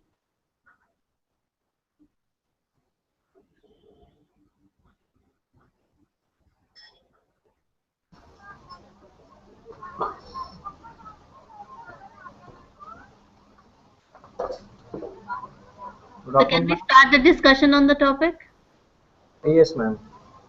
Now I request all the another two centers to kindly listen this presentation carefully and provide the valuable input to the speaker. Yes, sir, you can start your presentation. Good afternoon, everyone. I'm Jasween Jaswal from GNA University. So I have made a rubric sheet over the concept or title of solar car. How, if students are working on a major project to construct a solar car, then how would I will evaluate them, or what will be my points that will be awarded to them. So first I have divided this part into 5 major points, that is my description points. So first will be participation, second will be the drawing of the solar car, whether the drawing is completed or made or direct efforts were made to construct the car. Third one is solar car construction. Fourth one is solar car evaluation or testing. That is basically The first testing. part is participation, second is drawing, third one is solar car construction. Construction. G. Next is solar car testing. Last one is solar car evaluation sheet, whether it is feasible for us to use it in the market or in the normal conditions or not, or it can be used only in free or short area purposes, travel purposes. Then the first part, I have to award an exceptional 4 points for participation. And the first section, participation, if I have to provide exceptional points, then all students must be active, or the student which is under the assessment should be active in the lab activity. That is, throughout the semester he is working in the lab and trying to explore new and new methods, so that my product or my end product should be the best. If I award a good point to those students who will made a little effort or an attempt to work in team. That is, they are working on their individual tracks, but they are little bit only willing to work in the team. Everyone knows it is important. Teamwork is important. So on the next part, I will award a fair attempt to those who are doing minimal efforts in working in a team. That is, they are just coming for a short time and just giving a very short help to the other members of the team. I will give unsatisfactory part if the students is not active in laboratory part. They are just roaming here and there for the entire semester, and in the end they are just buying it from market and submitting it. Next title is solar car drawing. So in this part, what I will expect from students for exceptional part is the drawing should be clean, neat and properly labeled. It means drawing should be self-explanatory, that this is the basic method how the drawing should be prepared and how the project can be completed effectively. The next part is, if I have to award good to them, I can say that yes, though they are students, they cannot complete it in all aspects. They are about to become engineers, they are still students. So they can make the drawing with little bit loopholes that can be discussed and further resolved. I will give them fair marks, that is only 2 points, just because they are not able to complete the drawing to the minimum attempts that can be practically implemented in my life or can help others. I will give unsatisfactory points to the student if they haven't prepared any drawing and they are just working over their concepts of electronics and mechanics. Next part considered will be solar car construction. So this is a very important part, and for this, for giving exceptional points, I have to look the entire through their entire semester what they have done and what they are practically doing in their labs, and are those things feasible on the road. So in this case, I have to see whether the solar car they have prepared is feasible to be constructed, and is it easy and cheap in construction without compromising with the quality of the car. Next will be, I will award good marks to them if they are if they have given the proper thesis work that yes, this is the way we can build the car, but they have not actually built the car. See, if they haven't built the car, they will not come across the problems that they can actually face over the road. Because testing can be only done after the car is built. So if they have given us thesis, we can award them good marks. So I will award them fair marks if solar cars construction is not finished and even the thesis project is not finished. There are lots of loopholes in the thesis project. Unsatisfactory marks will be awarded only in the case if they are unable to give their views how the solar car is to be built. Next part that should be considered in evaluation is solar car testing. See, exceptional marks in this part can only be given if the students have constructed the car. If they haven't constructed the car, they are unable to look for the problems that they have to face physically on the roads. So I cannot grant them exceptional marks. But they have constructed it and tested it physically and find out the errors and also the solutions to those errors. In that point, I will give them exceptional 4 marks because this shows that the student has come across all the problems that they are about to face. I will award them good marks if they have not finished the entire testing process, but they have built the car and tested it for few aspects. To award them fair marks, I will award them fair marks in only condition when they have built a car, but due to sudden problems, their car is unable to move effectively on the road. I will award them unsatisfactory marks if they have not tested the car. This condition only comes when they have not constructed the car, they have only submitted the thesis work. The last point will be solar car evaluation sheet. In this part, we have to see what evaluation they have done from their solar car. That is how much amount of fuel they have saved, how much pollution they have saved from being done in the society, how much electricity they can be conserved, how the electricity is produced. So all these aspects, if they have programmed, mentioned, and also if they describe properly in the form of 2-3 photographs, if they use visual aids, yes, this is our car. In their presentation, they use visual aids, they use proper presentations. In that point, I will award them exceptionally 4 marks. If they only show that yes, we have used the solar car, we are not using solar panel in their top, we are the solar panel is on the top of some building and we are just charging the batteries of the car. So this is a standard type of solution. So for this type of solutions, I can award them good marks.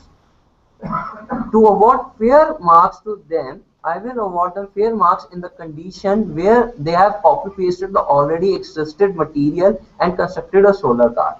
For providing, I am still giving them few marks because yes, they have studied what is already done. Studying something also consisted also consumes your energy and enhances your knowledge about the topic. I will award them unsatisfactory marks only if there is no journal they completed, no thesis they submit, no sketches they use to describe the project. That's all, ma'am. Thank you very much, sir. Thank you, ma'am. Some questions. First one is,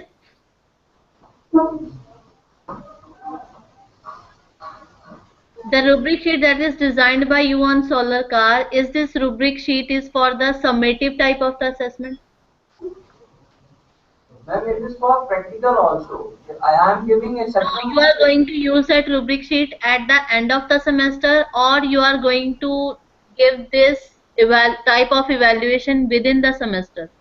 Ma'am, I have to go through this sheet throughout the semester because if I am looking for the participation, I have to give them exceptional marks in the participation part. I have to look on them for the entire semester what they are doing in their lab.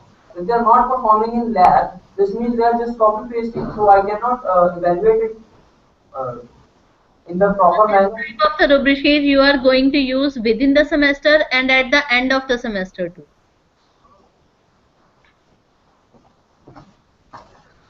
Ma'am, this rubric sheet is to be used throughout the semester. That is, the use of rubric sheet will be started with the beginning, as I have to see what practically they are doing, what prospectives, what type of research they are doing in their labs and their free work, what type of sensors they are using, what type of solar panels they are about to consider, from which point they are researching. So all this comes under the lab activity part.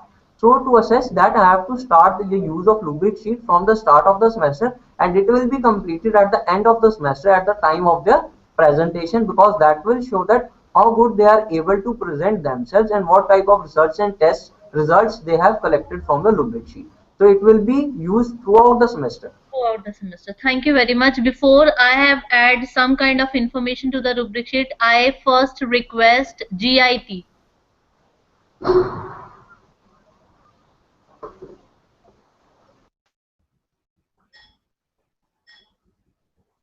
Sir, as you have we have discussed this rubric sheet on solar car design. Would you like to add something to this presentation?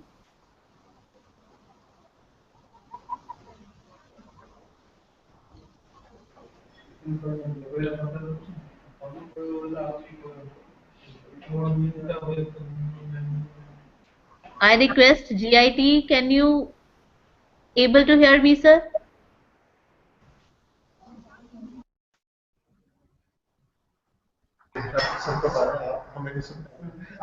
Hello. Hello. Sir, as we have discussed this rubric sheet for solar car design, would anyone from your center would like to add something to the rubric sheet? No, ma'am. Thank you जी। और कौन सा centre है? Orissa. No, I request Orissa Berhampur. No, madam. So the rubric sheet that you have prepared for the solar car design, the various dimension described for this particular rubric sheet is participation, drawing, construction, testing, and evaluation sheet. When we are preparing a rubric sheet for a project work, first need is to identify the various dimension. The project work is always start with an identification of an problem. How the student able to identify, frame different kind of the objective for that particular project. So always the first phase of the project is with the identification of the problem and identification of various objectives related to that particular project. Next, when we are going to implement and design that particular concept, next is how the material and resources are to be identified by the student. What kind of methodology and what kind of the process students are going to design that particular concept.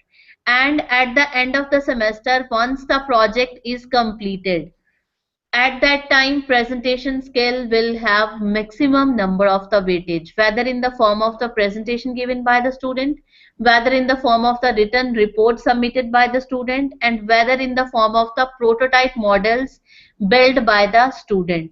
So you need to identify what are the various steps, what are the activity specification related to the various tasks. So there must be a stepwise performance evaluation related to the project work. So while designing a rubric sheet for the project work, first step will be task development. What will be the learning objective of that particular task? For a project work, there is a development of different kind of the psychomotor skills among the student and development of the different kind of cognitive skills among the student. And next, what will be the standards? Standard, you have mentioned rightly that exceptional cases, good cases, and fair cases. Means you are simply generating a qualitative type of a rubric sheet. No score or no more marks weightage is given to the various dimensions. Next, come to the description of the, when you are describing the dimensions. First you said participation, and in your evaluation for the last dimension, that was evaluation sheet. In evaluation sheet you again overlap the participation parameter in form of, they described with the photos with the help of the visual aid, that will be under a one heading. When you are preparing rubric sheet, when it called participation, participation in terms of what? They are participating in lab environment, they are able to work into the group, they are able to work into the team. And when you said with the help of the photos, with the help of the visual aid, you can identify a different dimension for those parameters. Means whether they use different kind of technology while presenting that particular project in front of the class, and whether they are not using visual technologies. Then another dimensions are construction and drawing. Construction and drawing will contain similar kind of knowledge parameter and similar kind of the skill ability. So these two dimension again need to be clubbed and defined clearly. Testing will be a separate dimension, and at the end when you said evaluation, evaluation will be a different dimension, and presentation of those project can be covered under a different type of the dimension. And when you said project work, there need to be designed three different set of rubric sheet. First is for the identification phase of the project, next is for the midterm evaluation of the project, and last is for the final evaluation of the project. So accordingly you have to decide various dimension and scales for the rubric sheet. For if you are using this kind of rubric sheet within the semester for providing immediate feedback to the student, then this rubric sheet will serve your purpose. But if you are using this type of a rubric sheet for the final evaluation, then you need to be work more on this particular rubric sheet. You have to provide final scores to the various dimension. You need to club different dimensions under one heading, and you need to add some of the dimensions so that you can cover all the activities related to the project work. Am I clear to you, sir?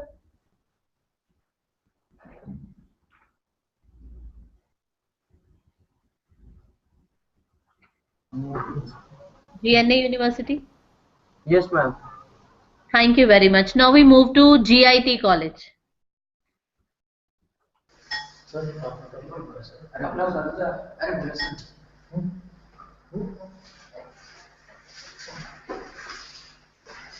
Hello. Yes, sir. The various topics are the first is topic relevance.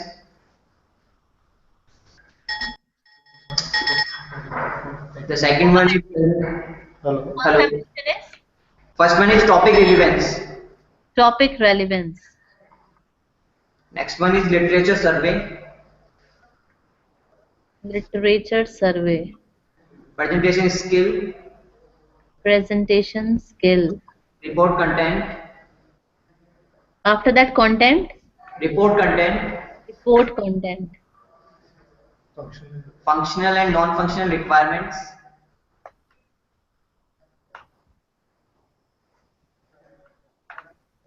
Yes, sir. Next one is designing.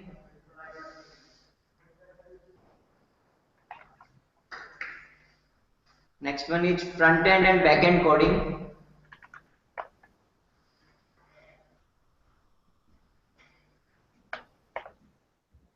Testing level.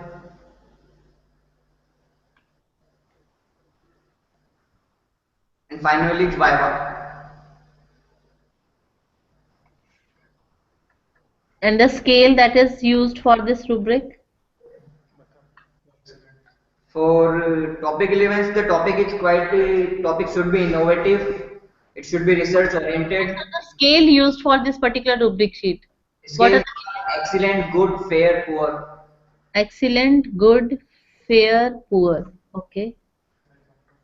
For What is the minimum standard for the topic relevance? First one is topic relevance. The standards are the innovative idea. It should be research oriented. It should be provided a new suggestion, not the previous one. Next one is presentation skills. Yes, sir. That what the body language of the candidate, communication skills.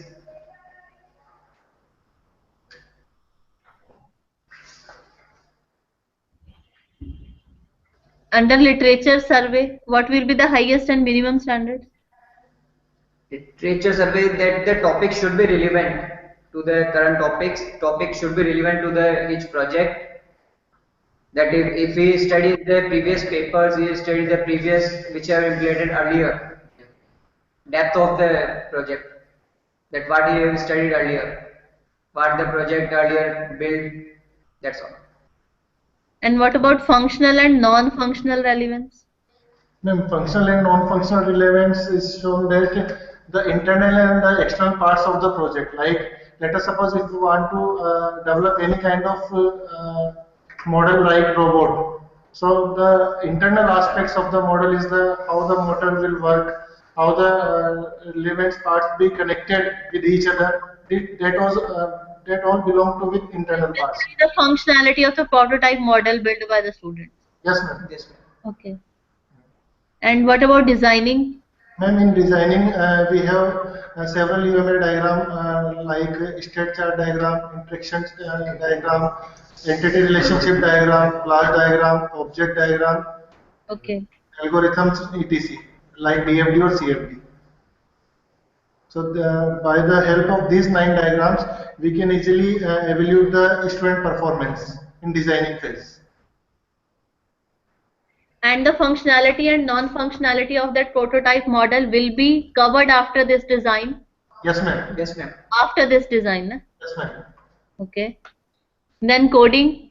Ma'am, in the coding phase, we have to discuss about the front end or back end.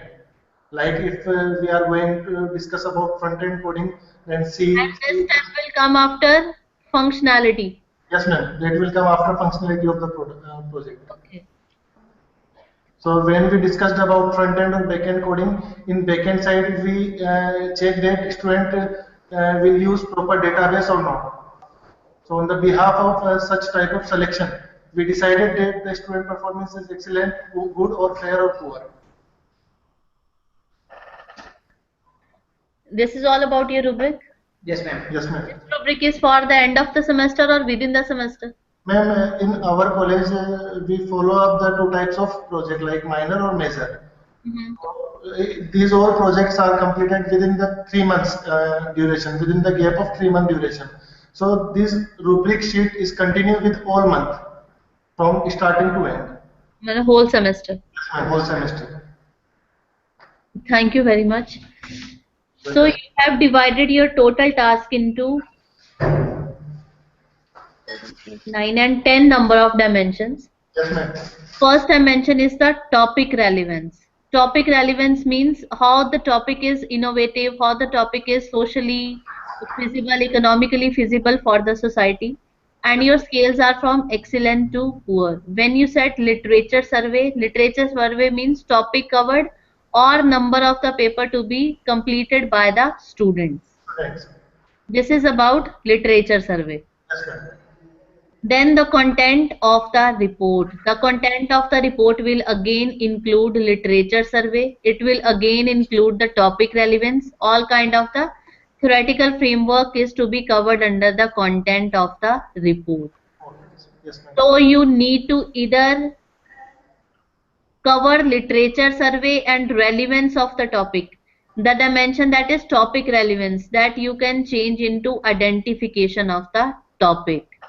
Okay, ma'am. The dimension need to be described clearly. Identification of the topic. These are the different parameters on the basis of which the student is going to get higher or the minimum marks. If you said report content, then report content will cover all kind of literature survey that is to be done by the student up to the results and conclusions that are given by the student. So again, these 2 dimensions need to be clubbed. Yes. Presentation skills must be at the end of the project submission. Yes. At the end of the project submission, there will be a seminar given by the student. There is a report that is given by the student, and there is a written any kind of a research paper that is again submitted by the student. All these parameters will be covered under presentation skill. And when you are defining various dimensions in rubric, always define the dimension into steps. As I have earlier asked you that whether your designing is come before functional and non-functional requirement or after functional and non-functional. The way your project is proceeding, likewise the rubric sheet must be prepared. It's a step-by-step process to evaluation. Likely coding and testing need to be rearranged.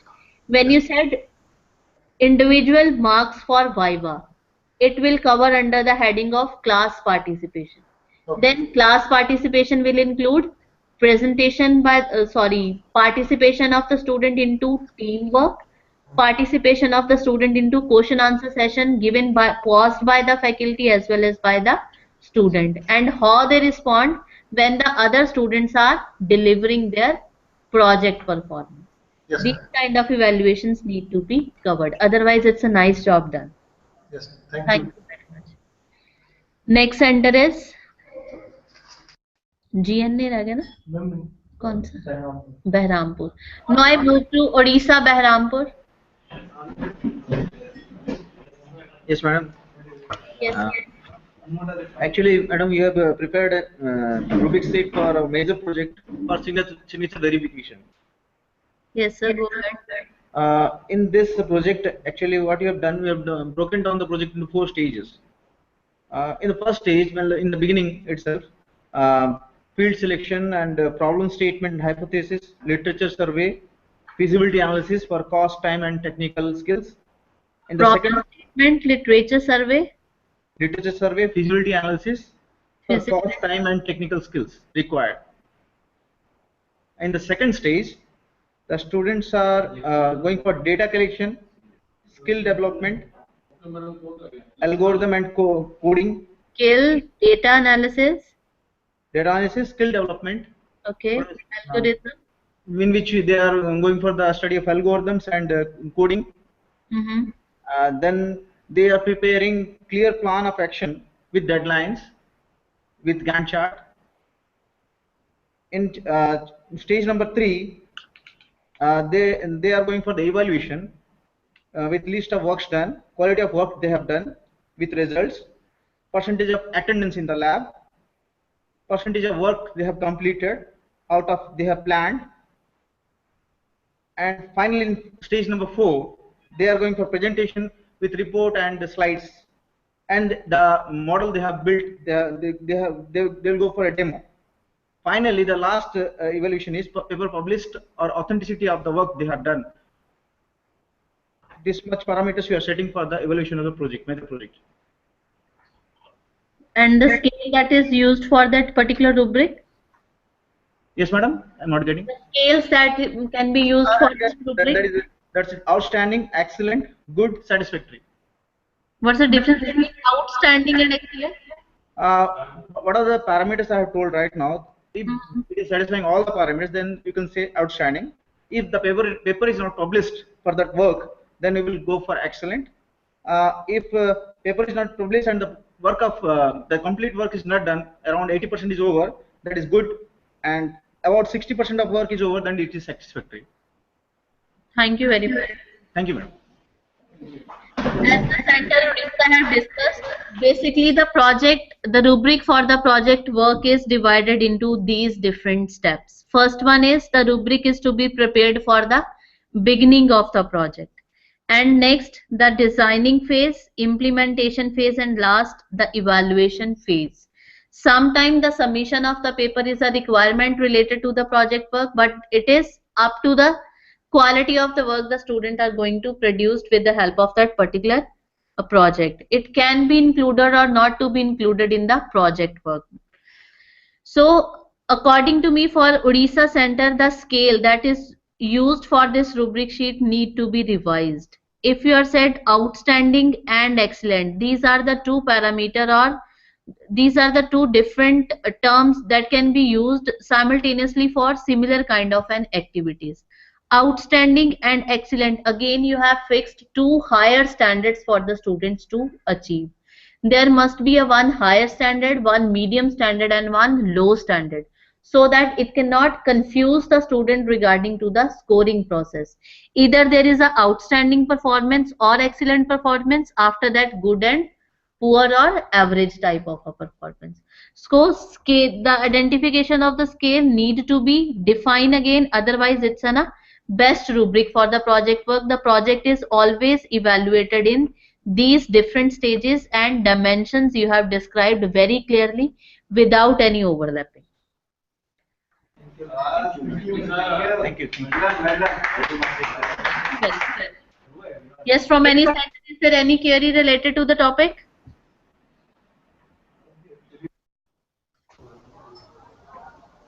No, ma'am. Is it clear to all the centers? Yes, ma'am. Thank you very much. कल होगा ना अभी तो और कोई task नहीं है